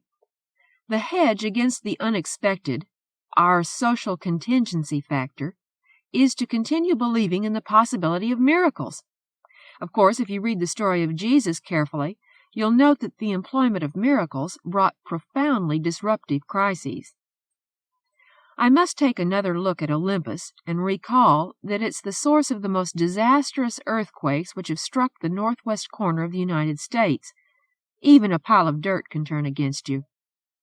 Perhaps tomorrow I'll call my friend, the industrial engineer, and warn him there can be no absolute contingency allowance in an infinite universe.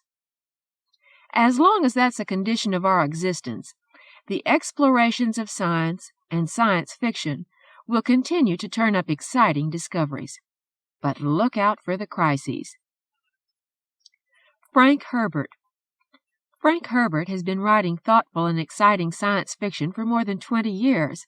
His first novel, Dragon in the Sea, is still in print here and abroad, as are many of his other books. In addition, he has published a great many short stories in the science fiction field in such magazines as Analog, Galaxy, and If.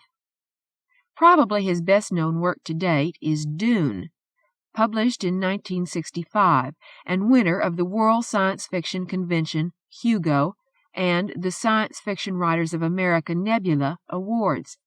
Dune has attracted international attention both as a novel and as an environmental awareness handbook. Mr. Herbert has done research in such diverse fields as undersea geology, psychology, navigation, jungle botany, and anthropology.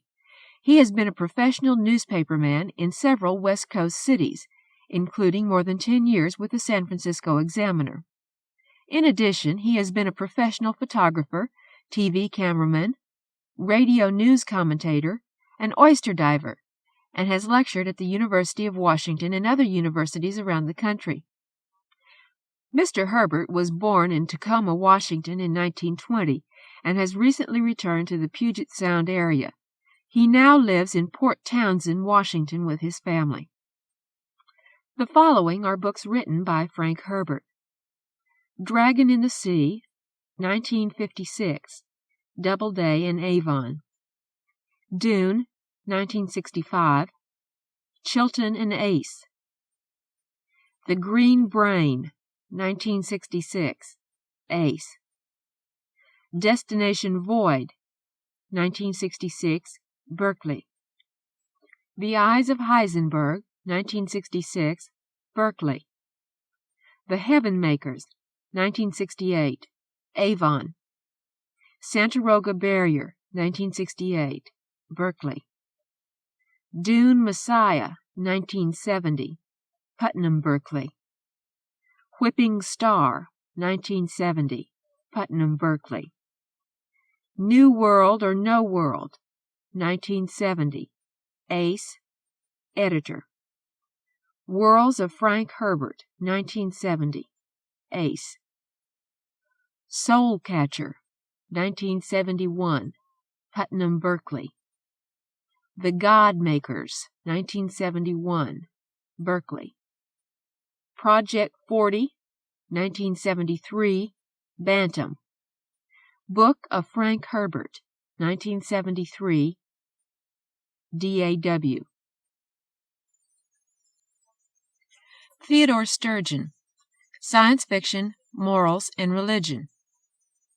There is a force operating upon that body of literature called or miscalled science fiction, which, quite aside from the substantive content of the field, is moral and religious in nature, and we had better deal with it first. This force shows itself in critical snobbery, in the ghettoization of science fiction, in the wide and erroneous conviction among the general reading and viewing public that, "Oh, I never read science fiction."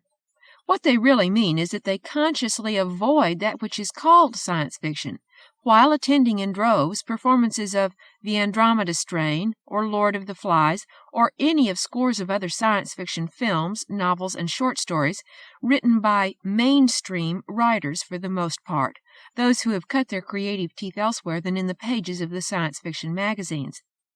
The assumption is that the magazines themselves, and therefore all of their authors' products, are trash and junk, poorly conceived and poorly written, and concern bolts, nuts, nuclei, zap guns, and bug-eyed monsters. And anyway, 90% of it in concept and execution is trash. Conceded. But then, and this has come to be known as Sturgeon's Law, 90% of everything is trash. The best of science fiction is as good as the best of any modern literature. Articulate, poetic, philosophical, provocative, searching, courageous, insightful, and virtually anything else you expect of the best. Science fiction alone among the labels is consistently tarred with its own bad examples. The very same reader who knows the difference between Hopalong Cassidy and Shane, or between Mickey Spillane and Graham Greene, utterly fails to discriminate between the good and the bad in science fiction, utterly fails even to try, and says, in the words of Kingsley Amis, "This is science fiction, it can't be good," or "This is good, it can't be science fiction." And with this, we reach the point. The isolation of this genuinely religious force which has created such an injustice to the practitioners of science fiction, and which has committed such arrant robbery upon the reading public. For it has missed many delights, many excitements, and many beneficial explosions of mind. Our strange species has two prime motivating forces, sex, of course, and worship. We do worship. We will worship. We must. Take the temples away from the people, and they will worship a football hero or a movie star. They will go to the shrine, they will touch the hymn, they will record the words. This worship, like almost all forms of worship in recorded history, has its pantheon, its sects, its divisiveness, its intolerance, and many, many different objects. The most dominant of all in our age is science. And indeed, science meets the specifications for a deity more than any other single thing in the current cultural cosmos. Science has rid us of crippling polio. Science, to the lay mind, science and technology are the same, has killed Lake Erie and is murdering the oceans. Science walks us on the moon and threatens the pupfish and the revered bald eagle. Science gives us longevity and hints at immortality, poisons the air, creates new sounds, tints, and textures for the creative artist, suggests potency over thunder, earthquake, poverty, ignorance, and the very tides. Science, we are told, can sculpt our genes and produce demigods and demons at will, double us into clones, expand our minds, or drive them on pulses of contentment into endless rows of Skinner boxes. More, science has its acolytes and altar boys, its sextons, vestries, monks, and priests, its roadside chapels. Seal your Social Security card in lifetime plastic, 25 cents. And its cathedrals, and within these, authorized personnel only, its holies. Mary Shelley gave us the devil, Frankenstein, and the Swedish Academy its saints, Nobel Prize winners. It has its scriptures and its credos, though these have been known to change from time to time, and its sacred languages known only to the elect. Doctor, will you explain? Sorry, friend, you haven't the math. To put it simply, science is a God thing, omniscient, omnipotent, omnipresent, master of that terrible trinity of hope, fear, and power. Science the God is, to the layman, incomprehensible, unpredictable, and reasonable only in its own mysterious ways. Its graven images are Promethean, sometimes a pillar of fire, sometimes a man in a white coat holding a test tube up to the light, sometimes an untenanted console encrusted with nubs and rounds and faced with a mosaic of gridded screens across which crawl green worms of light, whose body language may be read only by the ordained. More and more, the image becomes a gigantic computer studded with dots of orange radiance and randomly reversing tape reels, while computers themselves, incidentally, become smaller and smaller with fewer and fewer visible features. Science presents all the attributes of an object of worship, and is accordingly respected, feared, sacrificed to, and invoked, that is to say, worshipped. One of the phenomena of worship is its obverted obeisance, the childishly rebellious act or statement, which by its occurrence serves only to acknowledge the authority. When a little boy, indoctrinated and thoroughly warned, yet screws up his courage and says, "God damn," and the lightning does not strike him dead, he feels roller coaster scary and a little brave.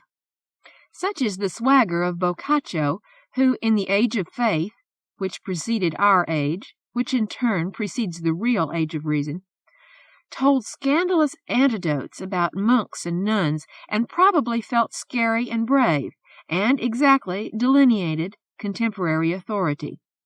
Today, nobody bothers to scandalize the cloth.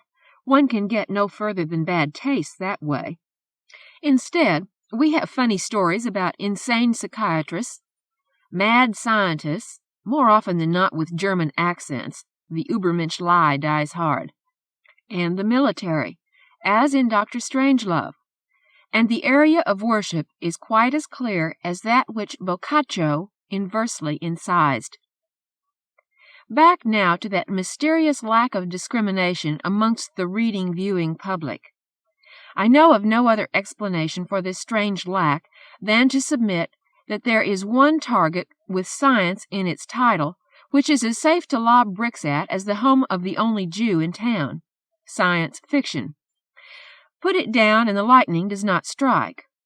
To sneer at it is perhaps to express a suspicion that perhaps science has become too much the master, that perhaps science will become aware that dissent exists.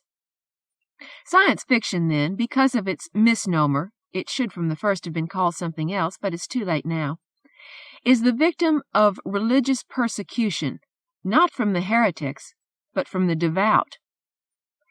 Now to the subject at hand: science fiction, morals, and religion.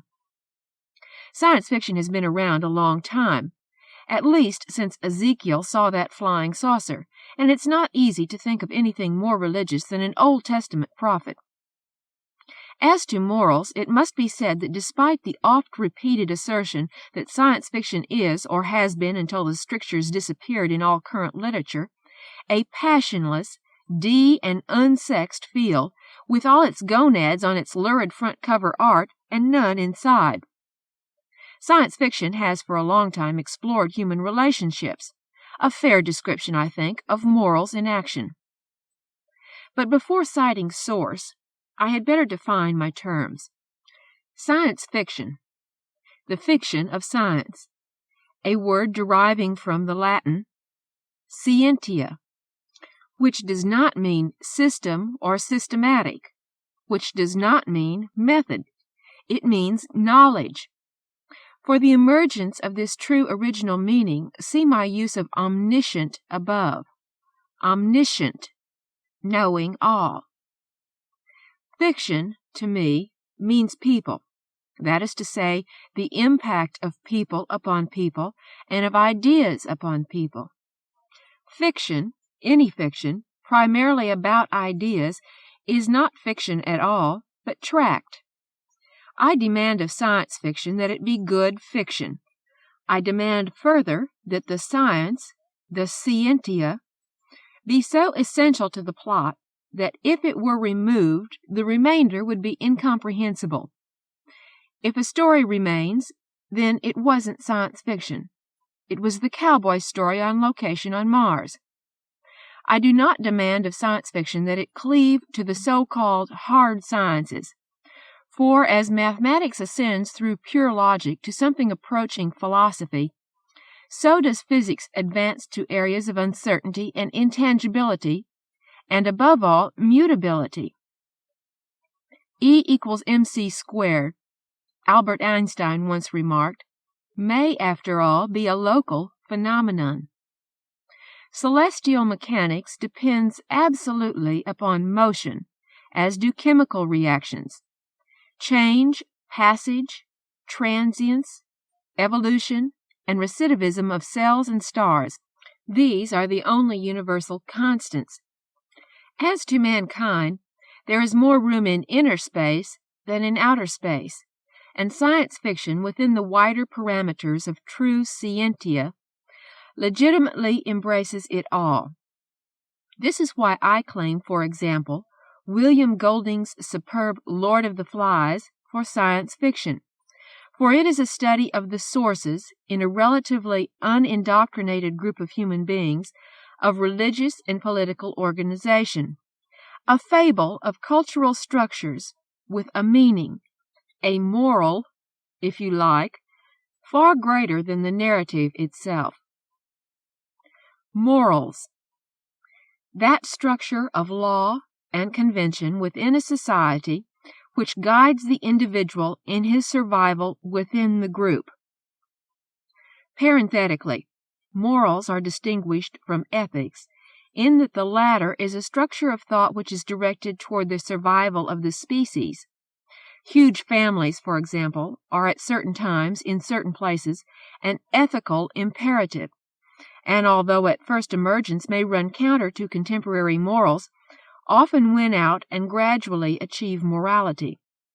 Limitation of families, on the other hand, may become a survival factor, and the ethical thrust is toward that end, and engenders the same conflict with its society. Ethical thinkers are often decried and persecuted, and in the long run they, or their ideas, are yielded to, and their innovations become conventions. One must be reminded that moral and immoral should not be confused with good and evil. In a cannibal society, it is immoral not to eat human flesh. Religion. For any intelligent discussion, this word and its meaning must be divided into two parts, a concept which I have at times had extraordinary difficulty in expressing. On the one hand, it means the religious establishment, the church and the many churches, old and new, and all their actual and theoretical divisions and subdivisions. On the other hand, it means the force, the pressure, the urge to worship itself, that which underlies the existence of these structures. It is an arduous task indeed to keep these two separate when discussing religion, yet they have been separated sharply, largely by the church establishment itself. Recently, I saw a photograph of a large youth rally for Christ, featuring a young man wearing a T-shirt on which was a cross with the legend, "One Way." Established religions almost invariably proclaim that theirs is the one way, the only way.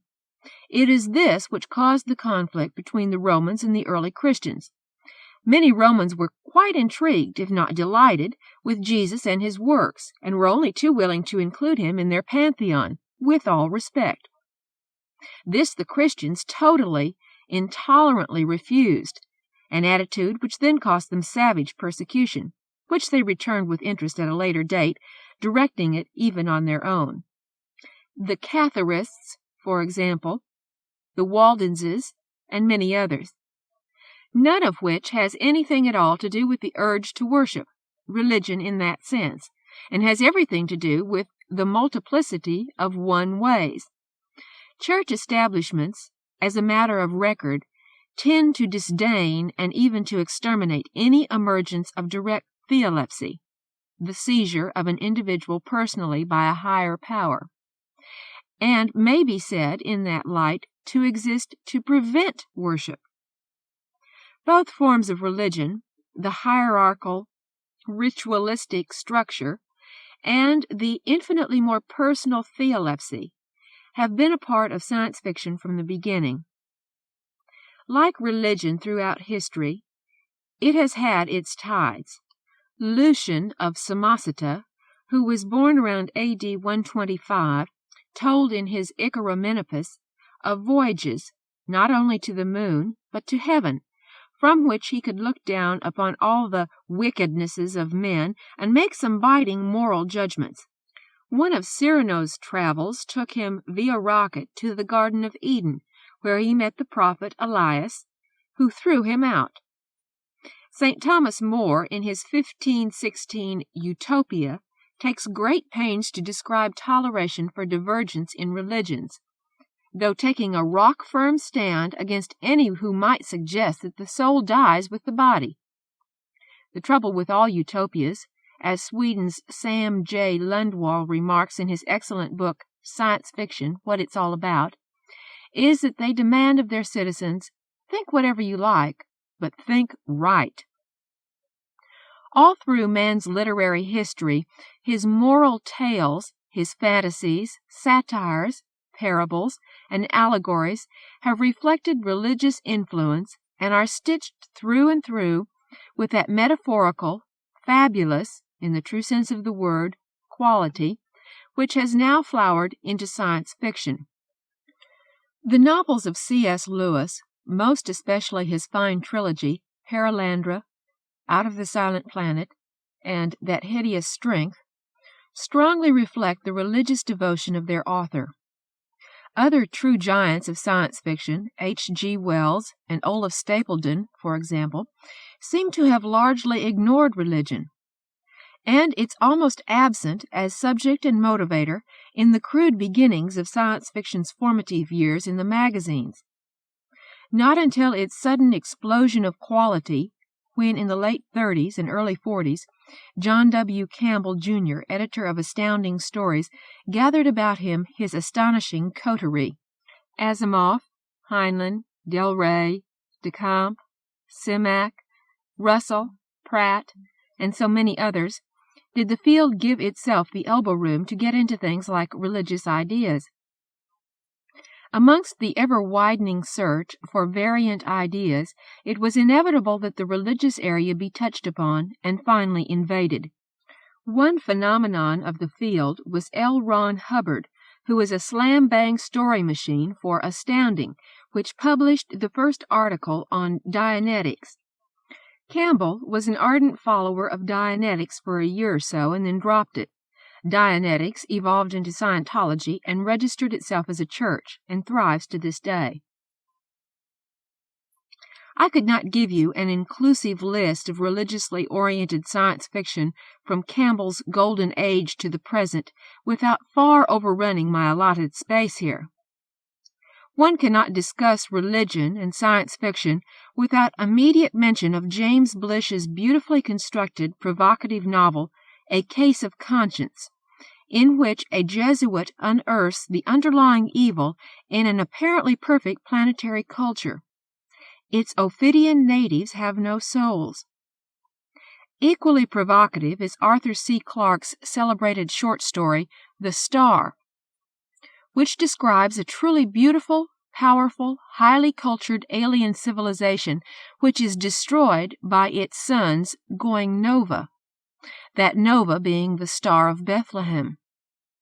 Here again the central character is a priest, and his view of these fine people and all they have done, versus what has happened here after the ignition at Bethlehem, costs him his faith. Ray Bradbury wrote a shattering story called The Man, in which the protagonist visits planet after planet, arriving always just after the Messiah has left, and is forced to suspect that his advent is the reason for the man's departure. Bradbury, by the way, in much of his writing exhibits that kind of non-church, absolutely devout religion I tried so hard to describe above. He believes forcefully that the proper worship of man is mankind. Surely one of the most powerful novelettes ever written is Lester Del Rey's For I Am a Jealous People, in which the earth is invaded by a reptilian species with an advanced technology. The central character is a small-town minister who sees his flock decimated and scattered by the invader, which loots and kills and drives him out of his little church. He takes a secret way back in and sees a worship service going on, and on his altar no less than the Ark of the Covenant. He understands then that God has broken his ancient covenant with humanity and has given it to the aliens. And after some racking soul-searching, he calls his congregation together and in a new, potent, Moses-like fury declares himself against God. You have in us a worthy opponent. In the late 40s, a new bright light appeared on the horizon with the founding of the Magazine of Fantasy and Science Fiction, co-edited by J. Francis McComas and Anthony Boucher. Boucher, who was author William A. P. White, who was H. H. Holmes, who reviewed as many as 300 detective novels a year for the New York Tribune, and who conducted, from one of the finest record collections in the world, a weekly radio program on fine opera, was science fiction fantasy critic for the New York Times, and one of the best, sharpest, gentlest, and most creative editors who ever lived, was also a devout Roman Catholic.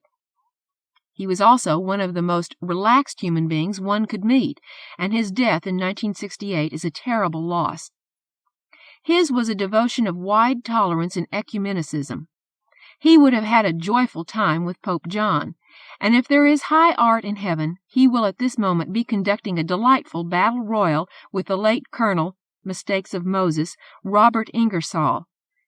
and in the Jamaican phraseology, "I would God I were a fly on the wall for see dot." A fine writer himself, he wrote a number of stories dealing with religion, probably the most notable being The Quest for Saint Aquin, Aquin, in which a priest, heavily disguised in an America which had become totally intolerant of all religion, mounts a robot donkey, a robass, and follows myths and rumors to a cave in which it is said resides a saint. I won't spoil the story for you by telling you what he found. I will say that the dialogue between him and the robass is priceless. In addition, Tony gave a very special kind of house room to writers with ideas about religion and worship. Whether it was whimsical matter, like the endless series of short stories about deals with the devil, or stories of real moment and of towering quality, one thinks especially of Walter M. Miller, Jr.'s A Canticle for Leibowitz, which provoked 2 more novelettes on the same theme. A Monastery, in a post-atomic era, which had given itself the duty of preserving knowledge, the 3 becoming a novel which had even the mainstream critics taking real notice. Philip Jose Farmer is one of the most original, one of the most talented, and certainly one of the most fearless writers around. He is deeply preoccupied with, among a good many other things, the profound pressure to worship mentioned earlier. The Alley Man is a powerful and most unsettling story about a garbage man who is very possibly an immortal Neanderthal, and quite possibly a god as well. He is ugly, brutal, sensual, and more than a little divine. Farmer's novel Flesh is a marvelous orchestration of commentary on religion, morals, and power politics in a fast-paced, hardcore science fiction setting. The crew of a starship returns to Earth to find it vastly changed, consisting of a quasi-tribal confederation of states completely under the domination of a savage, in 2 senses, theology. The captain is taken and processed to be this year's God in the flesh. Part of the processing is to equip him with antlers, which have the effect of turning him daily into a condition of totipotent rut. He is carried naked from town to town and turned loose on the willing female population. He learns that this will continue for some weeks until he dies of it. This wild situation is complicated by his falling in love with a girl he doesn't want to hurt, and of course by her considerably mixed feelings about being in love with him. For all, she is a native and understands the ritual. It is this kind of cold logic in the far out that is Farmer's hallmark. An underpopulated culture, living a precarious existence in a ruined world in which, however, certain high technologies remain, has several urgencies: to breed as fast as possible, to secure the very best possible for the gene pool, and to give the people a predictable Saturnalia during which they can lose their terrors in wild celebration. To accomplish this, the government taps every resource of psychology, including that urge to worship, which it adds to the sexual drive, instead of separating them as is done in the Judeo-Christian and Eastern ascetic philosophies. Either way serves efficiently to fence a flock during those times when it is not under the direct view of the shepherd. In Flesh, the incarnate dies of his ritual, and even this is used, for the biochemical preparation is ritualized into a surrogate birth process, with the unconscious preparee squeezed out through a narrow opening into public view. The pattern of a deity reborn is a familiar one, and in this context it digs right through the veneer. It can clearly be seen, then, that this narrative is no mere exercise in sensationalism, blasphemy, and porn, but is underneath a most astute examination by comparison of our own beliefs and convictions, and of the very nature of religion and morality, things which in the ordinary course we tend to take for granted, accept as axiomatic. I hold that it is right and necessary to examine these things, for they are vital to humanity. Gregariousness is not a privilege or a play toy. It is essential to our species, and the moral structure, and especially worship, because of its extension from the individual to the group, whereas the thrust of morality is in the other direction, are the peaks of our underlying gregariousness. To celebrate commencement, a faith must pass its finals. I cannot leave the subject of religion in science fiction without mentioning three writers who, by their reputations within the field, are little, middle, and big. Sam Mines is little only in the sense that his bibliography is so short. He was at one time the editor of Thrilling Wonder and Startling Stories, and was most notable at the time for the studied gentleness and perception of the magazine's Letters column. He is the author of a story. I call it a lost story because I have never seen it in an anthology, and I cannot recall the issue in which it appeared, except that it seems to have been in the early 50s. I am not even certain about the title, but I think it was called Find the Sculptor. Footnote: Wonder Story Annual, 1952-1953. End of note. It dealt with a lunar exploration team, a thoughtful and rather ludicrous crewman who happened to be devotedly religious, and another who was agnostic, brash, and the kind of guy who, when he was a Boy Scout, delighted in pushing the fat kid so he would sit in a puddle. Told too simply, the plot was that the brash one had a joke to play. He had a stone cross with him, and he dropped it on the lunar surface and manipulated matter so that the devout one would find it and pick it up. An artifact! A cross! On the moon! There would, of course, follow much raucous laughter and 240,000 miles worth of ribbing. Well, the devout one indeed found the cross and re-entered the ship, and he was radiant. He was illuminated. And it came to the meathead to understand that whatever the episode that had lit this flame, regardless of its false and trivial sources, what had happened to his crewmate was real and should not be tampered with. And that was his own illumination. A nice story, and one which reached me personally very deeply. The levels of this little fable are many, and not the least of them is its recognition of what I have come to call the infrarational, that source of belief, faith, and motive which exists beside and above reason. So conditioned have we been by Aristotle, Kant, and Freud that we tend to believe that any force, object, or problem will yield to rational processes. When they don't, we blame the process and call it yet more logic. The infrarational, however, is a very large component in us, and while reason calls it ignorance and stupidity, namely, trying to talk someone out of a fear of the dark or of snakes, it is neither. It is the infrarational, source of many of our motivations, and the tent reservoir of much of our thinking.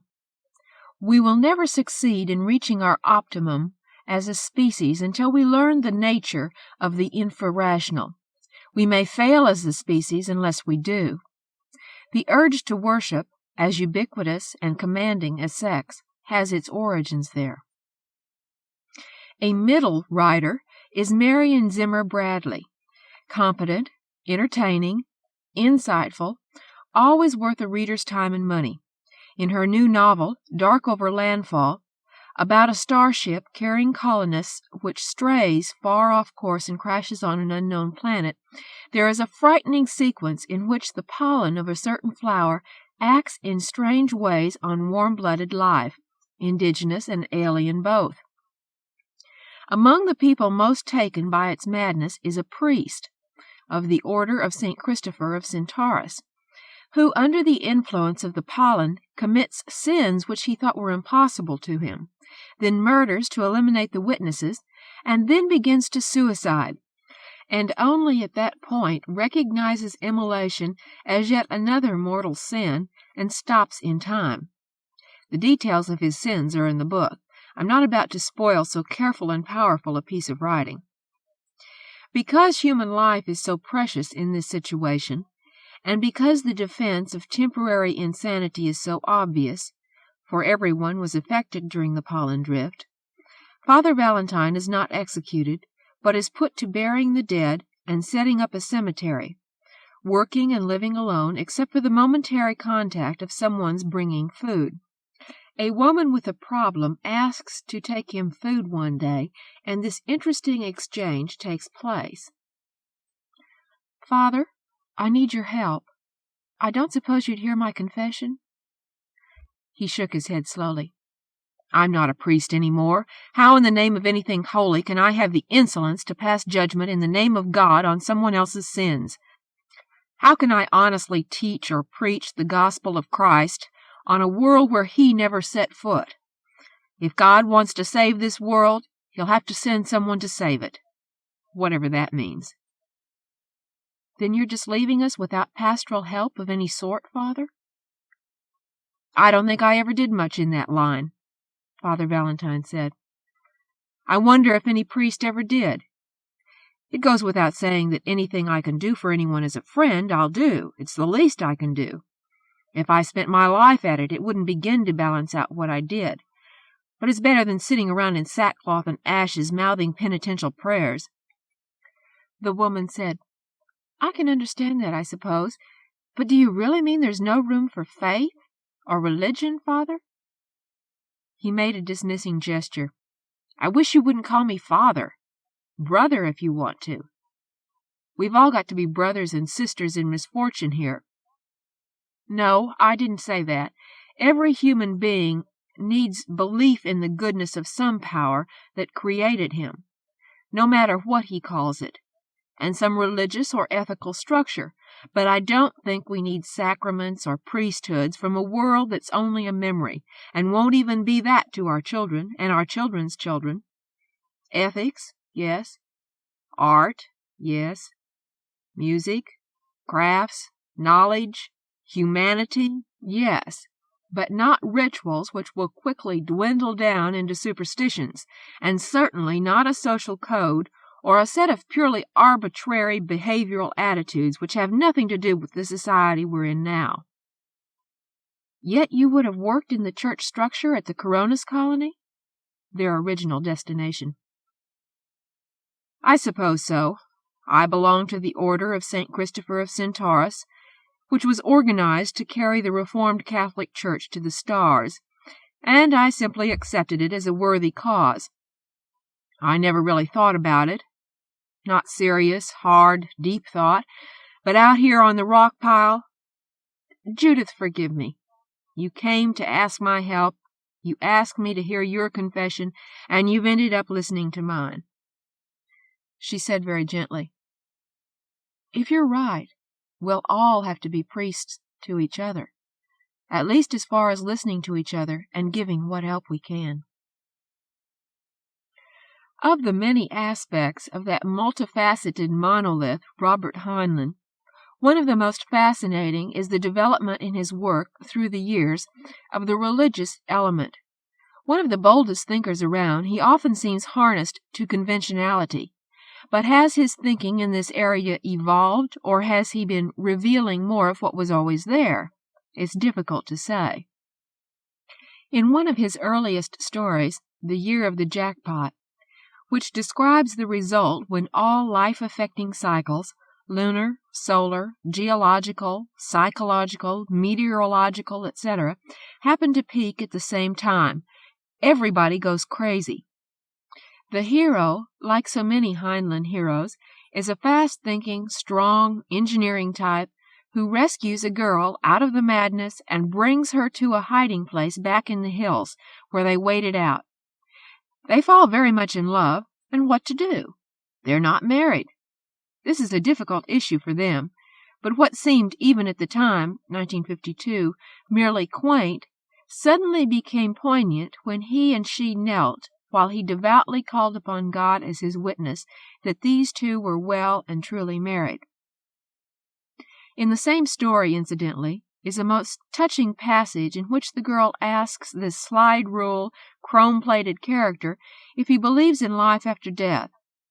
"There must be," he says without hesitation. "If there weren't, it would be bad art."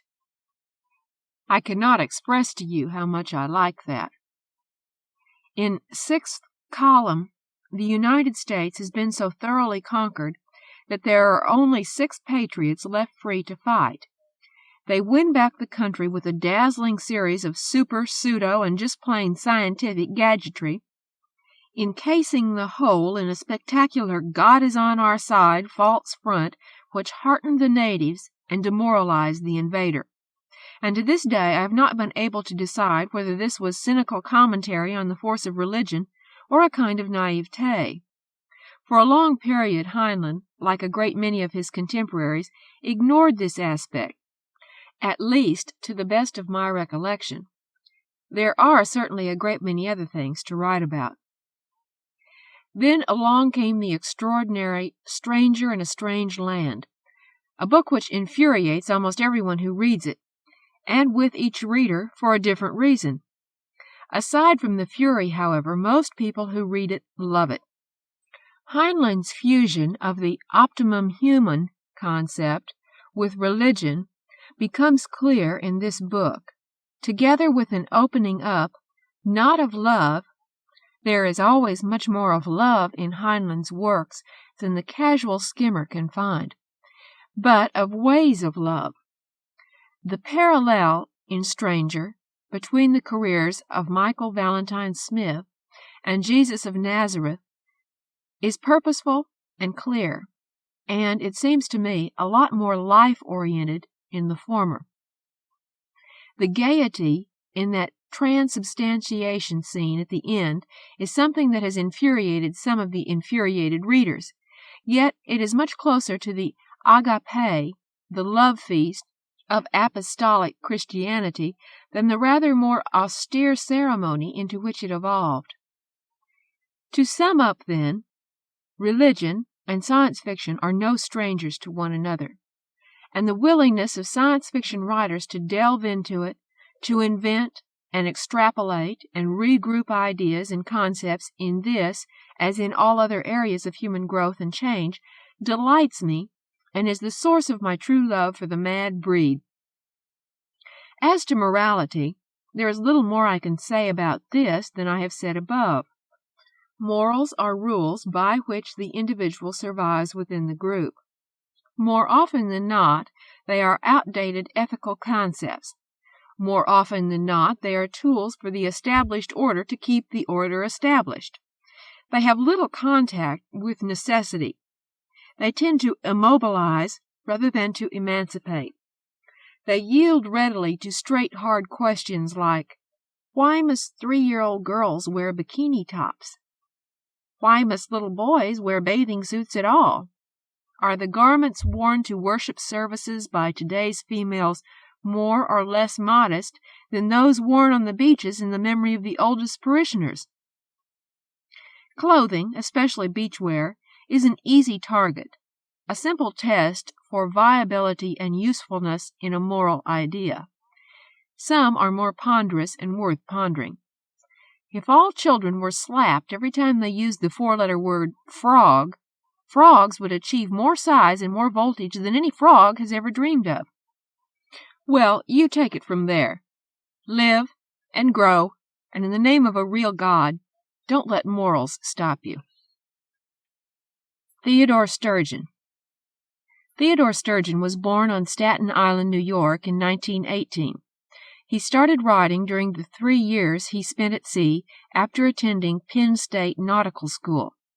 He sold his first SF story, The Ether Breathers, to John W. Campbell's Astounding in 1939, and by that time he had already published 40 or more stories in different fields as well as some poetry. Once launched in SF, he produced a long string of memorable short stories and is celebrated, with Heinlein, Del Rey, Asimov, and others, as one of the creators of science fiction as it is today. His stories appeared in all the leading SF magazines, and in 1947 one of them, Bianca's Hands, won a $1,000 prize from the English Argosy, Graham Greene taking the second prize. Sturgeon's first collection, Without Sorcery, appeared in 1948. Then, when Galaxy was founded, he began writing for it, the psychologically oriented stories which culminated in his novel More Than Human, winner of the International Fantasy Award. Since then, he has been accorded innumerable other honors, including both the Hugo and Nebula Awards for Slow Sculpture, a Galaxy Story. He has written TV scripts for Star Trek and other shows, is preparing a new SF television series, and is married to TV personality Eva Sturgeon. He continues to produce his incomparable novels and short stories. A master of characterization and style, he has been called, by Damon Knight, the most accomplished technician the field has produced, bar none. His dominant theme is love, which he has examined in all its imaginable possibilities and permutations. Besides all this, he is a singularly acute and perceptive critic, with the rare ability to illuminate that which he discusses, and has reviewed books for National Review, the New York Times, and Galaxy. The following are books by Theodore Sturgeon.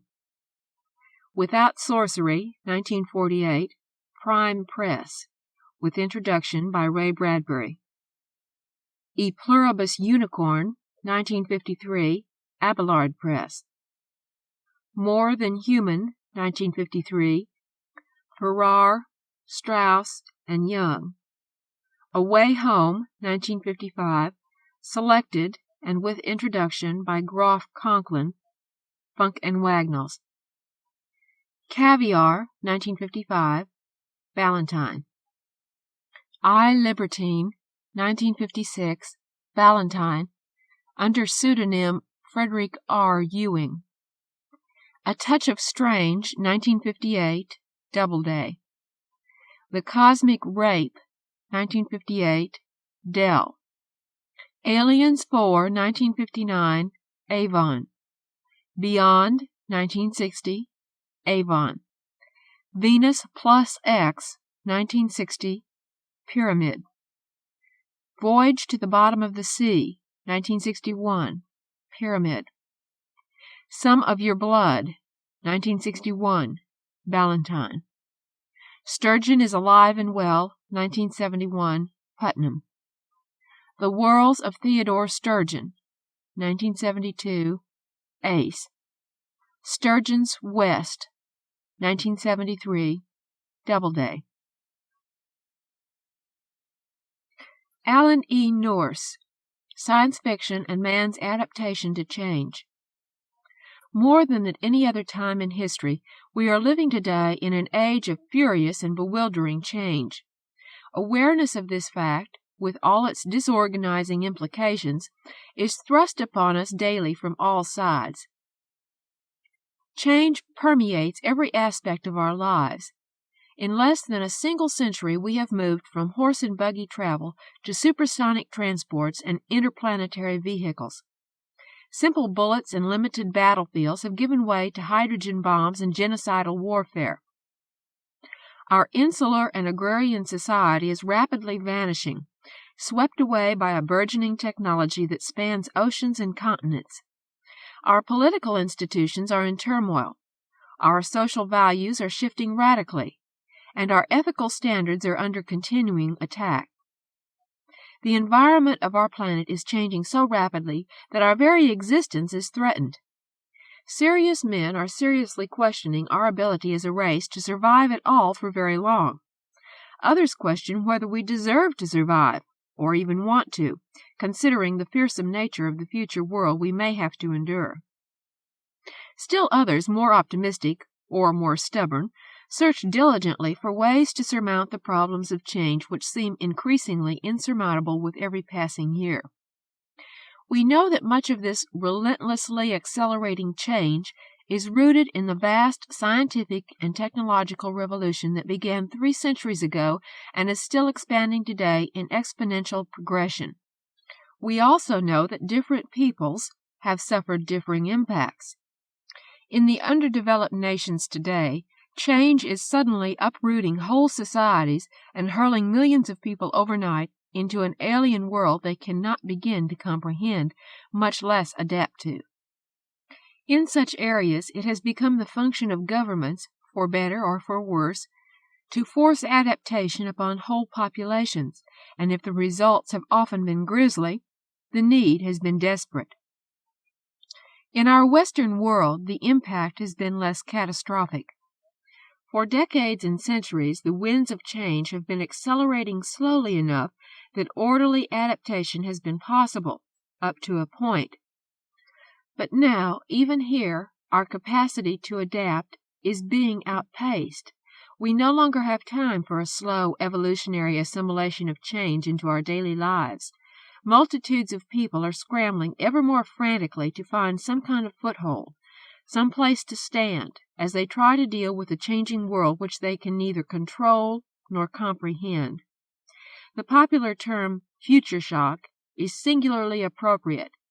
We are staggering beneath a rain of blows, both physical and emotional, as the juggernaut of technology grinds forward ever faster. There are two ways that man can respond to the change that is thrust upon him. He can resist it, or he can try to adapt to it. Throughout history, there have always been some who have found change to be challenging and exhilarating. These people, stimulated by the challenge and regarding change as beneficial, or at the very least inevitable, have searched for ways to adapt to it. That is, to alter their lives in such a way as to accommodate or even utilize the changes that have occurred. The vast majority of people, however, have always found change to be frightening, bewildering, or demoralizing. These people, typifying the forces of reaction or conservatism within the society, have sought to ignore, prevent, or control the forces of change in order to maintain a status quo. In times when change was occurring in a slow and orderly or evolutionary fashion, these opposing forces of adaptation and resistance were more or less evenly balanced, and adaptation was comparatively easy. People had time to assimilate the changes, time to adjust themselves, time to work the implications of change into their lives, and then gently alter the way they were living to conform to the demands of change. Often, the same individuals met change with both adaptation and resistance. They would adapt to change a step at a time, resisting further change until earlier change had been fully assimilated, and then moving a small step further to assimilate the next change.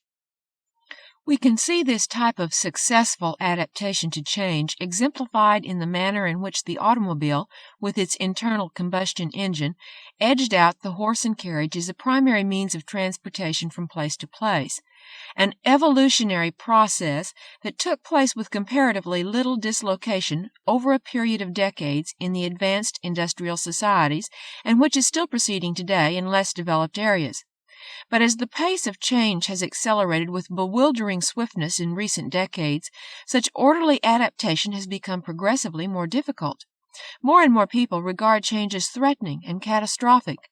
Without sufficient time to assimilate change in an orderly fashion, even the more adaptive individuals have drawn back into a shell of conservatism, consciously or unconsciously fighting change tooth and nail, seeking desperately to maintain the status quo, however precarious it might be, and responding to the changing world with a vast conservative inertia.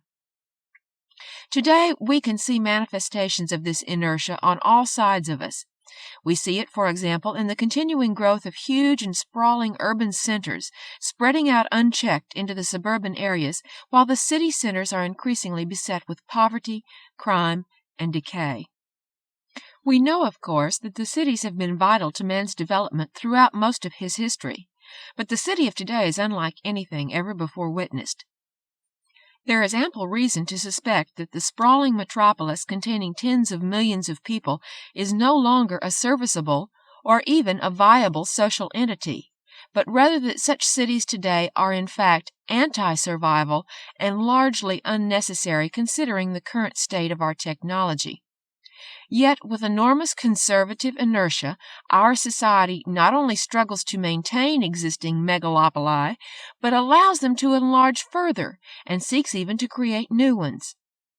In a related area, The forces of environmental destruction march on virtually unchecked by the token measures we have raised so far to block them, and any truly radical or imaginative approach to stemming or reversing these forces is met with a massive resistance. At the same time, our society adheres doggedly to antediluvian values, complacently tolerating corrupt political institutions and ineffective or hypocritical ethical standards which cry out for reevaluation and true reform if the society that is founded on these principles is to survive. There was a time when conservative inertia and resistance to change were successful in maintaining a status quo. Such change as there was came slowly, was bargained with, and was assimilated a bit at a time. But unfortunately, the forces of change in our society today can no longer be negotiated. Change is occurring in an ever-accelerating cycle. There is no longer time to bargain, no quid pro quo possible. Change is going to continue no matter how man reacts to it, and it is going to change lives ever more swiftly and massively, whether men want their lives changed or not. It is no longer even appropriate for us to ask whether change can be prevented, minimized, or controlled. The appropriate question is how change can be dealt with in such a way that individuals and society can survive and prosper in the midst of it. Thus, it is hardly surprising that in this past half-century of accelerating change, a singular popular literature has emerged which deals specifically with change and its impact on human lives. This popular literature, which we now know as science fiction, is by no means virgin to the 20th century.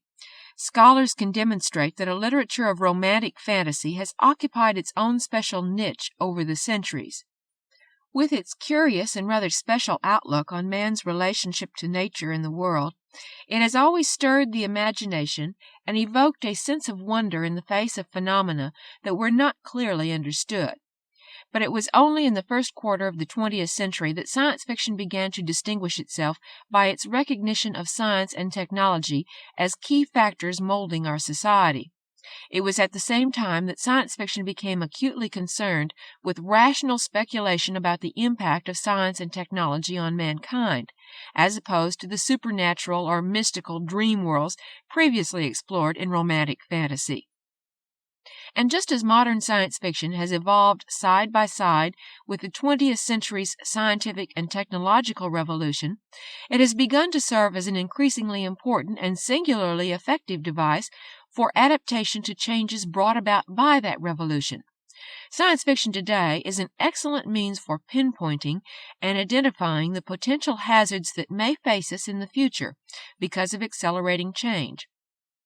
In addition, it is also an excellent means for testing or exploring possible future solutions. And it is in this area that science fiction has a surprising potential for preparing its readers to adapt to the swiftly accelerating speed of change, to survive the future shock that this change is bringing about, and to modify the untoward effects of change. Science fiction today is still essentially a popular escape literature, unsophisticated and amusement-oriented. What, then, makes it so useful as a device to ease and abet man's adaptation to change? First, as opposed to mystery novels, Western novels, popular love novels, sports stories, or other forms of popular fiction, science fiction is primarily a literature of ideas. Quite aside from its entertainment value, science fiction stimulates the speculative imagination. The reader of a science fiction story is invited to suspend his disbelief and embark upon an adventure dealing with events and propositions that have not yet happened, but which might very conceivably occur at some time in the future, be it tomorrow or 1,000 years hence. Typically, a science fiction story begins with a premise which may be untrue, but is at least plausible. One story, for example, might contend that the Earth has been invaded by invisible aliens who can only be detected with the aid of a galvanometer. Another story might predicate that certain otherwise normal individuals can and do exercise completely unconscious disruptive mental influences over the law of averages. Yet another story might assume a manned spaceflight to the planet Jupiter and take as its premise the proposition that one of Jupiter's larger moons has engendered a life form totally different from our own, yet equally intelligent. In each case, the science fiction story then proceeds from its initial premise to explore what such a premise might mean, what might be expected to happen in such circumstances, how people might respond to such a turn of events, and how it might influence their lives. Once the reader has been induced to suspend his disbelief, it is the idea in the science fiction story that becomes paramount, and what would happen if becomes the main thrust of the science fictional entertainment. Second, science fiction stories deliberately and specifically look to the future. This is not, as many believe, an attempt at prophecy or specific prediction. Rather, it is an attempt at rational speculation about the various patterns the future might assume, given what we know about the present. Writers and readers of science fiction accept as an unspoken premise that what might happen tomorrow is directly related by cause and effect to what is happening today. The invisible aliens are discovered among us only because our scientific and technological advancement has provided us with an instrument, the galvanometer, by which we can detect them.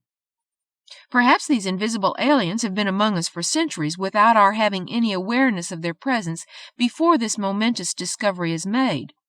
Conceivably, this unsuspected presence could explain multitudes of phenomena which hitherto were recognized but totally unexplained. But the story's concern is what the discovery may mean in human terms tomorrow, and what human beings tomorrow are going to do about it.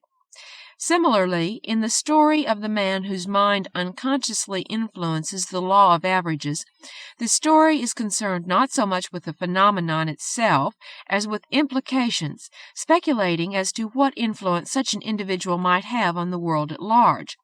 It is assumed that the hero's extraordinary mental powers have evolved from certain characteristics or qualities already known to be present in humans, or else to have appeared according to the rules of genetic variation and mutation. There is nothing magical or supernatural about it.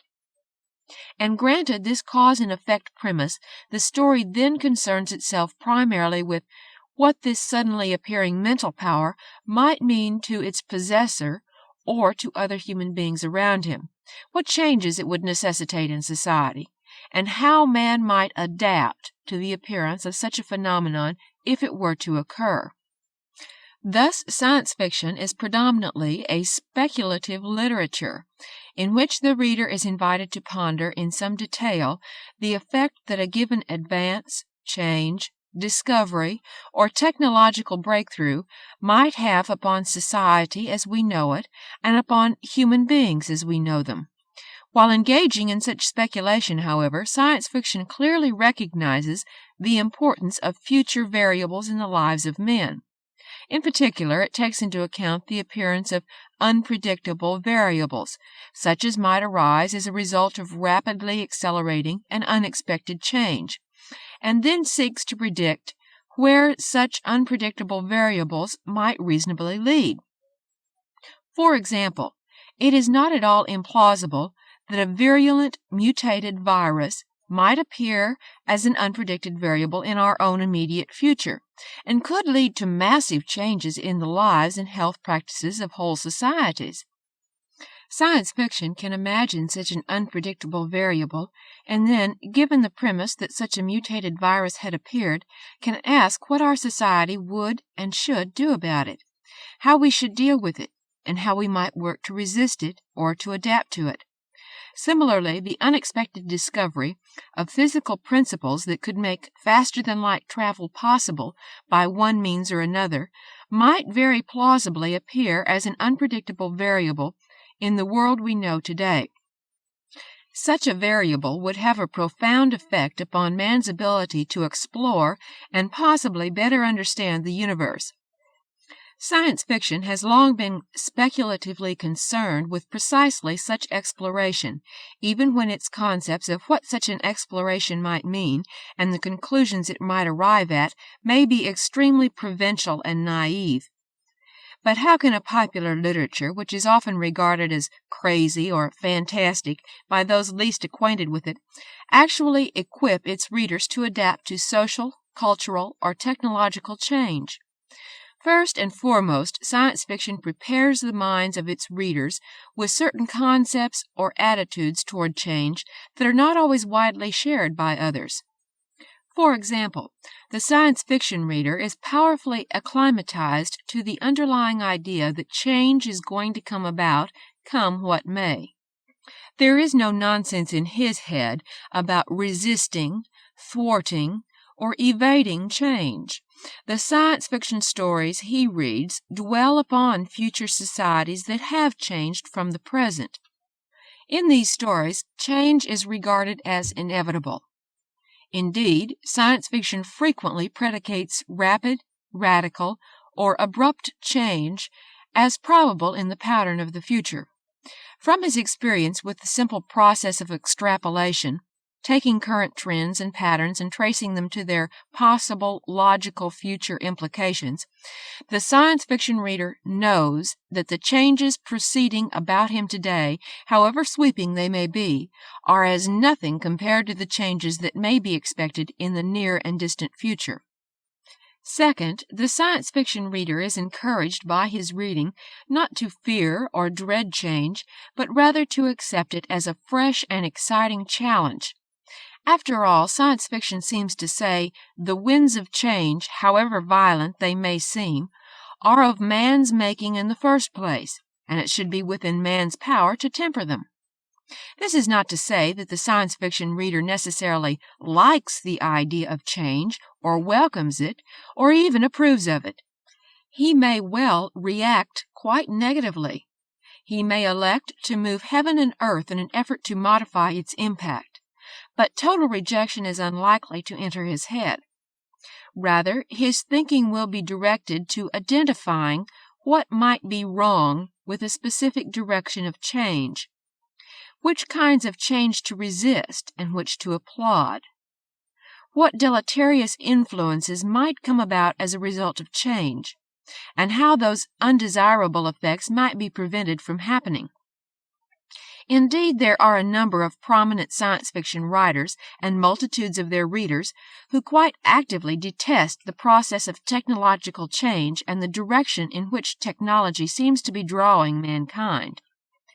But even the most adamantly pessimistic of these anti-science writers nevertheless recognize the inevitability of change and seek in their writings to modify its impact rather than to attempt to turn the clock back. And even at that, these writers and their readers are the exception rather than the rule.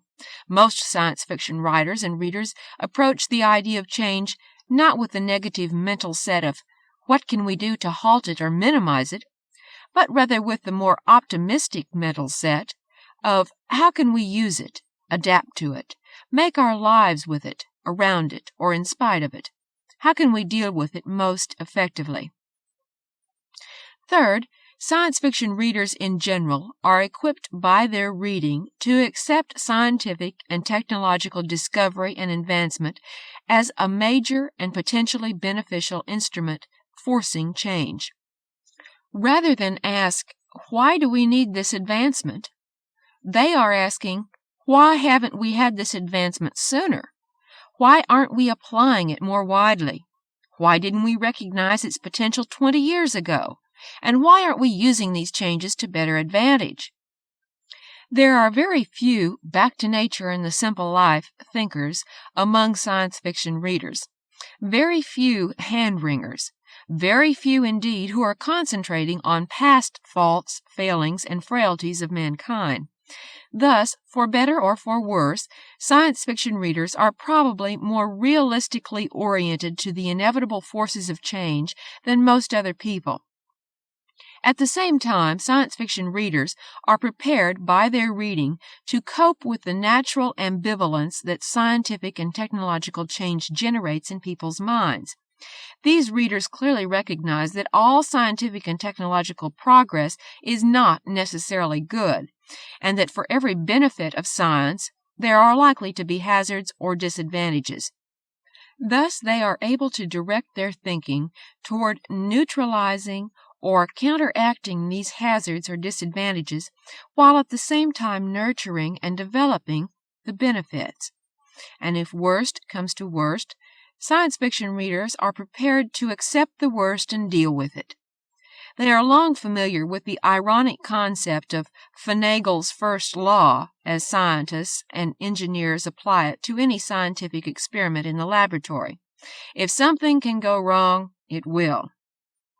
But the science fiction reader is also aware that this perverse principle applies just as universally to life situations as it does to scientific or engineering experiments in the laboratory. In short, science fiction prepares its readers for successful adaptation to change, first by accepting the fact of change, whether desirable or not, as inevitable.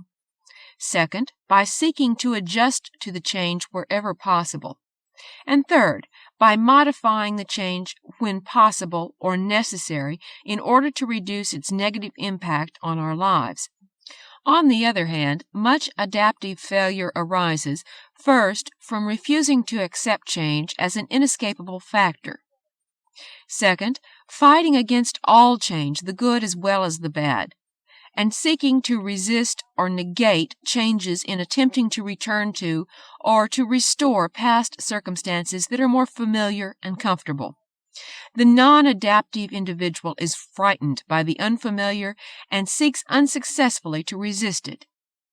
The science fiction reader is dealing constantly with the unfamiliar and is equally constantly and successfully seeking familiar patterns or trends in it. Thus we can say that science fiction engenders a positive adaptive attitude in the minds of its readers. What is more, it furthers adaptation toward change by developing in its readers the elasticity of mind, the sheer imaginative grasp, to enable them to grapple with change constructively.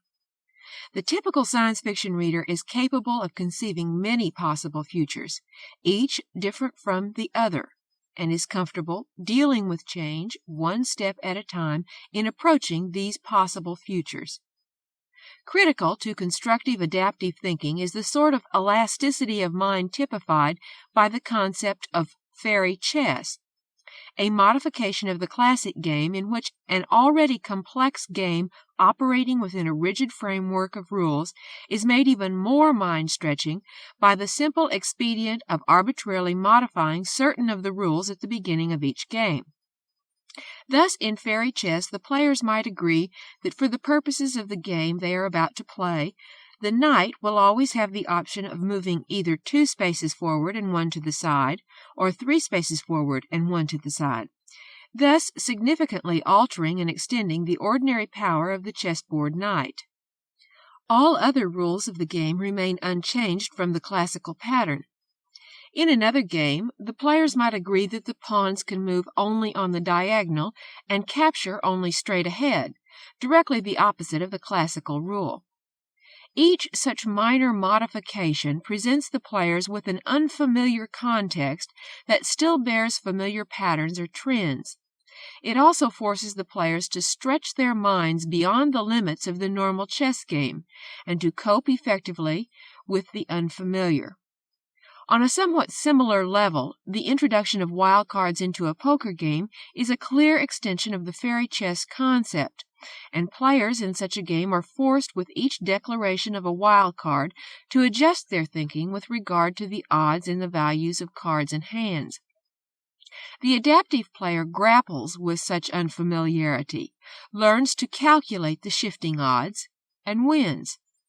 The non-adaptive player cannot cope with the change, gets his toenails trimmed, and returns to the more familiar classical pattern of the game as quickly as the deal comes his way. Science fiction readers are constantly playing fairy chess with their reading. The rules are ever changing. The notion that nothing is certain, or that nothing is quite what it seems, becomes familiar and acceptable. The stretching of the mind is challenging and exhilarating, not frightening or demoralizing. Indeed, it is this very mind-stretching quality of science fiction that draws the great majority of its readers to this literature. Consider for a moment how the rules for adaptation that we have been discussing might apply specifically to a broad and emotionally loaded area of change facing us as individuals in the future: the part that computerization is destined to play in the area of health care. To the non-adaptive, the notion of introducing a machine, however complex, into the human equation of health care is anathema, a repugnant and threatening concept. It does not matter to the non-adaptive that the pattern for this change is already set, and that computerization of many areas of medical care is inevitable if universal, expert, and inexpensive health care services of high quality are to be made widely available. In spite of all this, the non-adaptive fights doggedly to resist the change. He seeks to retain or to restore the ancient and comfortable concept of human ministration and laying on of hands by the personal concerned physician, even when it can be demonstrated that today's physician, equipped with today's medical knowledge, cannot possibly do as good a job, using only the classical techniques of medical art and science, as he could do by availing himself of modern computerized services. The adaptive individual, on the other hand, sees clearly that computerization offers certain very major advantages and opens the door to immensely more competent, comprehensive, and scientifically thorough health care services, together with certain built-in losses and disadvantages as well. He recognizes clearly that the human physician, working in close partnership with the computer, can practice a far superior quality of medicine than the physician working alone, but that certain human touches in the doctor-patient relationship, a certain element of human concern on the part of the physician for his individual patient, will very probably be lost. The adaptive then says, how can we avail ourselves of all the advantages while taking the rough edges off the disadvantages? For a simple example, consider the matter of medical history taking. A patient's medical history, a summation of all past illnesses, a discussion of apparent symptoms of the present illness, if any, an accounting of family and social history, and a careful review of symptoms relating to the various organ systems, has always been the solid core, the sine qua non of accurate diagnosis. This is the patient's opportunity to tell the doctor what is wrong with him, and the doctor knows that somewhere in this mass of data he will find the diagnostic clue he is seeking. Yet the physician, approaching a difficult diagnostic problem, knows that it is unlikely that he will be able to elicit a complete medical history, no matter how painstaking and thorough he may be.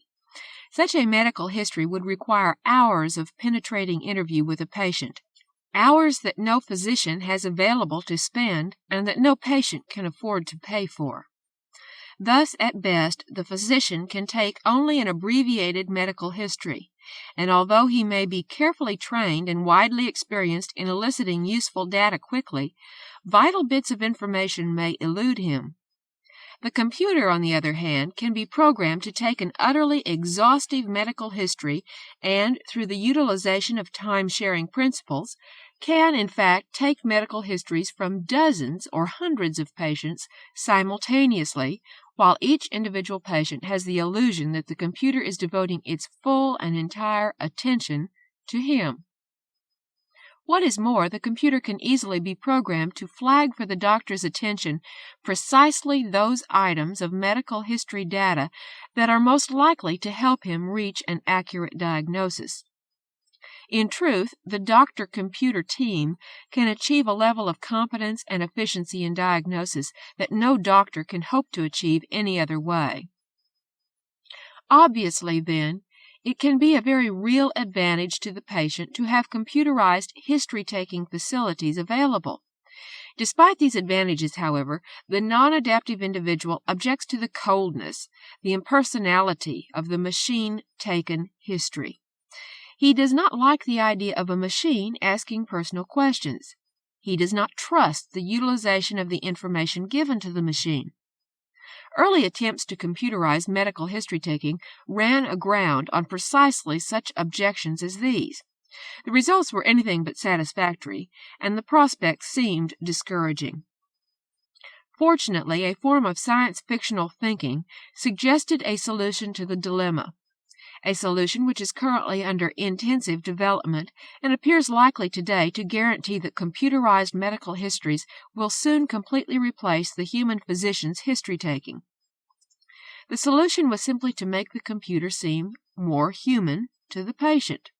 That is, to program into it an element of superhuman courtesy, superhuman patience, expressions of consideration and concern. In short, to create an illusion that the computer was very much like a person with a very human concern for the individual patient, even as the patient knew quite rationally in a corner of his mind that the machine really did not and could not have such a concern. We are not speaking now of some crude punch-card system or a list of multiple-choice questions for the patient to answer. Rather, we are considering now a highly sophisticated computer carefully programmed for medical interviewing. Such computers are being developed and tested for everyday use even today. Computers that have all the time in the world to spend with a given patient, and to which a patient can pour out his heart as the computer listens and listens and listens. Computers of this sort have been programmed to be so warm, so understanding, and human that patients in test programs have actually preferred them to the living physician. Such a computer encourages the patient to talk about himself. It gently prods his memory. It sympathizes with his discomfiture. It offers him a cup of coffee. It urges him not to feel rushed. If the patient seems tired, the computer suggests a 5-minute break and plays pleasant music for the patient while he's resting. It is polite, solicitous, concerned. Indeed, the computer can be programmed in such a way that when a patient has finished giving the computer his medical history, the patient knows in his heart that the computer really cares about him and his health, and really wants to help him. Of course, we know rationally that the machine cannot really care about anything. It is merely doing what it is told to do. But if it is told to act uncannily like a concerned human being, that is precisely what the machine will do. And if, by utilizing such a humanized machine to elicit medical histories, we can promise a vastly larger number of sick people a vastly more careful and accurate diagnostic workup than can conceivably be possible in the traditional doctor's office, with vastly less likelihood of human error, misdiagnosis, or omission, then surely this is a change which offers far more advantages than disadvantages. Indeed, under such considerations, the disadvantages that the non-adaptives fear and rail against may actually seem quite superficial. Once again, the reader of science fiction is encouraged, through his reading, to look beneath the superficialities of impending change, to look deeper, and to imagine in greater detail the more profound implications which cursory attention or superficial consideration might miss. In short, the reader is encouraged not to fear change simply because it is change, but rather to think more lingeringly on its implications for good as well as for ill. We can find many examples of science fiction-inspired adaptation to change, both in the past and in the present. For example, very few science fiction readers indeed were startled at the launching of the first Sputnik in October of 1957. They may have been frustrated and disappointed that the first such Earth-orbiting satellite should have been launched under the auspices of Soviet technology and not our own, but to these readers the accomplishment itself, in all its implications, had been taken for granted as an inevitable eventuality for decades. Science fiction readers, indeed, had gone from the first German buzz bombs of World War II to the orbiting Earth satellite in a single leap. These readers assumed and accepted this eventuality as a matter of time and nothing more. By the time it had occurred, they knew and understood the physics and technology behind it. They were fully acquainted with the logistic requirements of such a shot. They had already explored, and largely discounted the military implications of such an accomplishment, a widespread but superficial and short-sighted concern, and instead were quite accurately recognizing the Sputnik as a first solid step in man's eventual exploration of the solar system beyond the Earth. What is more, throughout the subsequent 15 years that ultimately led to the first moon landing, science fiction readers were continuously far in advance of others in their thinking and acceptance of the implications of the space program. By the time the first exploring party finally did set foot on the moon, science fiction readers had long since been working out the logistics of permanent moon colonies, debating specific techniques for interplanetary exploration elsewhere in the solar system, and were chafing at the apparent physical limitations which seemed to make travel to other star systems something less than practical as a short-term goal. By the same token, few science fiction readers were seriously startled at the emergence of the uranium fission bomb on the scene in 1945, or at the subsequent staggering technological developments that made fission and fusion weapons such an unparalleled influence on the course of human affairs in the 20th century. At the time the first fission bomb was released, science fiction readers were already fully aware of the unthinkable quantities of energy trapped in the atomic nucleus. Indeed, in their speculative explorations, they had already moved on to consider not only the enormously horrifying military aspects of these power sources, but also the enormously beneficial aspects as well. They had been prepared by their reading to assimilate the concept of nuclear weaponry on the one hand, and to adapt to the idea of nuclear power as an immensely important energy source of the future on the other hand. Finally, in a society which to date is still very much shaken and disturbed by the sudden emergence of the computer as a frighteningly competent partner to human endeavor, science fiction readers have moved further than anyone else in their acceptance and adaptation to the idea of a massively computer-oriented society of the future. Here, again, we are speaking of a change the pattern of which is already set. Perhaps the most revolutionary and far-reaching of all technological changes destined to take place in our society in the next quarter century will be the introduction of modern and sophisticated computer terminals into the individual home, operating on a time-sharing basis with existing telephone lines and television cables for input and output communications. To vast multitudes of people today, the computer is still a mysterious and threatening device that seems tolerable at all only at a vast distance from everyday experience. Yet science fiction readers have long since looked beyond the superficialities to recognize the home computer terminal as a vital partner to human endeavor with profoundly beneficial potentials.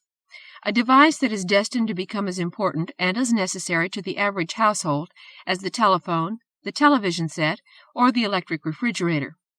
Already aware of the vast potentials of such a device and experienced through his reading and exploring adaptations of its use to his everyday life, the science fiction reader has already adapted. He may not understand precisely how the computer will function, nor by any means everything that it may be able to do or enable him to do, but he does see it as an inevitable adjunct to his everyday life in the future. And by the time this is reality, he will be prepared for its use and able to modify it splendidly to his needs. As a potent device for enabling man to adapt to change, science fiction today deserves far more serious attention than it has yet received. Yet for all its potential, and for all its growth in popularity, science fiction suffers from one grievous limitation which severely restricts its successful application. This limitation lies in the imaginative fertility, the inventiveness, the emotional and literary maturity, and the insight of its writers. For all its inventive and imaginative potential, science fiction has actually proven discouragingly mundane in many areas. Only a few of its writers have begun, most tentatively, to grapple with human beings as human beings rather than as caricatures or stereotypes. Far too much modern science fiction is more empathetic to scientific advance and technological progress than it is to human beings dealing with human problems.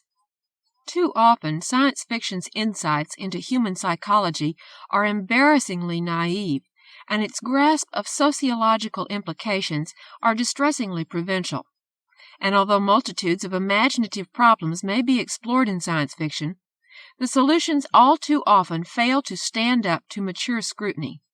Thus, for all its speculation about future societies and future problems, as far as I can recall, science fiction has failed to come up with a single new concept for a plausible alternative political or social organization since the utopian novels of the 1920s.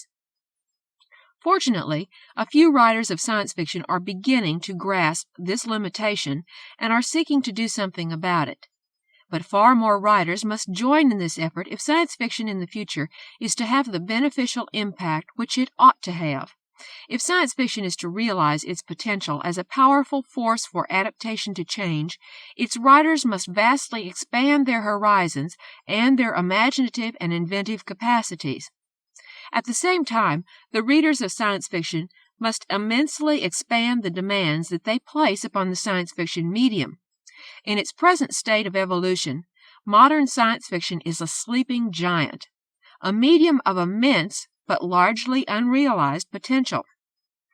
Whether the writers and readers of the future will surmount these limitations and bring about appropriate changes in the medium is a matter for grave speculation today.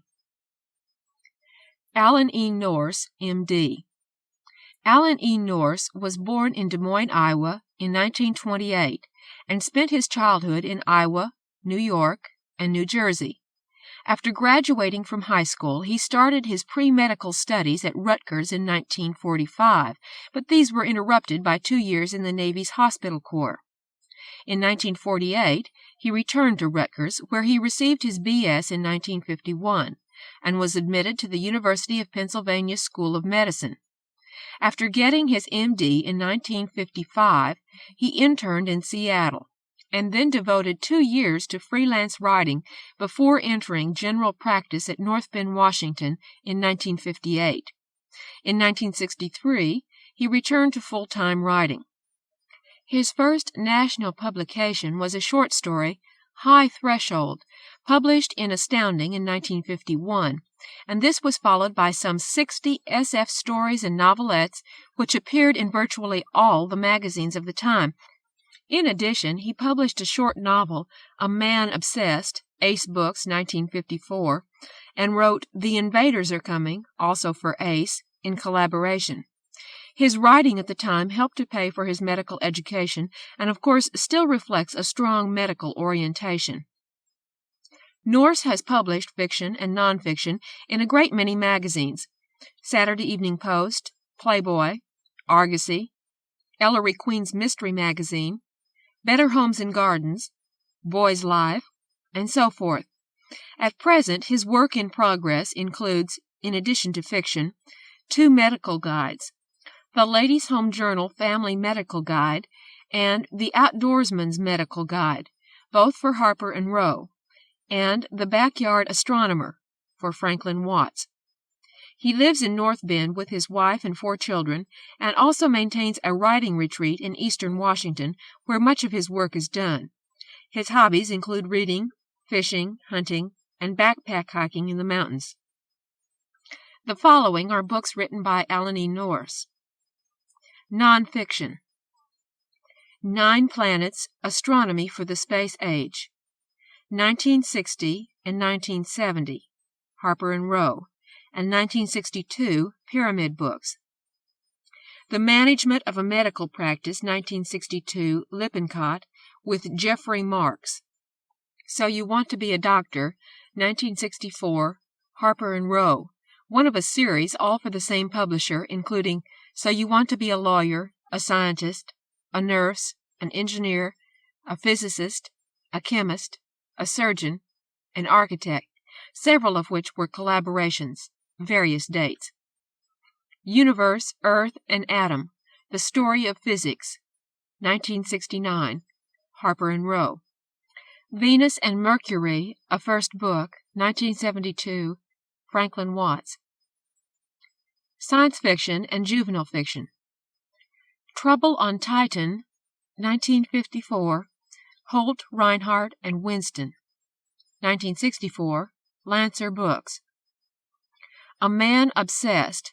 1954, Ace Books. Junior Intern. 1955, Harper and Row. Rocket to Limbo. 1958, Ace Books, and 1957, McKay. Scavengers in Space. 1958, McKay, and 1960, Ace. The Invaders Are Coming. 1959, Ace, with J.A. Meyer. Star Surgeon. 1960, McKay. Raiders from the Rings. 1963, McKay. The Universe Between. 1965, McKay. PSI High and Others. 1967, McKay. The Mercy Men. 1968, McKay. Short Story Collections. Tiger by the Tail and Other Science Fiction Stories. 1960, McKay. The Counterfeit Man. More Science Fiction Stories. 1965, McKay. RX for Tomorrow. Tales of Science Fiction, Fantasy, and Medicine. 1971, McKay. Thomas N. Scortia, Science Fiction as the Imaginary Experiment. The thing I like most about science fiction, a physicist friend of mine once remarked, is that all of the experiments work. His rather plaintive remark was prompted by the frustrations of a lifetime of experimental science. It was generated by the anguish of seeing a year's work disappear in pages of meaningless measurements, while the elusive quantity he was studying vanished in the complexity and noise level of his instruments. Such frustration was further compounded by those too frequent instances in which someone in Paris would report an observation using a new technique, and he and his colleagues would labor for months in vain in an attempt to duplicate the observation. The whole basis for experimental science, of course, is the unquestioned faith that the experiment that works in Paris will work in New York or San Francisco. It is not uncommon, however, that the data gathered in San Francisco is not quite the data gathered in Rome. Indeed, it seems sometimes as if the laws of physical science aren't quite the same in San Francisco and in Rome. This is a problem rather pointedly ignored in technological science fiction.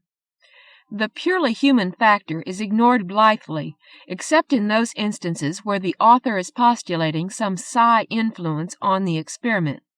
In most stories, the experiments, even when they don't work as planned, always yield the same data at any spot in the universe.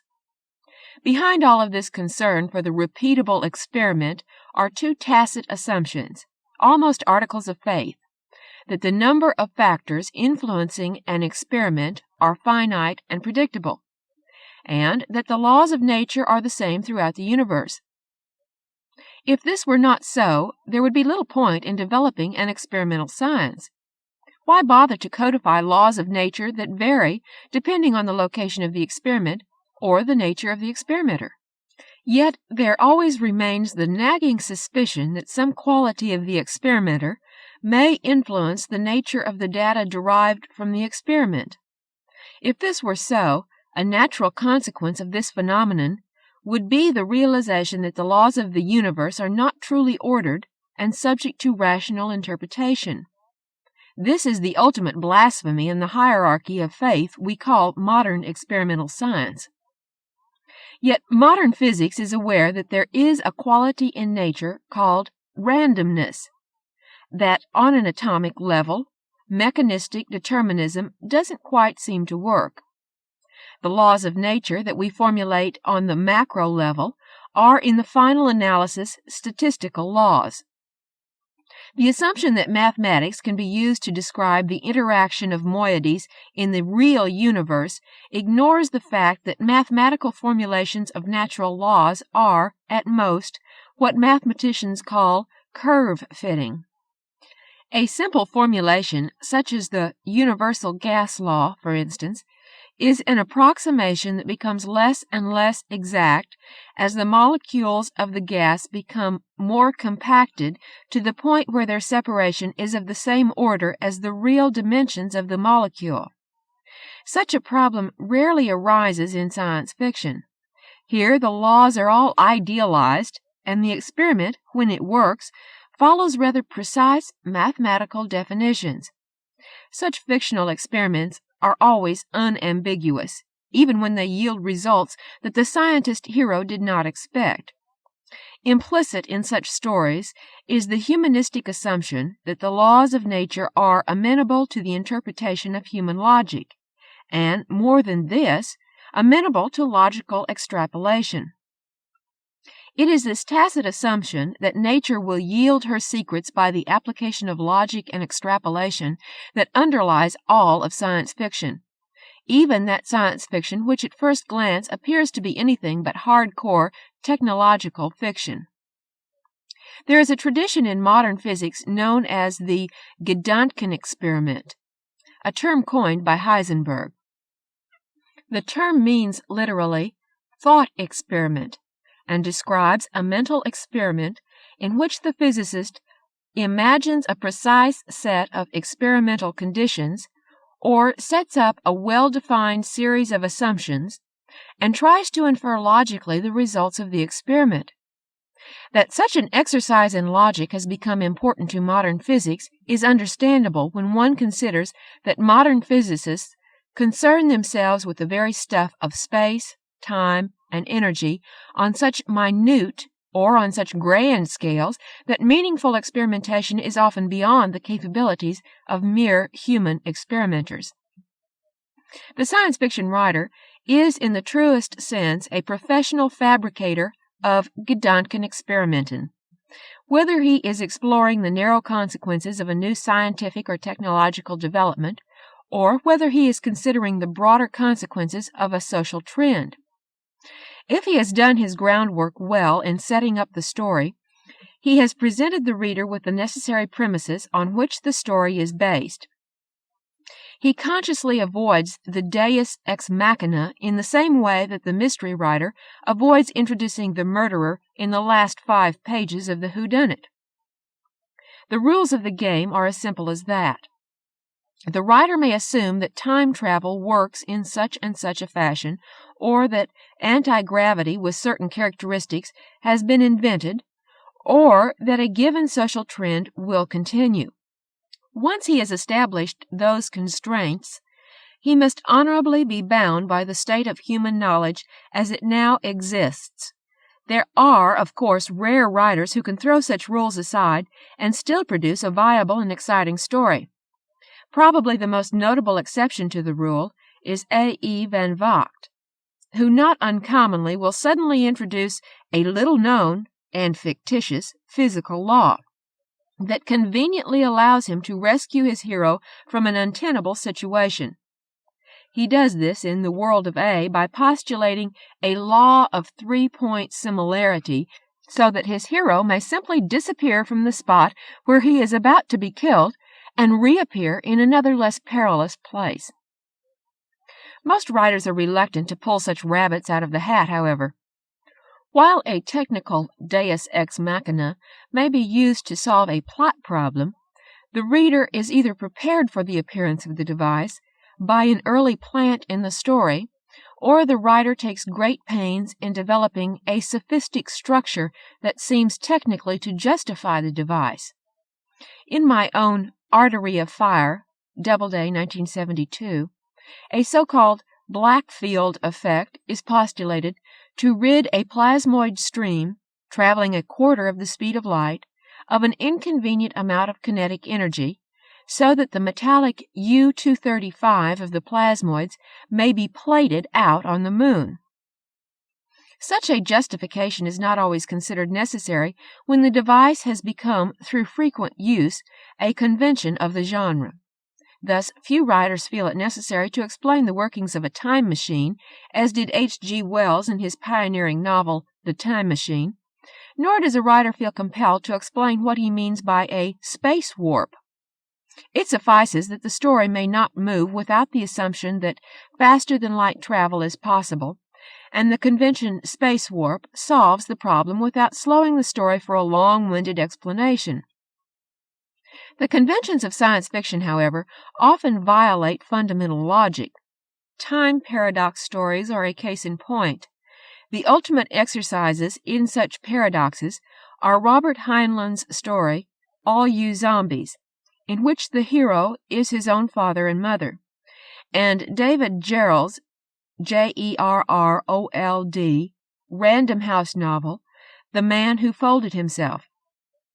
In this latter tour de force, the hero repeatedly travels through time, altering the future and establishing alternate timelines, in the process having a love affair with his female counterpart and participating in a beachside homosexual orgy with himself.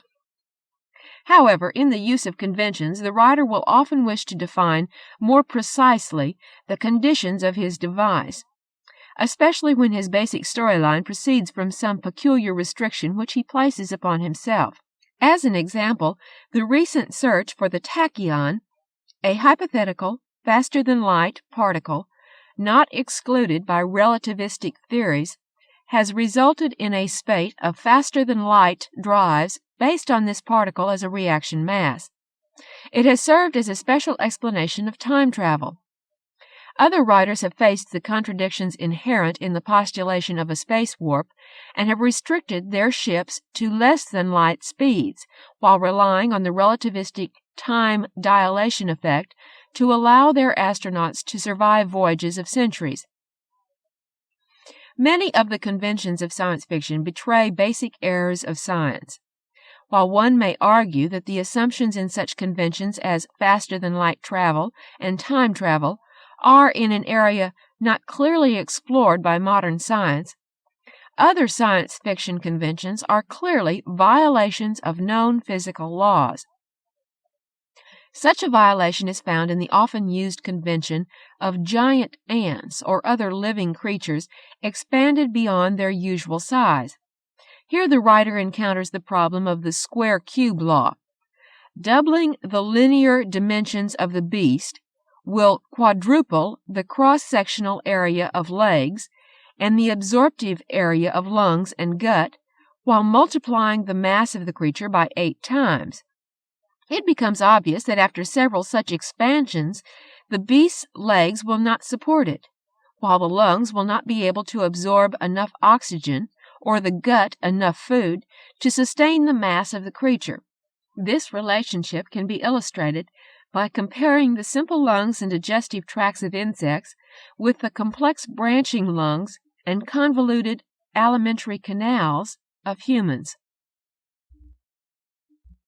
The closely reasoned technological story has come to be known as a hardcore science fiction story.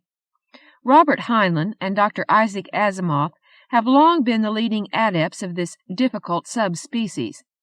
More recently, Larry Niven in Ring World and Frank Herbert in Dragon in the Sea and the monumental Dune have shown themselves masters of the difficult art of constructing a storyline that adheres to an internally consistent technical or social structure. Hal Clement, too, has been particularly facile in building completely consistent technical structures in such novels as Mission of Gravity. Because the fabrication of such stories is so demanding, it is not surprising that hardcore science fiction is relatively rare. Few of the newer writers have been rigorously schooled in the sciences, and a great many of them rely on the large body of science fiction conventions for the underpinning of their stories. The writer, however, who fails to account for a basic physical law, or who commits a gross error of logic in his scientific extrapolation, may still expect cries of outrage in book reviews and in the readers' pages of the magazines.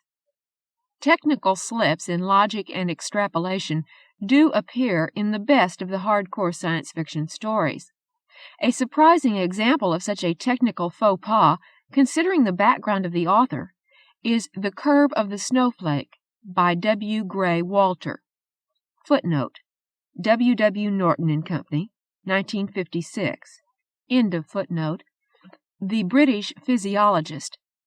In this rather peculiar novel, the author has postulated a weightless vehicle constructed like a three-dimensional version of the snowflake curve. The snowflake curve series is a progression of closed figures with an increasing number of projections. The first in the series is an equilateral triangle whose sides are trisected, and a new equilateral triangle constructed in the middle third. This process may continue indefinitely, yield more and more complex figures, with subtriangles increasing without limit. Gray's argument for the weightlessness of his vehicle is that it rests on an infinite number of points, and since each of the infinitely small points bears an infinitesimal portion of the weight, the total weight borne by the points is itself infinitesimal. Anyone familiar with theory of limits or with the calculus will spot this error immediately, since the progression of a function by a summation of infinitesimal increments to a finite limit is the whole basis of the calculus.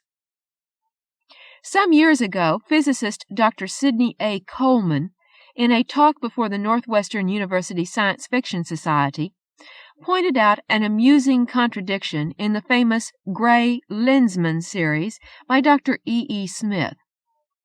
The faster-than-light spaceships of the Lensman series are powered by an inertialess drive, a device that cancels the inertia of a mass and allows instant acceleration or deceleration. The semantics of the discussion breaks down somewhat at this point, since those two words imply the presence of inertia. Dr. Coleman pointed out that a truly inertialess starship would be at the mercy of every collision with even a hydrogen molecule, forever bounding from gaseous molecule to gaseous molecule. However, he had a ready solution for navigation, reasoning that the starship captain might reach his destination by applying well-known statistical calculations to predict the mean free path of the starship. As might be expected, science fiction has often shown a remarkable ability to foresee technological developments in its Gedankenexperimenten, even though it has been somewhat less successful in anticipating social and political changes. Science fiction's function as a framework for the imaginary experiment has surprisingly been formalized in such government-supported think tanks as the Institute for Defense Analysis and Dr. Herman Kahn's, K-A-H-N, Hudson Institute. This latter institute has for years been engaged in writing scenarios projecting a series of alternate futures, depending on possible developments in the social and political forces now at work. This, of course, is the purest exercise in the science fiction Gedankenexperimenten. In the area of space travel, science fiction writers wrote knowledgeably years before about rocket ships and staging principles, space satellites, atomic power, and a host of other present realities. Arthur Clarke predicted the usefulness of communication satellites long before they were a reality. A classic example of technological prediction is Cleve Cartmill's famous story, Deadline, in the March 1944 issue of Astounding Science Fiction. Cartmill's description of a fusing technique for a fission bomb, which was then under consideration by the Manhattan Project, but later discarded, was based on data from the open literature, but nevertheless brought a quick visit by intelligence to the offices of editor John W. Campbell. Campbell finally convinced his visitor that there had been no leak, and persuaded him to allow publication of other stories on atomic energy by the argument that their sudden disappearance from his pages, where such stories had appeared regularly, might be even more compromising. Frank Herbert, in Dragon in the Sea, described a limp plastic balloon that functions as an undersea crude oil barge to be towed by a submarine, raiding foreign offshore oil deposits. Soon after the appearance of the novel, such a device was perfected and patented in England. Herbert also described a vampire gauge that gave instantaneous readings of blood carbon dioxide content. Such a device now exists. H.G. Wells' 1908 novel, The War in the Air, describes a frighteningly realistic air raid on Manhattan.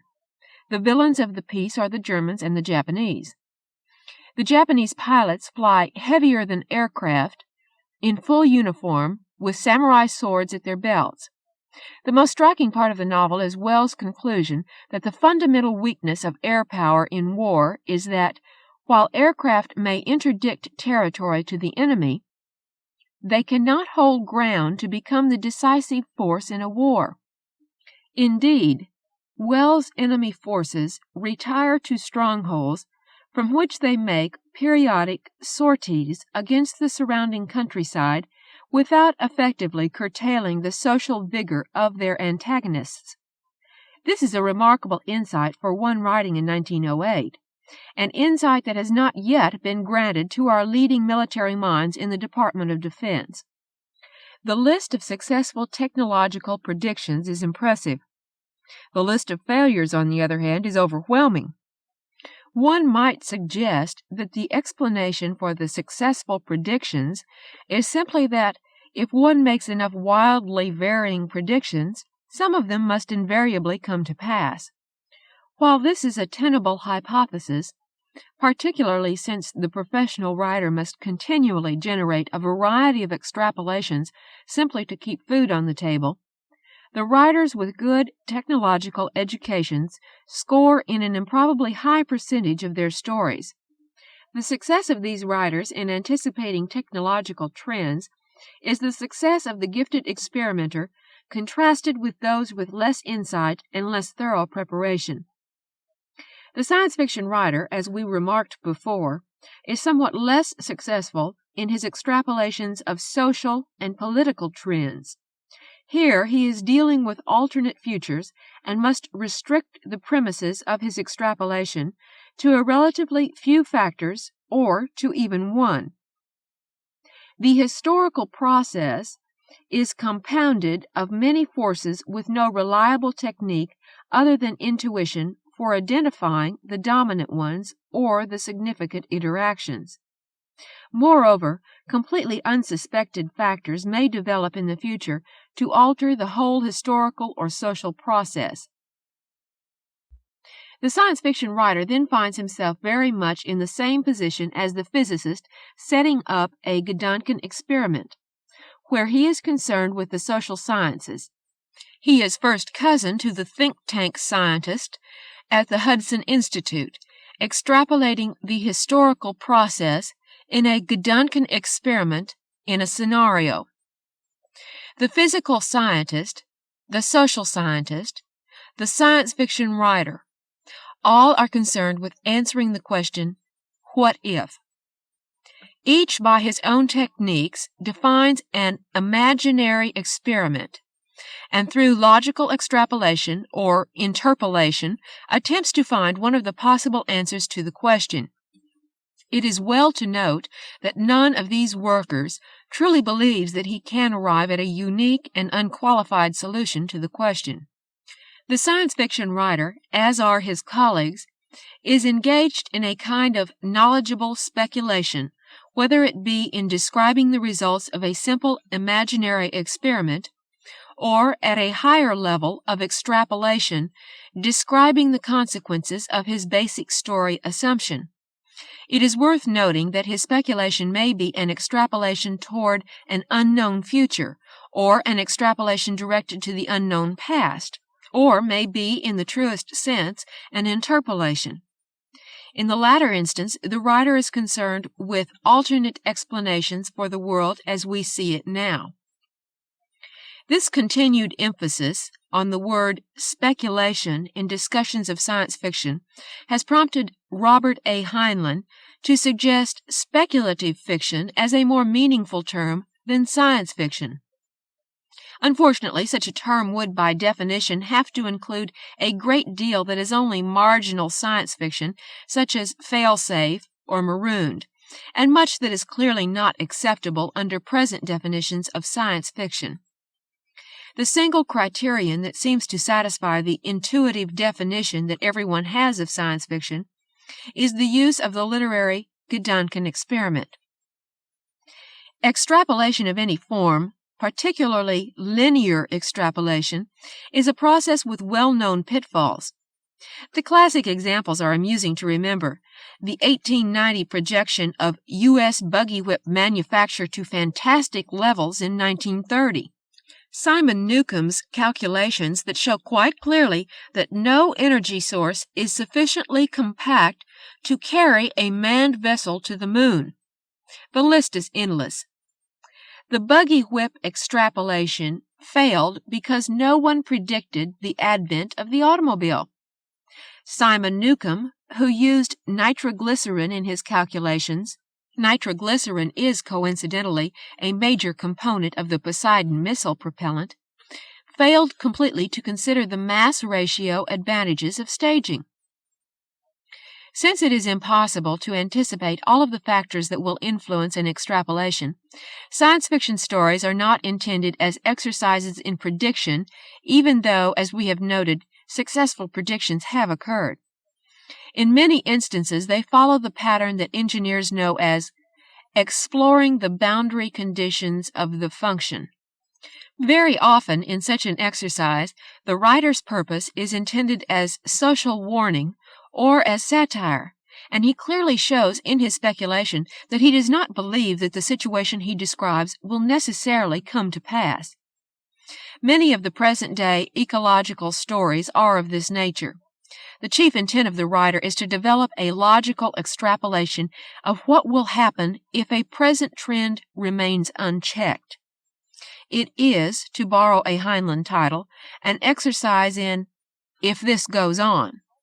In such an exercise, the writer follows the fictional situation through its ultimate expansion to the boundary condition of the function. Two writers who have proven particularly adept at this kind of extrapolation and who have used their extrapolations for social and political satire are Pohl and Kornbluth. In the novels The Space Merchants and Gladiator at Law, they envisioned two situations: one in which advertising had assumed a dominant social position in a world with shrinking sources of raw materials, and one in which urban sprawl, brought on by an unregulated building industry, had led to a complete deterioration of interpersonal social relations. Both of these novels represent science fiction social Gedanken experimenten used as vehicles of social comment. In reading the novels, the audience can identify, in distorted form, the factors in their own world that have led to the non-viable worlds that the authors postulate. Since the death of Kornbluth, Frederik Pohl has carried this technique a daring step further into the dangerous realm of the reductio ad absurdum. This classical exercise in logic has been used to show the invalidity of an extrapolation by demonstrating that its boundary conditions are patently illogical and absurd. Pohl has developed such extrapolations in, for instance, The Man Who Ate the World.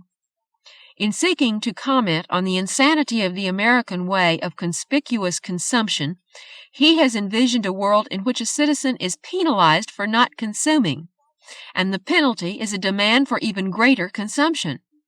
It is quite obvious that Pohl does not believe his storyline. Rather, he is concerned with showing the insanity of such thinking carried to extremes. That the story is rich with a manic humor only serves to heighten the satiric qualities of his comment. Mainstream science fiction has been traditionally a literature of ideas, and the science fiction critic has rightly spent a great deal of his time examining the internal logic of the extrapolations in a story. There has been in the last decade, however, a decline in this attitude that insists that the scientific extrapolations be as logical as possible. Indeed, one writer has advanced the thesis that the sole requirement of the modern science fiction story is that the science feel right. He proposes that completely sophistic structures are perfectly acceptable, recognizing that to manufacture such science requires an endless number of deus ex machina. This trend may well have had its beginning in the writings of Van Vogt, whose use of manufactured physical laws has been mentioned. It certainly gained stature and general literary acceptance in the works of Ray Bradbury, who cares little about scientific extrapolation in his poetic stories. In the words of critic Damon Knight, footnote, In Search of Wonder, Advent Publishers, Chicago, 1956, end of footnote. He does not even take the trouble to make his scientific double-talk convincing. Worst crime of all, he fears and distrusts science. In recent years, the growth of the self-styled New Wave has carried this trend still further. The New Wave authors are frequently unschooled in the physical or social sciences, and, more, are heirs of the new distrust of the sciences growing in our culture. In science fiction, they form the core of an attitude that reflects the general national mood that has embraced astrology, witchcraft, and mysticism. This is not to say that excellent extrapolative stories may not be written in which such mysticism plays a valid part.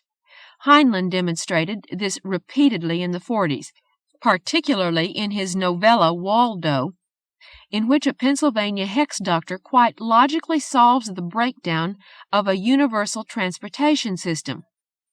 Under John Campbell of Analog Magazine, writers developed a bewildering range of speculations about the hidden powers of the mind, and the psi story is now firmly entrenched as a part of science fiction. The writers of the so-called New Wave are not interested in developing closely reasoned extrapolative stories, however. The concept of science fiction as a Gedanken experiment is not so much rejected as ignored. The science fiction of this movement is based on the manipulation of the literary conventions we have discussed and concentrates its interest on other story values. The result of this change in emphasis has been, interestingly enough, to develop a body of fiction concerned with strong social and satiric comment. It appears now that there is a merging of these two creative streams to yield still a newer wave of writers who can construct valid scientific extrapolations while concentrating on the humanistic and social values explored by the New Wave. Two impressive examples of such novels are David Gerrold's recent When Harley Was One, Valentine, 1972, and Joseph Green's The Mind Behind the Eye, DAW Books, 1972. The function of the science fiction story as a vehicle for the imaginary experiment has gained new importance with the advent of spaceflight, atomic power, and a host of other once impossible developments. The remarkable progress in molecular biology since the elaboration of the genetic code has resulted in a number of stories dealing knowledgeably with speculations on the role of DNA and RNA in genetics, and in the biological storage of information. New observations on quasars and other astronomical arcana are quick to find their way into stories and novels. The whole spectrum of ecological endangerment has been the source of some frightening works. With the rapid growth of technology, rapid changes in the social order are inevitable. Toffler's Future Shock, Random House, 1970, has become a source book for many science fiction writers. We are worried about where we are going, and the science fiction writer, working within his structured imaginary worlds, offers a variety of scenarios, predicting, warning, satirizing.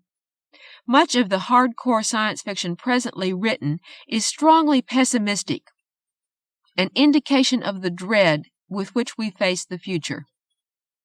Yet face the future we must. It would be foolish to ignore the menace of the future, and equally foolish to turn our backs on its promise. Science fiction, quite apart from its entertainment value, has served an honorable function in showing us the alternatives and identifying the critical decision points in the historical process.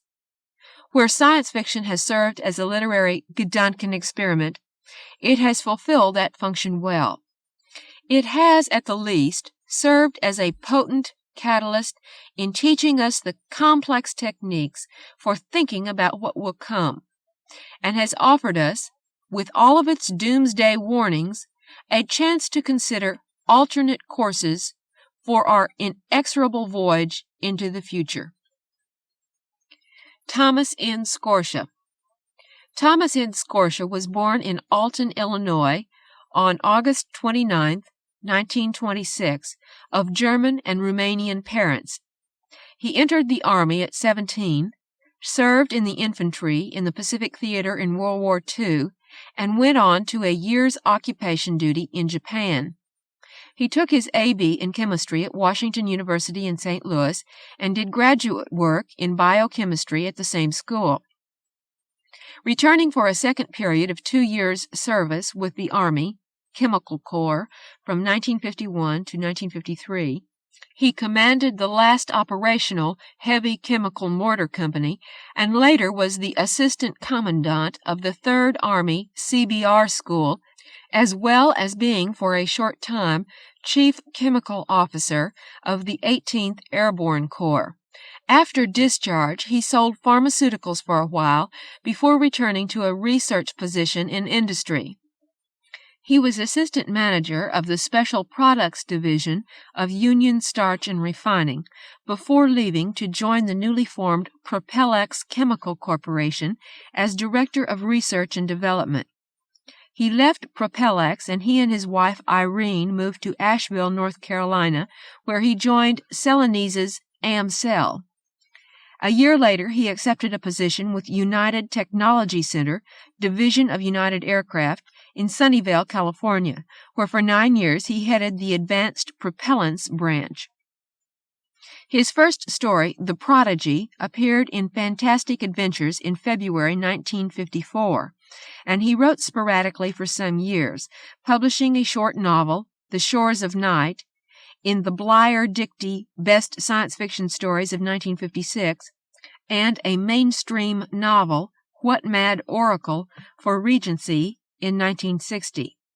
During this period, he published in all but one of the existing science fiction magazines and left the aerospace industry in 1970 to become a full-time freelance writer, an ambition of many years.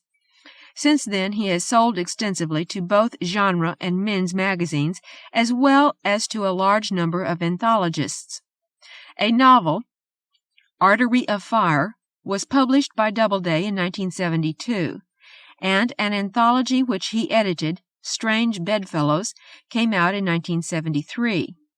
Upcoming is an anthology co-edited with C. Quinn Yarbrough, Yarbro, from Ballantine Books, Two Views of Wonder, and a novel, Endangered Species, for Fawcett and Random House. He is currently collaborating with Frank M. Robinson on a novel, The Glass Inferno, which is due from Doubleday in the spring of 1974. The Glass Inferno was recently purchased by 20th Century Fox Incorporated for Irwin Allen, of Poseidon Adventure fame, for $400,000 and a 5% of the adjusted gross. Movie rights for Endangered Species are presently under negotiation with 2 major companies. Reginald Bretnor, Science Fiction in the Age of Space. Now that we have, at least tentatively, entered the age of space, the future of science fiction, which heralded and defined that age, like our own future, seems full of strange uncertainties and highly arbitrary ifs, and therefore doubly interesting because announcing and examining such futures is what so much of science fiction is all about.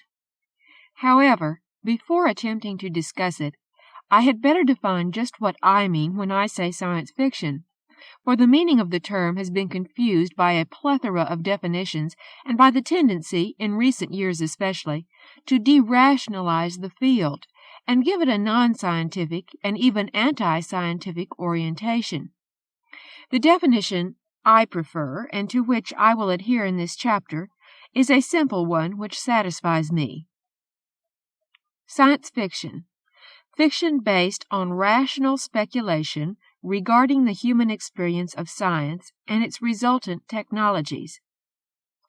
This is the central fact of science fiction, and if we accept it, we can apply it also to science fantasy as part of the whole, distinguished from science fiction proper simply by being permitted greater freedom in choosing its basis for extrapolation.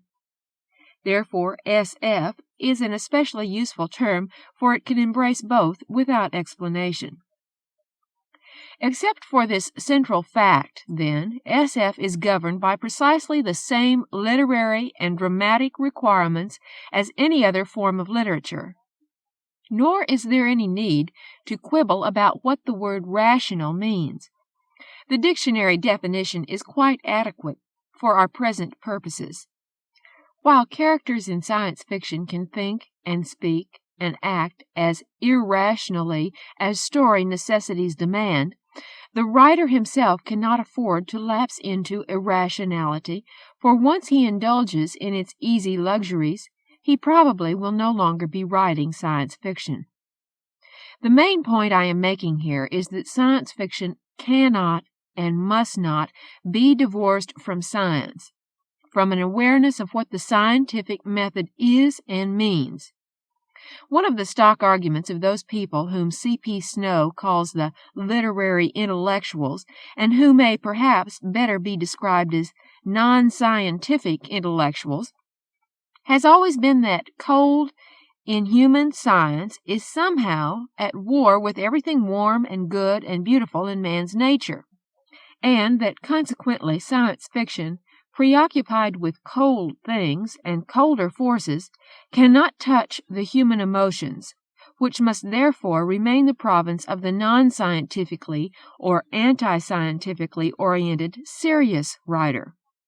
This argument is based on a profound misunderstanding, for science is as human as man himself. On this earth, at least, man alone has conceived, defined, and employed the scientific method, and the fact that in so many cases he has failed to use its products sanely, or misused them for insanely destructive purposes, cannot be blamed on science as an abstraction, or used to justify abandoning it for less rational approaches. It simply dramatizes one of the main dilemmas of modern man, that, individually and collectively, he has not yet come to terms with himself, that he is still fighting the artificial war of the emotions against the intellect, still stating his most urgent problems in inaccurate, confusing, and emotionally abrasive terms, still letting himself be manipulated by unsane individuals for unsane purposes. Were it not for the weapons science and technology have given him to use against himself, the powers provided him to use against other living creatures in the earth, his situation would not be so critical. As matters stand, divided man cowers in terror, creates new terrors to cower from, and then takes refuge in an irrationality that can do nothing to diminish these terrors or the tensions born of them. He would do better to seek a clearer understanding of the scientific method, of the new areas, parapsychology for instance, to which, with the aid of the new devices and techniques, it is now being successfully applied, and to wait for answers and discoveries which can give him a better understanding of himself and a better map of cause and effect in his affairs.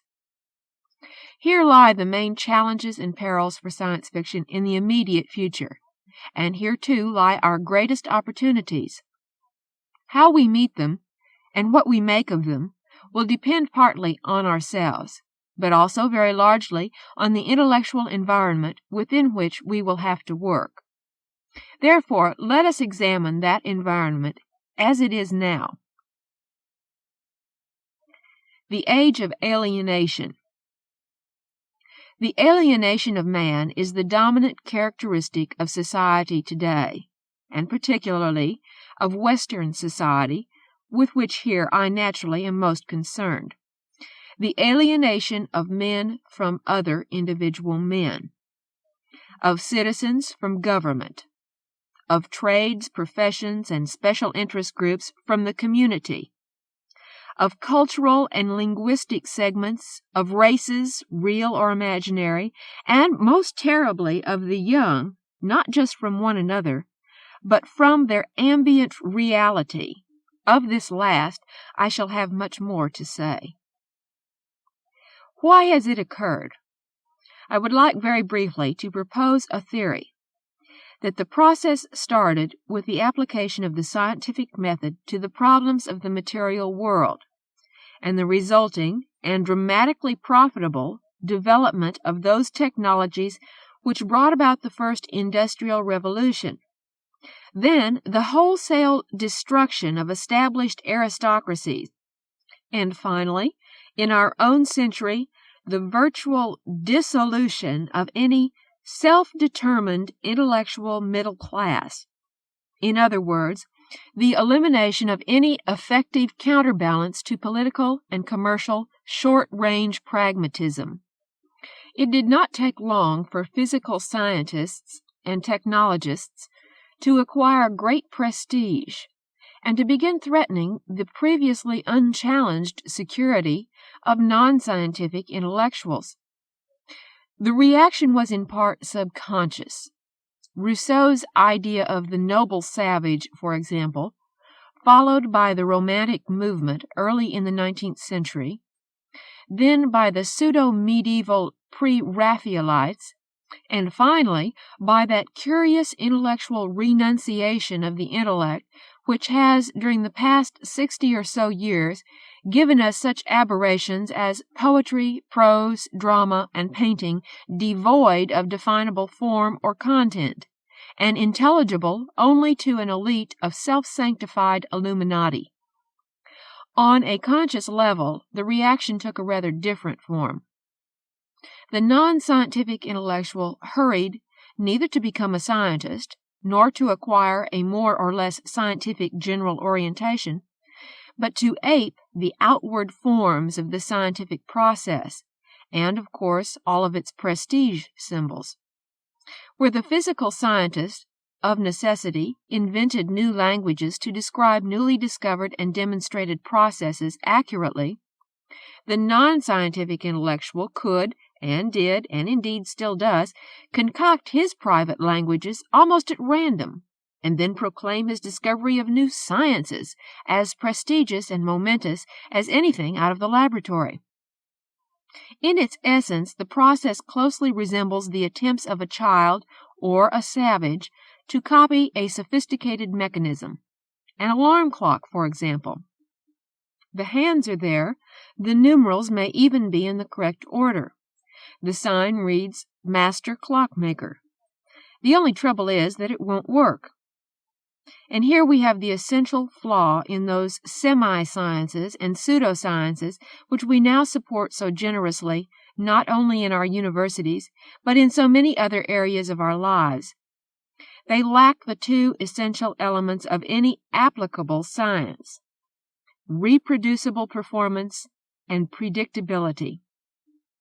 A beautiful example of this sort of pseudo-scientific proclamation is the Marxist teleology, which purports to explain man's history, his behavior in the present, and his future, all in the ultra-simplistic terms of an early 19th century economic theorist. Another is the equally simplistic Freudian formulation.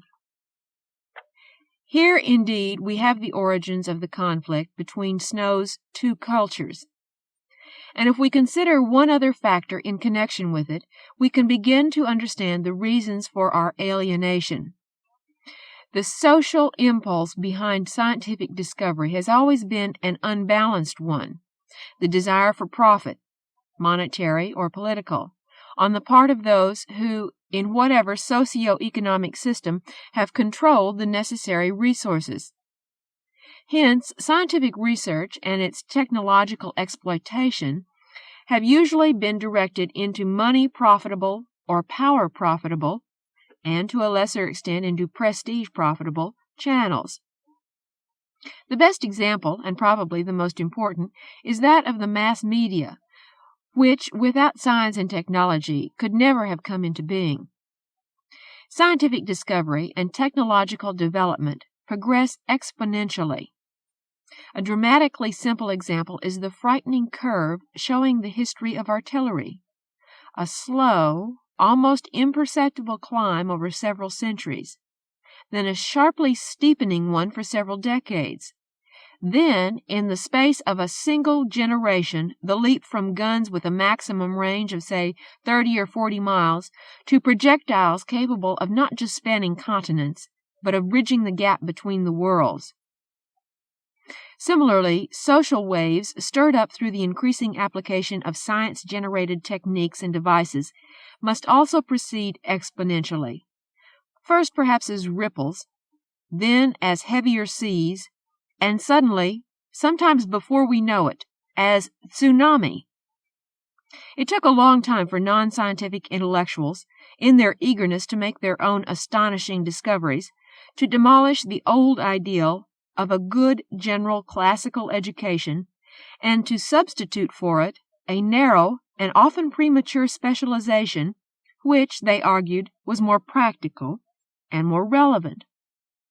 It took even longer for them to establish their new semi-sciences and pseudosciences on the same prestige level as that enjoyed by the physical sciences and traditional disciplines, and to begin that general dilution of the educational process in the name of progress, which not infrequently produces high school graduates who are quite literally illiterate, and men with higher degrees who have no picture of history, almost no idea of the geography of the world they live in, and no concept whatever of their culture's artistic and literary heritage.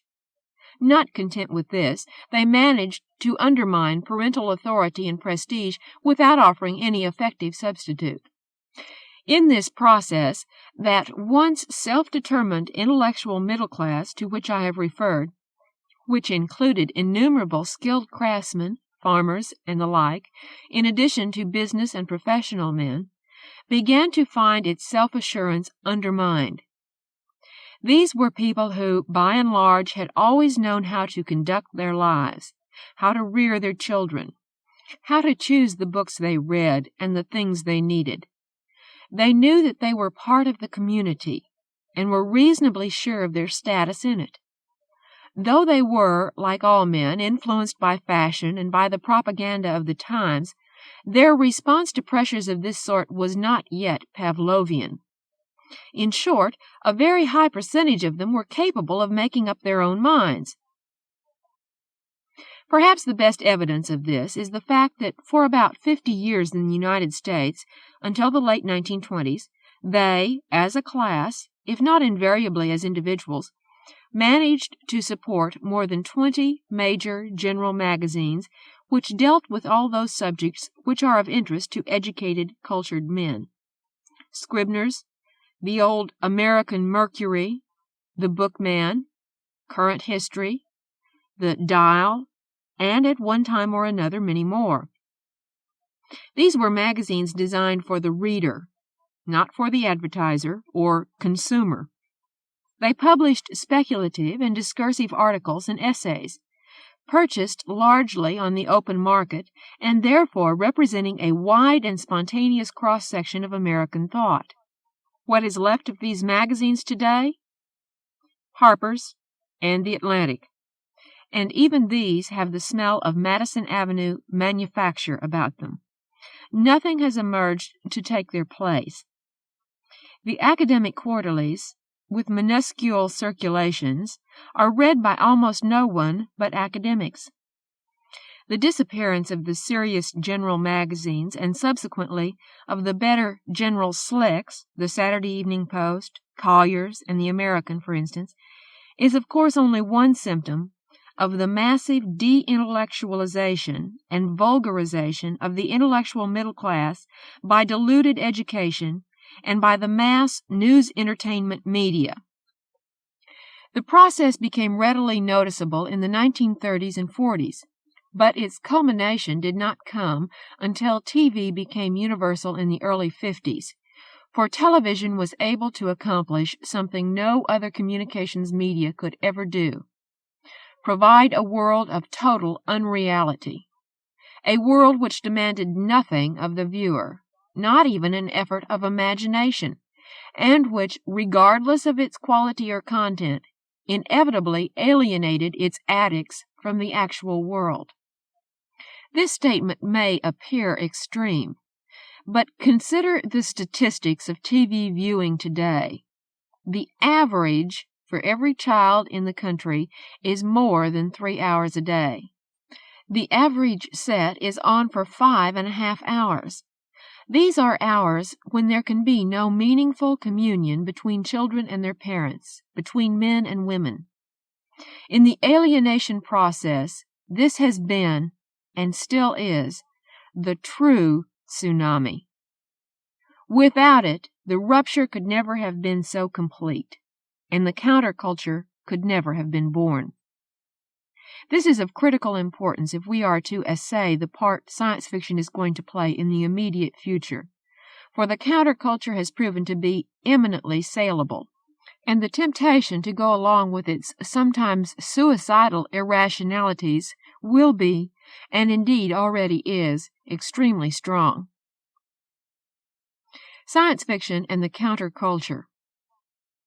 The voices of the counterculture have been so strident, its militants and propagandists have employed shock and abrasion to such good effect, and its middlemen, academic, religious, and commercial, have decked it out in so much pseudo-moralistic and pseudo-scientific claptrap that its real nature has been pretty much obscured. Stripped of all the McLuhanesque verbiage, there is nothing new about it. Until a few years ago, it was an under-the-counter-culture, varying in detail, varying in legality, but essentially the same animal. For centuries, it has thrived in every major slum from Marseille to Marrakesh, from Port Said to Bombay. It is a culture of fear, and of fear-born irrationalities and excesses. It offers us no new discoveries. The age-old flight into mind-blowing drugs, the age-old flight into unrestrained and immature sex, the child's resentment of all rules, those governing personal cleanliness, for instance, his blind faith in his immediate impulse rather than measured judgment, his temper tantrums when he can't have his way, and in every area of activity, that antithesis of the scientific spirit, the uncontrolled experiment. Why have so many young people drifted into this? I myself believe that, in their alienation, they are searching not so much for a better and brighter future as for a past they have been denied by adults whom they have really scarcely met. The generations with which we are now concerned, and there are as many generations as there are days in the year, have had the TV unreality from birth, not as entertainment in the traditional sense, but as a major life activity. In schools where pupils outnumber teachers by 50 or 100 to 1, they have grown up in what is essentially a children's society. And this is continued in their colleges and universities, where dormitory living is now increasingly the rule, and where too many professors, playing their publish or perish pecking order game, leave the greater part of the teacher-pupil relationship to often immature teaching assistants. For many kids, the experiences and associations which used to lead to adulthood are no longer available.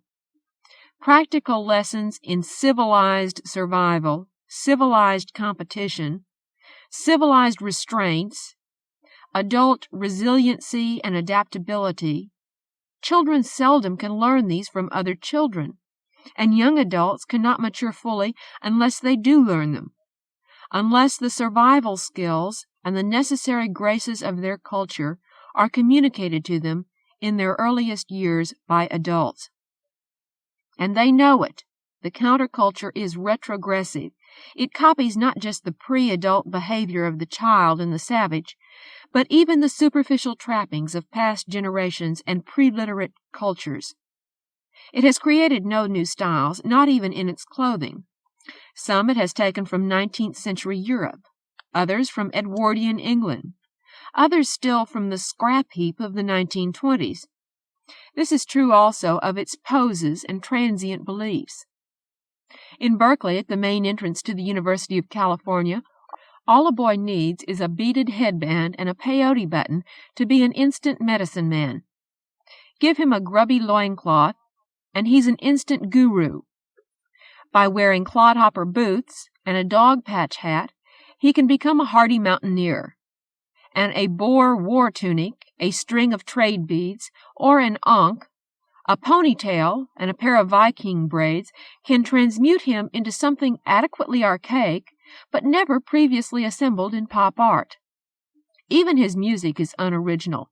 Fake folk, pseudo-African, or just plain noise. The best way to judge the counterculture is in the measurable statistics of how men and women treat each other. These people claim that they are liberated, that they have shaken off the repressions of a cruel society and an evil past. They claim that they are animated by love of all men and veneration of the earth.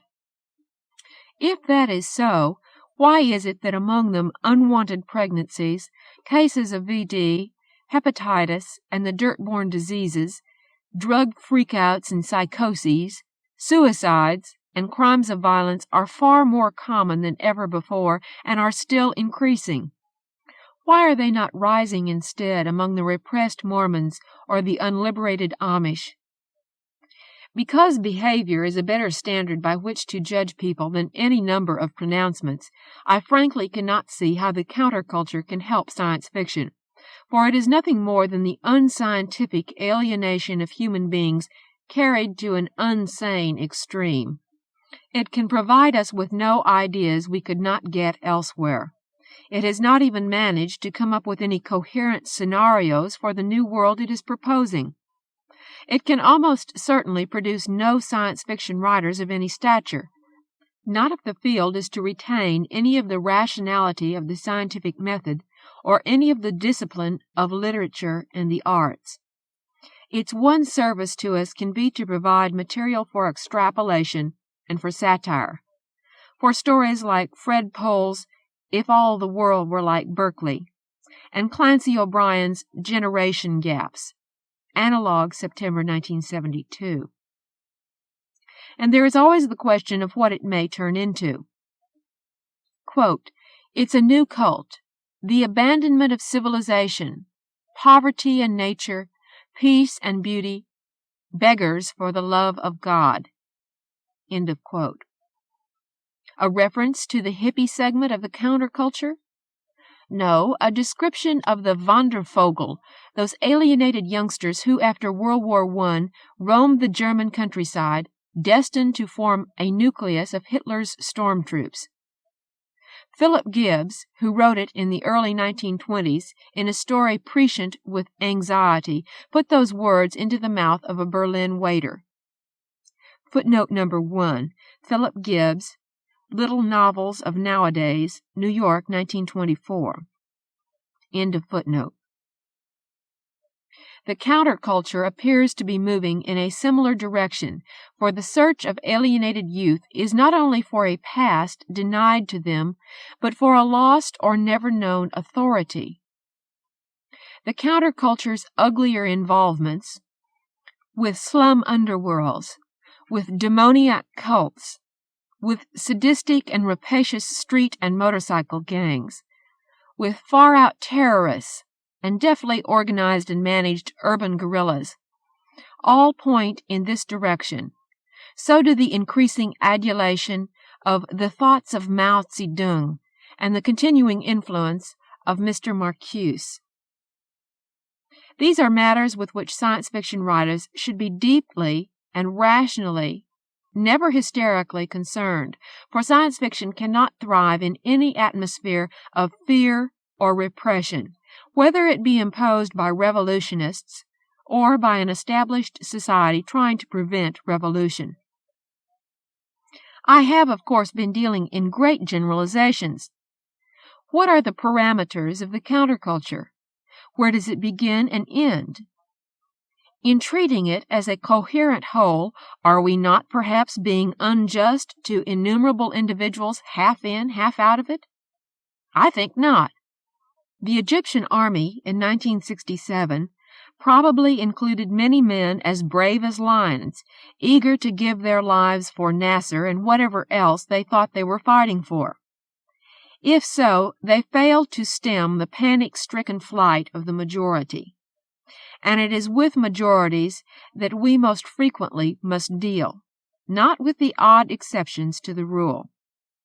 The fact that science fiction has many readers, and indeed many intelligent and inquiring readers, within the counterculture, does not and cannot outweigh that culture's general influence, which is essentially anti-scientific and anti-rational, and which can only deepen the false split between the intellect and the emotions, dividing modern man against himself.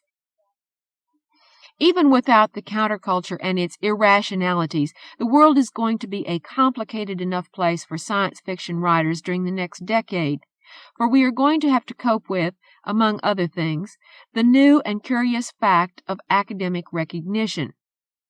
20 years ago, when I edited the symposium, Modern Science Fiction, Its Meaning and Its Future, more than 100 reviews of the book came to my attention. Of these, the few that were academic consisted of little more than sneers at science fiction and at the hacks who allegedly were writing it. Now, suddenly, the academic world, prompted perhaps by the undeniable fact that men have landed on the moon, and possibly by a growing shortage of materials for the Ph.D. mill, has not only discovered our watering place, but is splashing around in it with all 4 feet. Personally, I think that this will prove to be a somewhat mixed blessing. The academic involvement. Were the academic involvement confined to those dedicated teachers who delight in practicing what is one of the most creative of professions, and whose critical publications, if any, are of secondary importance to them, it would indeed be a blessing. However, it will not be so confined, for at the other end of the academic spectrum, the minority of critical mandarins have already, with considerable éclat, defined the role which they intend to play. Like so much non-scientific and pseudoscientific research, academic literary criticism has become very largely a word game, a game of inconstant perspectives and uncertain shifting values. Often because many careers depend on it, it is a spiteful, cutthroat game. Even more often, when its play becomes a substitute for teaching, and its ploys a substitute for learning, it is a foolish and wasteful one. Footnote number 2. In his wise and challenging work, The American University, How It Runs, Where It Is Going, Harper & Row, New York, 1968, Jacques Barzun very pertinently says, "Reconsider research, and benefits to the university will include less general anxiety, less preoccupation with money, fewer arrangements to interrupt teaching and go away, to get research assistance, to get printed, etc., and further, smaller subsidies to university presses for useless books serving only the author's claim to more salary, libraries and journals relieved from the pressure of having to cope with what comes out of the foundry under forced draft. We are perishing from publishing and must keep down that which is premature and that which is artificial. But if a man doesn't produce, how do we know he's a scholar? Answer: how do you know now from reading titles? In the end, you take the fact on faith from close observers who know the man. They could just as easily tell you even if he never published a line. Teachers in college and university should be scholars. but scholarship and publication are not identical. Of the two, higher education should prefer scholarship. It is not as visible as jaundice, but it is often far more visible in one man's lecture than in another man's book. The teaching scholar should be able to say what Lou de Ferrières wrote to Charles the Bald: "I desire to teach what I have learned and am daily learning." End of footnote. The dramatic experience, whether on stage or on the printed page, must be whole for the audience or the reader. To succeed fully, it must touch and involve the whole man, intellectually and emotionally. Where it does indubitably succeed, in the Greek tragedians, in Shakespeare and Molière, in Tolstoy and Ibsen and Thomas Mann, it does precisely that. A cultural matrix may be needed for it to have its full effect, but even this is minimal. It is universal. Shakespeare, for example, translates, and has been translated into splendid Japanese. Because we are all similarly conceived and born of woman, we all have something of Oedipus and Electra in our souls. If we are at all intelligent and sensitive, we also are, in some small part, Hamlet and Hunchback Richard, and Anna Karenina and the brothers Karamazov, Don Juan and Don Quixote, and the Ancient Mariner. We really need no tortuous explication either to feel the impact of what the authors have conveyed, or, on the whole man level, to understand it. The reader of Jane Austen or the Brontes can derive no benefit from a study, no matter how cleverly footnoted, of, say, their putative toilet training. Nor can he really profit from a psychological exploration of the subconscious drives of Herman Melville or Edgar Allan Poe. It would be more to his enrichment if his general education made him familiar with the courtesies and cruelties of early 19th century England, of how the sea and sweat smelled in the forecastle of a New Bedford whaler, or even simply how it felt, dying, to write by candlelight in the raw cold of a New York winter. The psychoanalytical illusion of penetrating and exhibiting the soul of man is strong meat for those egos who would magnify themselves by doing so. Put into practice by qualified professionals, isn't the going rate now $50 for the 50-minute hour? It can claim virtually no predictability and can guarantee no result.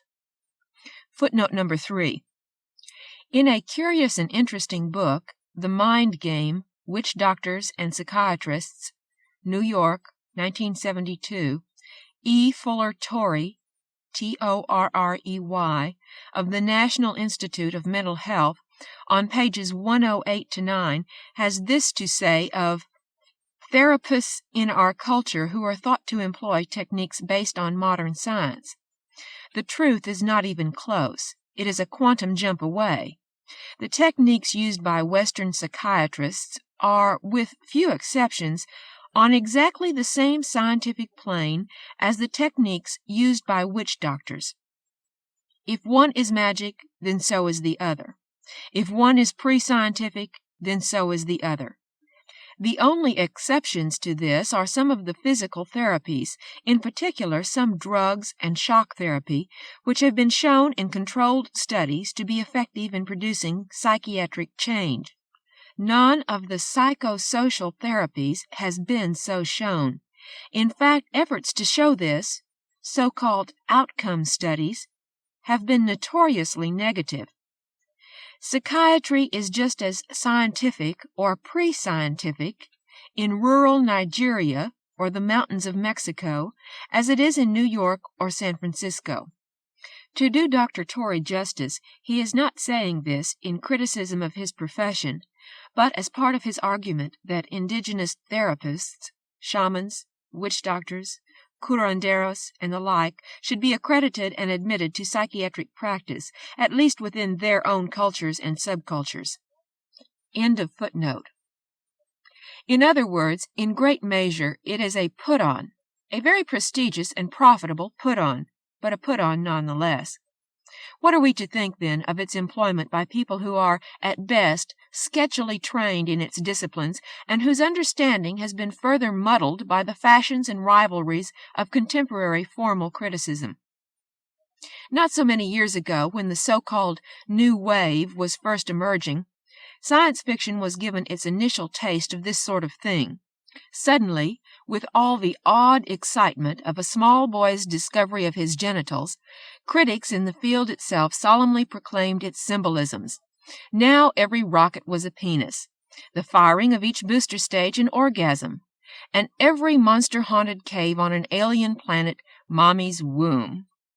Let us assume for fun that they were right. What of it? If such mean, infantile comparisons do indeed reveal the wellsprings of our creativity, why, once they are recognized, must we labor them?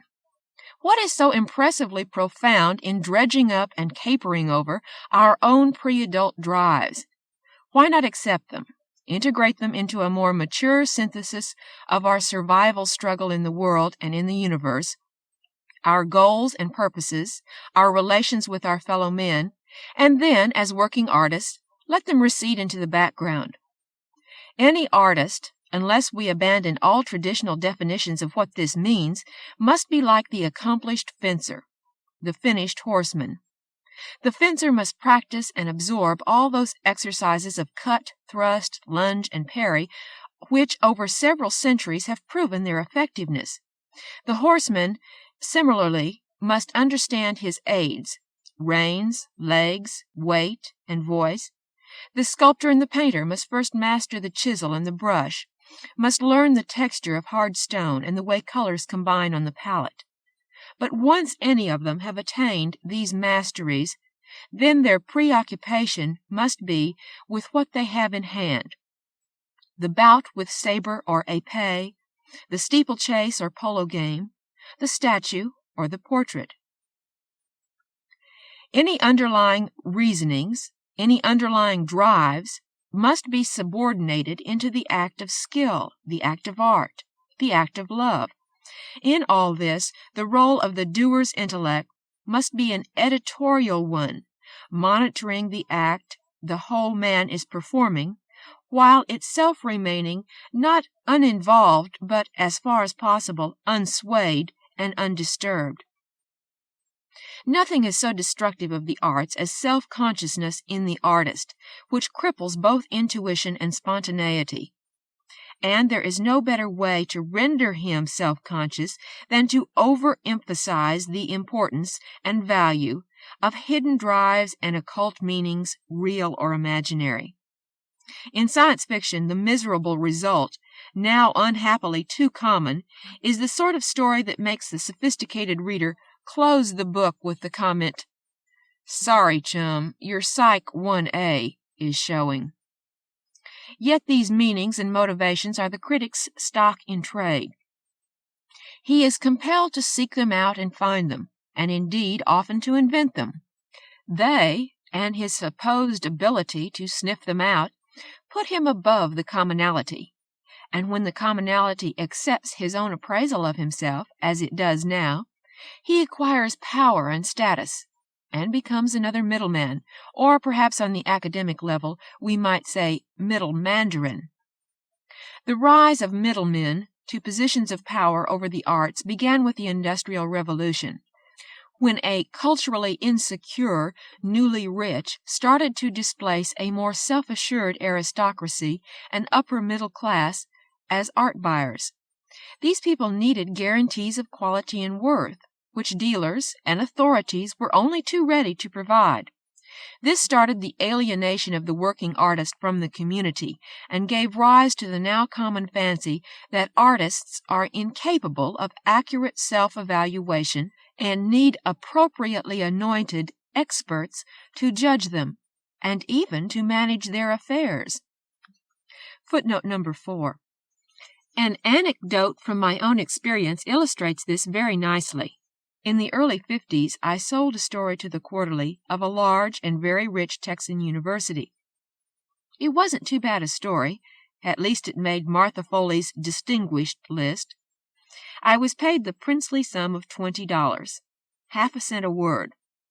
A year or so later, I requested what I thought would be a routine reversion of reprint rights, and was informed that if I would tell them who was publishing the anthology and who was editing it, and give them some idea of its contents, they would, if they saw fit, release the necessary rights because, I quote verbatim, and the italics are my own, they considered themselves trustees for the author.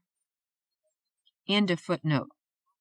The pretty notion of the artist working and starving in his garret as a necessary part of the creative process not only served the middleman's purposes, but was also romantic enough to obscure the injustice and ugliness of the reality.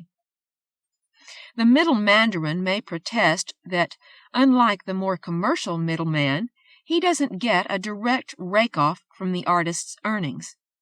Nevertheless, his need to minimize the importance of the working artist, at least until that artist is sufficiently well known to be profitably exploitable, is just as great. As matters stand in the United States today, it is quite commonly accepted that only great or famous writers deserve a decent living, and that hack writers merit no support at all. I have heard this voiced by hack professors, hack lawyers, and, God save us, even a hack proctologist. The attitude is reflected very clearly in the academic involvement with mainstream literature.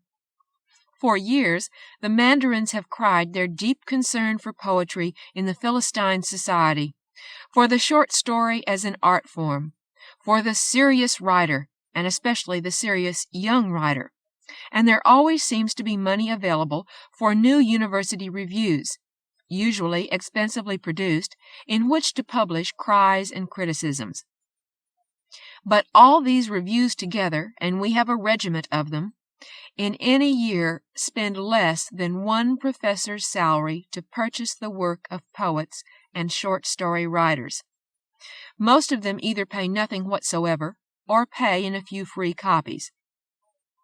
A very high percentage appropriate all rights. A bare half-dozen offer poor pulp rates. This is indeed a magpie charity. What has happened to American poetry since these people made it so much their personal province? To a great extent, it has become formless, unreadable, and unintelligible, and a nation which, when it was much smaller and poorer, always supported at least some poets, now can support none at all, except for an odd, tame specimen or two kept as showpieces on campuses. What has happened to the serious short story since this involvement? First, on one aesthetic pretext or another, it was devitalized into the non-story, deliberately oversensitive slices out of the meaningless lives of utterly uninteresting people, invariably larded with the toothsome obscurities so dear to the interpretive middleman. And what is going to happen to science fiction now? Certainly, as a group, the academic mandarins can contribute little or nothing to the field. However, what they can do to it, and especially to our younger writers, is quite another matter. One can only hope that among them there will be enough men with the prudence and good taste to walk carefully and considerately over ground they have not tilled and crops they have not cultivated. Dedicated teachers and genuinely creative writers on college faculties are, of course, something else again. Certainly no one can do anything but welcome their enthusiastic interest and participation.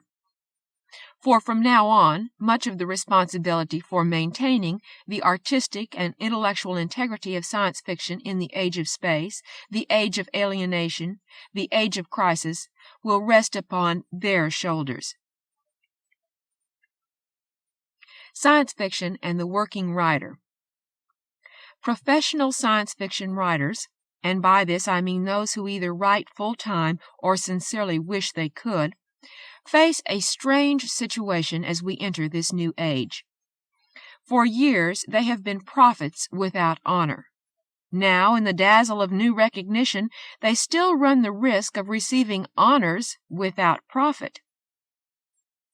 As the science fiction writers of America managed to convince a number of publishers a few years ago, the field depends very heavily on the professional for its steady flow of printable material. Without him, it never could maintain its quality or more than a fraction of its present volume. Yet today, despite a growing readership, he still confronts a world where the average working writer is grossly underpaid, and where, in order to make a bare living, he frequently has to work sweatshop hours. Let us consider the economics of writing science fiction, and then estimate the effect the market has on the producer and the product. The would-be professional writer enters a world where, as far as he is concerned, the tail wags the dog. The topless, bottomless dancer in a Barbary Coast night spot makes her few hundred a week by entertaining a few hundred drunks for a few hours. The dentist and the attorney and the plumber do not have to work on masses of humanity to gain a livelihood. But, with very few exceptions, the writer must be a mass producer and mass entertainer before he can hope to be financially successful. He must become a product that can be packaged and peddled to the millions. My first short story, maybe just a little one, it was SF by the way, I sold to Harper's. It was reprinted in fantasy and science fiction, translated into French and Spanish, and anthologized in Best from F and SF, which also went into a science fiction book club edition. At a very conservative estimate, it has certainly been read by 500,000 people, and as I have never met anyone who didn't enjoy it, I think I can fairly assume that it has given the world at least 100,000 individual hours of fun, and possibly a good deal more. My earnings from it totaled just under $360, about as much as an anesthesiologist makes using other men's techniques to put one or two patients to sleep for an afternoon. I cite this story simply to illustrate the fact that not only pulp writing is underpaid, and that literary level has no bearing on this economic law, a law which, by the way, operates much more harshly now than it did in, say, the 20s, when the break-even point in sales for the hardcover publisher was much lower than it is today, and the number of magazines buying freelance fiction much, much higher. The effect on the professional and would-be professional is that, generally speaking, only the mass producer can survive, which tends to militate against careful craftsmanship and to discourage the less prolific writer regardless of his ability. As a consequence, great numbers of young people, who should at least get a fighting chance to write for a living, never get to first base. For the more the market becomes a mass market, the more important becomes the middleman, and the harder it is for the new writer to break in. Television, which has pulled most of the rungs from the new short story writer's ladder, has not become an open freelance market. Its producers will almost never even read material unless submitted through an agent. This is true also of the motion pictures. And of the surviving magazines, an increasing number are following the practice, though fortunately it has not yet spread to the SF and mystery fields. Actually, the writer's best break today is given him by the standard hardcover publisher. Royalty rates are usually at least fair. Contracts can be negotiated, and the distribution system is by no means as stupidly wasteful as the paperback publishers. As a real moneymaker for writers, the paperback renaissance is very much a myth. The average paperback original, at say 50,000 words, makes its author roughly $1,200. This means that, limited to this market, a man who writes no faster than Thomas Mann would, if he sold every line, come out with about $4,000 for his year's labor. Of course, there are exceptions. There are paperback houses that do much better for their authors, but there are others who do worse. And there are paperback editions that sell and sell and sell and keep on selling. But again, it is not the exceptions that make the rule. Conservative estimates made after careful surveys of the subject indicate that today more than 300 college-level courses in SF are being taught in the United States. Other studies show in colleges and high schools together the courses now number about 1,000. Granting all this, and averaging out differences in pay and in the number of courses in instructors' schedules, in the colleges alone, we now have probably the equivalent of at least 100 full-time professors' salaries spent on teaching science fiction, at roughly $12,500 a year. There aren't 50 science fiction writers in the country averaging $12,500 a year. It should not be necessary for writers of real competence either to turn out 1 million words annually, or to teach, or to dig ditches on the side to keep going, any more than it is necessary for teachers or electricians or cocktail waitresses or accountants to dig ditches. And it should be a prime concern of the academic friends of writing and the writer to do everything in their power to remedy the situation. One way would be to revive the market for short stories by finding buying funds for academic magazines. If existing university and college reviews could each secure between $5,000 and $10,000 a year for the purchase of short stories, and then pay approximately what the Atlantic pays now, the old freelance market for short stories would very largely be restored. And if that market's unprejudiced impersonality were restored with it, then the new writer's most important ladder would have a lot of its rungs back again. How much would such a program cost a year? Less than any foolish federal project to rehabilitate a big city street gang. Less than McGraw-Hill paid Mr. Irving as an advance on his fraudulent biography of Howard Hughes. Infinitely less than it costs to keep up the pretense of educating the semi-literate in one of those unfortunate colleges now required by law to accept and keep any high school graduate for a year or even 2. Ways must be kept open for new writers to become professionals, and for professionals to maintain themselves, for the challenges and problems and opportunities presented by science fiction in the age of space will, more than ever, demand the maturity and expertise of the professional. Contrary to present popular belief, genius cannot be manufactured by technicians or institutions. Its appearance in any field and at any period is very much a function of available patronage, and of the number of individuals of seemingly average talent given the opportunity to work freely and independently.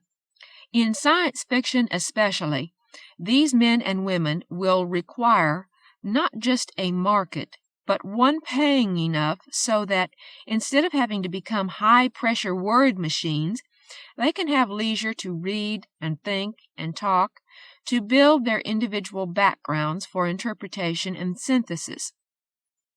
They will have to come from many different fields, because of the natural complexity of science and technology, because of the lack of a new synthesis to replace our almost vanished general educations, and because this diversity of knowledge and experience has always been a major factor in the enrichment of a literature. They will have to be as various as the world they live in. The challenge to the writer in the age of space. When the first Sputnik went into orbit, and when the first astronauts landed on the moon, almost every SF writer was, I think, asked the silly question, "Well, they've caught up with you. Where do you go now?" The answer naturally was, "We just keep going." The progress of science and technology, as long as it receives nourishment, is open-ended and exponential, and this applies also to science fiction, which exists by leaping beyond scientific fact and theory. When and if we encounter our first spacefaring alien race, science fiction writers will lose nothing, except perhaps a temporary divergence of reader interest, and will gain immeasurably. Regardless of whatever discoveries may be made, this will continue to be the case. The only danger to progress in the field lies in the intrusion of the semi- and pseudosciences, in the Leninization of science fiction, for example. Our greatest opportunities now lie not in the over-emotional rehashing of themes already long established, but in re-exploring, re-evaluating, and stating them anew, as well as in devoting more attention to those we have generally ignored. Consider the recurring theme of war on this earth and in space. Where war on earth has been concerned, by far the greatest emphasis has been on the what-ifs of utter horror. Stories of this sort have, only too frequently, been utterly realistic and utterly neurotic. But how many writers, comparatively, have even attempted to explore science-fictional alternatives, detours away from Armageddon? A few only, mostly in hardcore SF. Certainly not enough. Nor have we had enough explorations of the inevitable side effects of superweapon development, where it is mathematically demonstrable that these weapons not only will continue to increase in power and effectiveness, but must also inevitably become simpler to produce, cheaper, and more generally available. Within the past 2 generations, we have seen more than one madman ruling a great nation. What of the innumerable sovereign nations now surrounding us, many of them just emerging out of savagery into military dictatorship? What of independent terrorists and criminal groups? Disarmament isn't going to solve that problem, because you can't disarm a technological society or individuals in a technological society, even if they want to be disarmed. We have a fertile field for science fiction here. War in space, still very much with us, is quite another matter. Future, all-out war on Earth has generally overwhelmed the minds of writers with its weaponry. But in writing of space war, the tendency has been to underestimate not the development of cataclysmic weapons, but their effect on warfare itself. The weapons are developed and described, but they are almost never realized in the writer's mind, and so are automatically absorbed into the military behavior patterns with which he is familiar. Therefore, we still find World War I aerial dogfights being reintroduced as individual combats between pilots of spaceships armed with planet busters and moving at speeds only computers can cope with. We also keep encountering the persistent nitwittery of sword-armed spacefarers, as though any race measuring its energies in star travel terms would keep on lugging around weapons almost as primitive as stone hatchets, and of sword and spear-armed natives successfully repelling invaders from the stars. This sort of thing is plausible only when the board, the pieces, and the rules are artificially and logically set up and adhered to, as in Jerry Pournelle's Pournelle recent A Spaceship for the King, and Poul Anderson's delightful The High Crusade. But when it comes to hordes of mounted barbarians charging triumphantly against spacemen armed with laser weapons and the like, Anyone doubting it would do well to read a 1964 study on weapon lethality prepared for the United States Army. The values it gives are illuminating. The following is a chart in 2 columns headed Weapons, Lethality Index. Sword, pike, etc., 20. World War I machine gun, 12,730. French 75mm gun, 340,000. World War II medium tank, 2,203,000. 1 megaton nuclear airburst, 661,500,000. We can go on from there. Actually, there is one aspect of war in space which has not received too much thoughtful treatment in SF, and that is whether races who have not learned to control their own destructive drives can even make it into space, let alone found empires and fight wars, either against themselves or against extraterrestrials. Project the curve suggested in the study. Consider it in the light of what the world is today, and it becomes obvious that unless solutions are found to some of our domestic problems, and that right speedily, the age of space for man may die before it can be properly born. Another possibility to be considered is that martial races which have not, as we have, been disunited may already have made it into space, but here again we come up against the same rule on a different plane. Can rival warring races, considering the energies at their disposal when they attain interstellar capability, survive even in space against each other? In any case, the argument would appear to be undeniable that it is to man's interest to unite, to make common cause against any and all apostles of disunion, left against right, race against race, religion against religion, or whatever. We almost certainly will not make it into space warring and divided, and if by some miracle we make it anyhow, we'd better be united to meet whatever may await us there. Here we have one of the most important SF themes today, a theme great enough to challenge any writer and any number of writers. How can man survive against himself?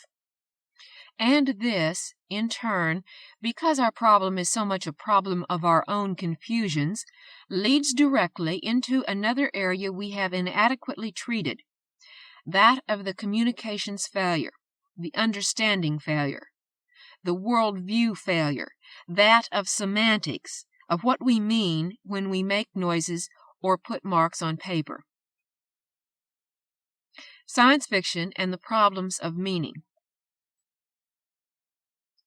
40 years ago, Count Alfred Korzybski, Korzybski, published Science and Sanity, An Introduction to Non-Aristotelian Systems and General Semantics, a profound, revolutionary, and seminal work which has had considerable influence not only on scientists, but on science fiction writers, Robert Heinlein and John W. Campbell, for example. S.I. Hayakawa's Language in Thought and Action, a useful introductory simplification of Korzybski's formulation, is more widely known and available, but is not an adequate substitute for the original text. The essence of Korzybski's system is that the languages we use in daily intercourse are essentially primitive in structure, that they perpetuate false-to-fact concepts, and that they literally dictate contra-survival behavior. An analogy may be made to a world map, let's say Ptolemy's, that has been added to, altered, subtracted from, but never fundamentally revised. Were we to rely on such a map, we'd have one hell of a time trying to find our way from Patagonia to Peoria. It would be as difficult as it is now to find our way from hatred and suspicion to love and trust, from destructive anarchy to creative order. Korzybski pointed out that for this reason the developing sciences had been forced to invent entirely new maps, new languages, including the mathematics, designed to describe phenomena accurately. He emphasized the fact that while all languages abstract only certain data from the reality with which they purport to deal, unconsciously their users confer on them an allness which is not only delusive, but psychologically crippling. He devised and described techniques by which individuals could train themselves to become conscious of abstracting and to avoid confusing orders of abstraction. A very simple example will suffice. The word spider refers to any individual specimen of an entire order of creatures, the arachnida, the majority of which are harmless, some of which are useful, and only a few of which, at least in the West, are in any way dangerous to man. Yet to many individuals it is a word of fear, triggering instant and usually non-functional reactions. We don't have to look far for other, even sadder examples. Words like nigger, fascist, imperialist, wop, pig, Jew. The list is endless. The result of a study of Korzybskian techniques is to defuse many of these words and to expose the falseness of the intellectual emotional meanings they convey and of those terrible psychological push buttons manipulators of men have used throughout man's history. It is, I think, no exaggeration to say that anyone who has really worked at these techniques can scarcely read a political speech again without translating most of it into blah, blah, blah, blah, blah, or listen to the hard-sell advertising of the mass news entertainment media, or take the glossolalia of the pseudo and semi-sciences very seriously. Naturally, the Korzybskian formulation was greeted with considerable antagonism by many non-scientific intellectuals, and particularly by those whose careers had been built on what he would have considered the unsane use of language, for few men are big enough to acknowledge even the possibility of error when their prestige is founded on it. Korzybska's influence in the academic community and among intellectuals generally, while by no means negligible, was never able to realize its initial promise. However, at this juncture in human affairs, science fiction writers especially would do well to become familiar with it, for it is the only formulation, at least to my knowledge, offering us any really sane, uninvolved approach to those problems of meaning which are letting us tear ourselves apart, and which could follow us into space if we succeed in getting there. Of course, they have already done so in our fictional adventures and encounters among the stars, limiting our imaginations where alien beings and civilizations are concerned, just as they limit our imaginations with regard to man's affairs. They will not be easy for any of us to cope with, either in the personal dramas we present or in the social frameworks which must contain them. But if more of us at least make the effort, our scope will be extended vastly, and so, perhaps, will be our contribution to mankind. In his chapter for this symposium, Alan Nourse takes science fiction to task for its failure in recent years to invent new and alternative societies. And it is true that generally writers simply transpose old orders and old anarchies into new settings, usually not even endowing them with new insanities. It is as though our self-confinement in the stockade of our languages has made it almost impossible for us to imagine societies other than those evolved around their unconscious structural matrices. For almost always, where any truly alien society or truly new society is concerned, we take refuge in the explanation that its way of thinking or of doing things is simply unexplainable in human or in contemporary human terms. Years ago, I made a very simple attempt at a departure from this pattern in a short story, High Man, Low Man, published in Beyond, May 1954. It concerned a society of intelligent beings evolved not from tree-climbing ancestors, but from earth-digging creatures similar to badgers. Their whole survival drive had been downward, for at bedrock they were safer from their enemies than anywhere. Consequently, their social value system was the reverse of ours. In their history, slaves had been the highest social class. Their emperor had always been addressed as your abysmal lowness, They plumbed the bottomless depths of science, philosophy, and ethics. They fell to success and rose from grace. If they admired one of their fellows, they said that they looked down on him and called him the lowest of the low. Their stockbrokers, confronted by a market crash, didn't jump out of their office building windows. They slammed their elevators up into the roof. A light and rather inconsequential story, it proved disquieting to an editor or two, probably those who had worked hard to rise in the world. One of them, not a science fiction editor, returned it with an agitated note which she addressed to Dear Miss So-and-so, her own name. I mention it here only as an example and a possibility. How would the world look to beings dwelling in their own carapaces on the ocean floor, seeking refuge in caves and crevices? What social value gradients might they not adopt? For that matter, how do porpoises express such concepts as superior and inferior, both of which derive from the basic physical fact that the chap higher in the tree could often brain his enemy without being hurt, or catch his dinner without it seeing him? These are simplicities. The science fiction exploration of variant meanings and symbologies will, in many areas, go far beyond them.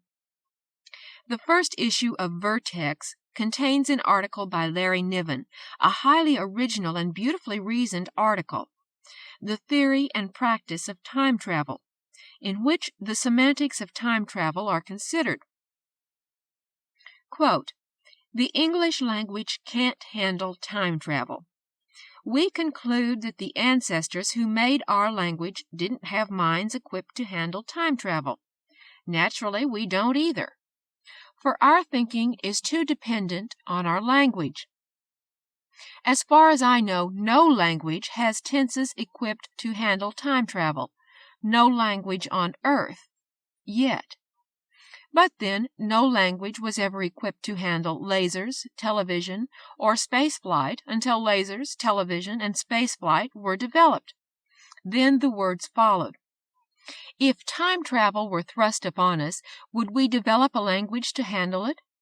We'd need a basic past tense, an altered past tense, a potential past tense, might have been, an altered future tense, an excised future tense, for a future that can no longer happen, a home base present tense, a present of the moment tense, an enclosed present tense, for use while the vehicle is moving through time, a future past tense, I'll meet you at the bombing of Pearl Harbor in half an hour, a past future tense, just a souvenir I picked up 10 million years from now, and many more.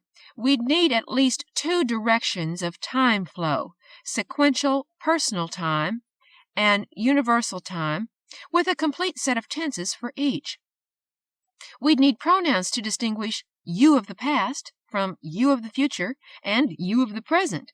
After all, the 3 of you might all be sitting around the same table someday." End of quote.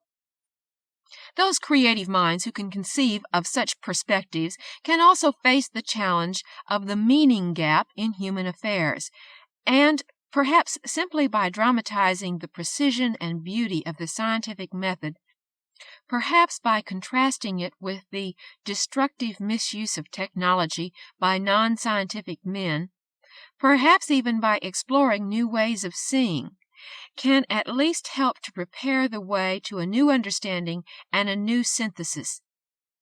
This may not be easy, for it is much harder to make such subjects interesting in fiction than simply to fall back on the well-known tricks of shock, excitation, and abrasion. From its beginnings, the best of science fiction has at least tried to provide entertainment for the whole man, lover and hater, son and father, worker and adventurer, and inquirer and problem solver.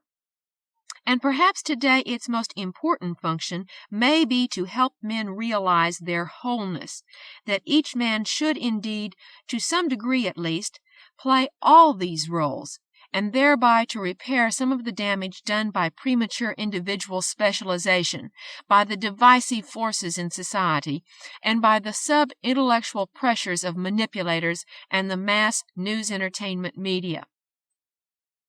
Because every writer is a propagandist, whether he wants to be or not, this means that in the age of space, the science fiction writer must do his best to achieve, at least in his perspectives, the Renaissance ideal of the universal man. He must try to swallow the world whole. We have been told that this is no longer possible, for the facile reason that, quote, in Leonardo's day, one man could learn everything there was to know. Today, there is so much to learn that all anybody can do is specialize. End of quote.